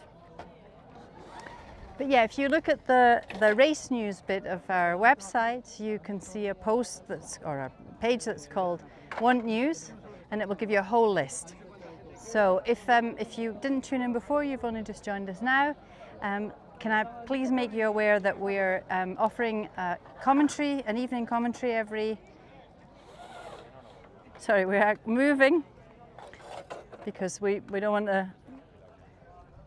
to blow away. Okay. So if you look on the website, you'll find loads and loads of ways to follow us. So you can see how many people have passed through. The way this sign-in panel works is there's 2 squares. So you can see here with Charles de Beaufort, who came second today. They sign here for the start, And then they sign again when they get to Santa Elena de Rhodes, which is the end of speed section. So when there's 2 signatures here, they've made it to go. And then all they need to do is fly down and have a swim in the beach. So this is our start and goal sign. And we use that to verify that everybody's passed through here. So we're only missing 4. We don't know when they're going to come. So the 4 that we've got missing is Barış from Turkey. We're also missing today Gabriela Avigan from Norway. I was saying to her, saying to her that she comes from Trondheim in Norway. She's from the north of Norway. Can you imagine having to hike in 39 degrees? Because she only just arrived here. She was doing her master's at the university. And so she couldn't actually come to the Pyrenees to actually train here. She was in Norway until a few days ago. So she's come from tepid temperatures to this inferno. And I can't impress on you, if you're sitting at home in the cool or even in the rain, how hot it is here. It's like 39 degrees, boiling. We've got a hot, it's like a hairdryer behind me. So yeah, anyways, Gabriela's is not arrived yet, and she's a little bit off course. We don't know when she's going to come. But I hear that Sebrand is probably going to be the next to arrive. So he's our Dutch competitor, but grew up in America. Had a serious injury, had an injury after his last X-Alps. Broke a bone in his foot and it's taken a long time to recover, but is match fit. And then we're also missing Tielen Senglar, who is a cross-country ace. He is more famous for like the super final and big cross-country competitions. He was our second Slovenian, but unfortunately Leonard Oblak couldn't come. For personal issues, he had to withdraw. Silvia Galli took his place. So we're waiting for these 4. That's our last ones. The race started, I can tell you, 4.5 hours ago. 4 hours, 35 minutes. This has been a difficult one. I don't really remember when it's been this hard on the first day. So I mean, I've been doing these races since 2018. I've been here in rain and fog and freezing temperatures, and I've had I've complained about the sunny days burning my feet, but this is nothing. This is the hottest I've ever been here. And right, here we come with the next competitor, Sebrand Warren, Dutch-American. His supporters just arrived, I can see him. So Sebrand will come from behind me. Okay. Have a nice day and see you. And we're just waiting. So once Sebrand's come, we're waiting for 3 more. The lead gaggle are en route. I can see them climbing in the distance. They're making some headway. They've split into several groups. He's the father of Romain Laripa. Ah, Mr. Laripa. Okay, bonjour. Bonjour. Bonjour. The microphone. Enchanté. Enchanté. Oui. Oui. Parlez-vous anglais? Non, je préfère français si vous préférez. Ah, ça, tout dépend de ce que vous me dites. Quelle question en anglais? We're live. Your son had a dream of being at the start. Yes, my son had a dream. Yes. It was to take part to this wonderful race, and he's very happy to take part in it. And it's same for us, for my wife, my daughter, and me. You must be very proud. Okay. Well, I am very proud because I know the competition is very difficult, and my wish is that Romain come to the other side of the sea. Yes. Yes. Were you here when he arrived? Sorry. Were you here when Romain arrived? Oui. Oui. In fact, I live. Yes, there. On the seaside. Yep. Yeah. Okay. When he arrived, it was the biggest applause. Oh, it was fantastic. Because, it's very interesting because he's lucky because he knows a lot of people living here, and I think it will stay a good remember from here. I hope so. I hope so. Okay. Thank you very much, Thanks. Mr. Laripa. Thanks for your race. Thank you. Thank you. So Severance, that was the father of Romain Laripa, our most local pilot. We've got local pilots from the Spanish side, we've got local pilots from the French side, but he is our local pilot, Romain Laripa. So he lives literally down there. He lives in the next village to Hondarribia, and as a young person has been watching this race and has dreamt of being on the start line with the big names, and he's done it. He was not one of the first ones here, but quite early on, got a massive round of applause from the locals. Obviously very, very popular. Lots of friends and family were here to see him arrive, and it was just a beautiful moment, and that was his father. And here we have Thielen. Well done. Well done. That is unexpected. Thielen Sengler, who is much more famous for cross-country competitions. And here comes Sebrand. Well done, Sebrand. How are you doing? How's your foot? The foot's actually okay. Yeah. I didn't stay on top of my water. Sorry, you can... I didn't stay on top of the water on the way up. I had well, we've got a little shower here, and you can have a shower once you've signed. Amazing. Yeah. Hey. Oh, no, where's the shower gone? ¿Dónde está la ducha? Where am I? Ah, okay. No, se han llevado. Ah. Sorry, I made a promise I can't keep the showers going. No. Sorry. Oh, that's so sad. Yeah, sorry. Yeah.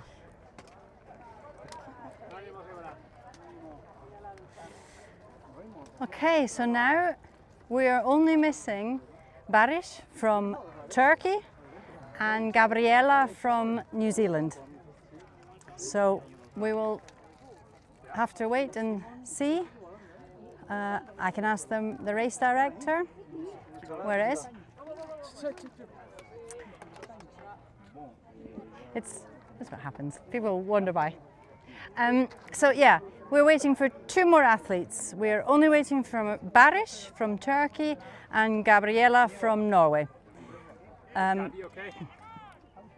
Yes, she's okay. I thought she was pretty far.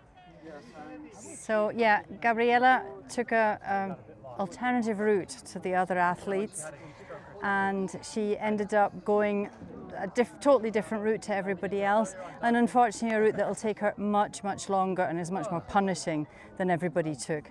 So we don't know how long she's going to be and what time she will arrive here. Meanwhile, the first gaggles have gone. They're en route, heading for the Med. The Catalans are heading home, and we'll be pleased as they get closer. The Basques know this area the best. They'll be making the most of being in their home turf before they get to a section that they're not so familiar with. So I was talking about Romain Laripa a minute because we were just talking to his father. And what's really, I mean, he had this dream to be on the start line, he made it. But what was really amazing was when he was training for this event in April, he decided to see if he could, there was a couple of days of absolutely fantastic weather forecast.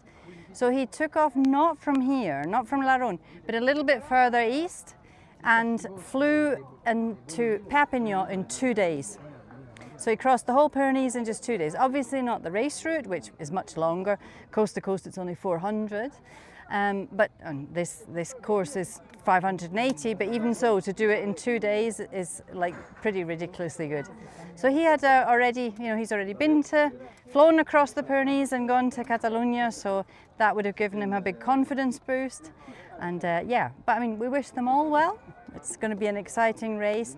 We've got hot temperatures all week. There might be some thundery weather on parts of the course line. If you would like to follow the weather, we have Fabian Umbricht, who was in the race twice himself. And he's a professional meteorologist. In fact, before he entered the race, he was the meteorologist for Kriegel Maurer, but that's what he does for a living. And so he does the weather forecast for us. And every day you can look on the website and you'll get a forecast for the different sections of the race. So if there's athletes still there, then he'll tell you what the race, he'll tell you what the predicted forecast is, so what weather they might encounter that day. And you can read that the night before. So it's a really, really specialised forecast just for us, just for the athletes. I've asked athletes, they really appreciate it because it helps them with the planning for the next day, you know, how much water to carry, do you think there's porter to porter things for them. You know, these things make a big difference. So anyway, we may have some thunderstorms en route, but generally speaking, it's going to be hot, it's going to be flyable, and hopefully they should get quite far. When you see them doing funny dog legs, it's because of airspace. We've got the restricted zone where they have to fly around it, they won't be able to fly over it. We've also got 6 protected bird's nest areas where they are not allowed to fly over. No, that's untrue. They can fly, but it has to be 300 meters above ground level. We think that probably most people won't do that because the ground's so undulating. So to know if there were grounds like this, that you're 300 above it all the time is quite, you know, when you're already tired because you've done all this walking and then flying, and don't forget, they can only move between 7 and 9 every day. So we think that people will take the easier option and just avoid those, definitely. So yeah, so if I can just recap if you've only just joined us. The first 3 to arrive at turn point 1 were Lucas Bonin, Charles de Beaufort, and Benjamin Gaudry, the 3 French boys. Lucas and Charles are very, very good friends, so that was really nice, although Charles went, "What? I'm not the first?" So that must have been a bit of a surprise to them. But yeah, so we're still standing here in the heat of the day. It's boiling.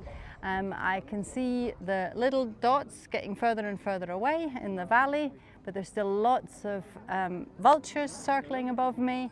So, but it's very milky sky. It's mostly blue. We don't really have any cumulus. But there are, the vultures are making what they can of it. So people are coming up here again, I think, after their lunch. And we're waiting only for 2 athletes now, Barish and Gabriela. So I haven't had the internet, I'm very sorry. So I can't look at the live tracking. I just have to tell you when I see them arriving. I should have also done a lot of updates on the WhatsApp group. I don't have any signal. I don't have data, nor internet, nor even telephone. So I apologize if you've been waiting for notifications on the WhatsApp group. I can't bring you them. What I can bring you is what I can tell you, which is that we started at 10 o'clock this morning on the beach. I don't think anybody was really looking forward to these hot conditions. I think last year it was absolutely pelting with rain and foggy. But I think if you ask them now, they would prefer that over what we've had today because it is brutal. We're standing here and it's not quite 39 degrees up here, it was on the beach, but it's hot and my feet are burning, and in fact our camera actually conked out with the heat because it just overheated. So we're looking forward to a whole week of racing then. I can't give you a few days ago, before the forecast changed, we were thinking maybe 4 days for the first people to arrive. Now we're not so sure, so you'll just have to follow live tracking to find out how it's going. We've got a lot of really top pilots. Kriegel Maurer's back after a break last time. We'll see if he can give Simon Oberrauner a chase for his money. If he can, what the rivalry there is. Lars Meerstetter, who was second in the X-Alps and beat Simon Oberrauner, is also a hot favourite, as are all the locals who, you know, we've got locals from the Basque Country, we've got locals from Catalonia who are flying into or from their home turf or into their home turf. So it should be a really exciting week. It'll be really, really interesting to see. So if I can remind you again of how you can follow us, if you go to X-Pyr.com, you can see the live tracking. There's 4 ways. You can see the weather. You can see the athletes' social feeds. So you don't need to be on Instagram to actually see what they post. You can see, if you just go to the homepage and scroll down, you'll see hundreds of photos and videos produced by the team. From later this evening, we'll start producing videos that you can, call it montages. That'll start this afternoon. At the moment, we're still at turn point 1, so we won't be starting the editing of that quite yet, but we will then bring you stuff on YouTube. Obviously, we've got YouTube Live at the moment, and we will bring you as much news as we possibly can when we can. Right, Baris is here. We have our penultimate competitor, Baris.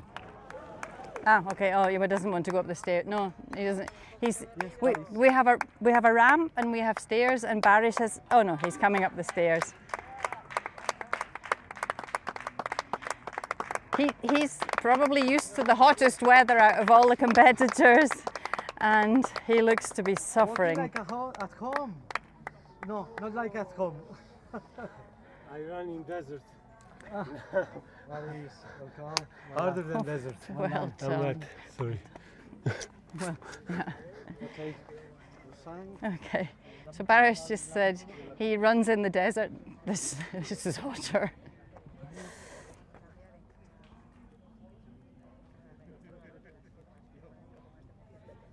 Okay. Well done. Well done. You have your supporters here? Yeah, here. Okay, that's our penultimate. We don't know exactly when Gabriela will be arriving.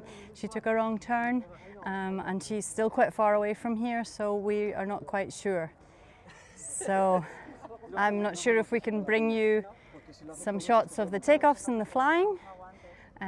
We will see if we can switch back to the takeoff area, or if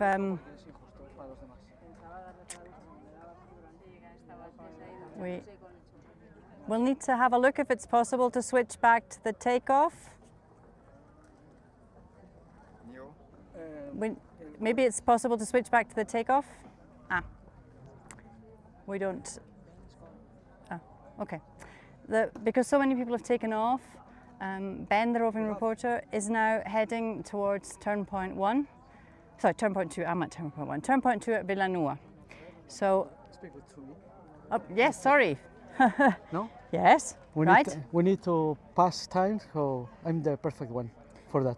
What, passing time? Passing time, yeah. This is in we your need some time to wait for the next pilot. Okay. So I can say something. Inigo Redin, meet director extraordinaire.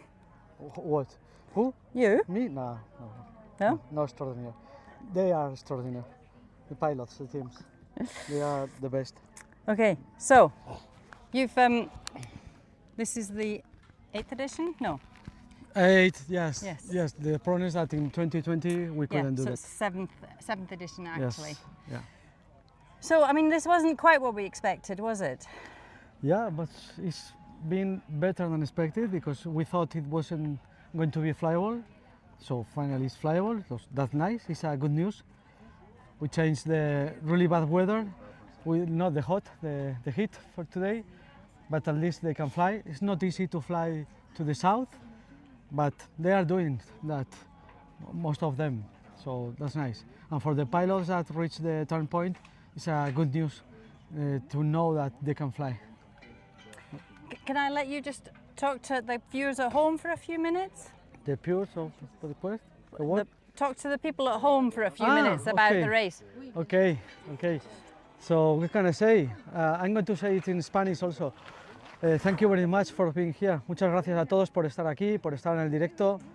La verdad es que es un esfuerzo que hacemos para que podáis seguir la carrera. The truth is, it's a big effort we make to you to give you the options, the possibility to follow the race.